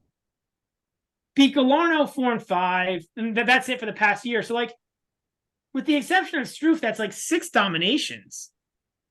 And like Shima's show is not top 100 in the world. So I kind of like Dimitrov here in straights. What's the price on Dimitrov in straights here? Minus 200. Ooh, I don't like that. 25. Yeah. I was still thinking. I would have hit that too if I like a plus money. I think it was plus money. I was thinking it was like minus 140 or something. Maybe minus 150. Yeah, it's an expensive 7.5. You probably have to stay away, but like Dimitrov's game. I like Dimitrov's game to cover this. It's just like I'd rather have it be plus money. Maybe you bump it up to 8.5 and try to get plus money on it. I don't know. 8.5. But I hate these spreads in general that are that big. So like, especially with Dimitrov, who, like you don't know what Dimitrov is going to show up. I agree with you with the below top 100. He tends to beat up on low opposition, but I don't really abide by trends with Dimitrov. Like Dimitrov is like what Dimitrov is going to show up on that day, more so than like trends. Yeah. You know. All right, this one, the last match, Zhizhen Zhang against Bodig van de Zandschulp. I have such a clear play here, and you could probably guess what it is. You're going to go Zhang moneyline. I don't know that I like it. Really? So Zhang is Chapeau. He knows me so well. Like Zhang is. Well, we talked about this on pod. Zhang is Chapeau. He's like a little bit less erratic, but he's Chapeau. Like, I don't want him at plus. I don't buy that narrative that he's like Chapeau. He's definitely less erratic than Chapeau. Have you watched him play? He makes errors all over the place. He makes terrible errors. But that's not. I feel like they're mishits. With Chapeau, it's just like he's just going way too big. Yeah, you like him a little bit better because it's not like bad mental play. It's just that he can't make 2 balls in a row in the court. But like, I'd rather that. Yeah, exactly. I know you too well. I know you would. Like, but it still is. I mean, you're still like missing balls is missing balls. It doesn't matter how. I think I'd rather be with Botic here. What? I think I'd rather be with Botic and Zhang, definitely. But I don't think I'd be able to play in it. I don't really trust Zhang. Botic is. Do you trust Botic right now? Botic is awful. I just think on a grass court, I'd rather, excluding the price, I think Botic should probably come through this. But both of them are unreliable, to be honest with you. I don't think this is one you want to be. If you're back in Zhang money line, you're going to be losing hair probably watching this, I imagine.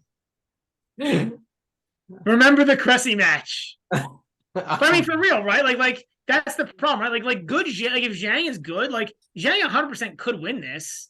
Like if he's playing well, he could win this, but he could also play terrible and get destroyed. Like this could go in so many different ways. I agree with Josh. Like you just like this is 2 guys who I absolutely can't trust right now. Like I have no. But for me, this is a fade on Botic. Botic has been so bad. It doesn't matter if Zhang's hitting the second ball in the net. But Botic does the same thing. Like I think this should be a pick'em. Like if I was setting this line, I would set this closer to like maybe minus 120 for Botic and like. Could this maybe have tie breaks in it? Potentially 2 big servers, first set tie break. But the problem is like they're so erratic, right? Like especially Zhang can just give away a break for no reason. Just bomb 4 balls in the net and then there's the break. Like I'm on Zhang money line. So you guys have no play here? No. Okay. All right. Well, we actually got through 64 matches. It is currently 5:00 in the morning for Josh in Britain. Josh, thanks for hanging in there with us. Thank man. you. Yeah, we really appreciate it. I hope you actually enjoyed it and weren't like blasting your eyes out the whole time because like it got pretty long in the end. I was gonna fall asleep in a minute and just pass out. Well, get some sleep it was tomorrow great having before you the match on. starts. So yes, ladies and gentlemen, Josh Hall goes by Twitter as Woj. So go ahead and give him a follow. Josh, anything you want to pimp out before we go before we sign off here? Any products? Thanks for having me on, and I look forward to the John Isner and the Nick Kyrgios train now. Hitting the aces. Make sure you keep count. Very nice. We'll post those teams on our page. We'll obviously, you should probably, I guess, retweet it on your page. Yeah. And then just send me all your picks, so we can collaborate and post on Twitter and Yeah. So hopefully the viewers will get to see the Twitter in the post. Definitely. Yeah. Hopefully. Yeah, that's right. That's true. Yeah. Hopefully hopefully you'll get to see that the pod actually comes out. Like that's actually a real problem now. Yeah. Yeah. Why? Because of how long it is? No, because of the Twitter thing. Yeah. Oh, yeah. If it's not showing, if people can't scroll through and see it, then it's posted as a YouTube link. So yeah, but they have to see the post, right? To see the link. That's true. If they're new people that don't follow us right now. All right. Well, I'll figure that out a little later. So have a good night, Josh. Thanks again for joining us. You're definitely Josh. welcome back at some point Yeah, throughout. we appreciate it. You dropped some knowledge on us tonight. It was good stuff. It's good. All right. Good night. See you guys.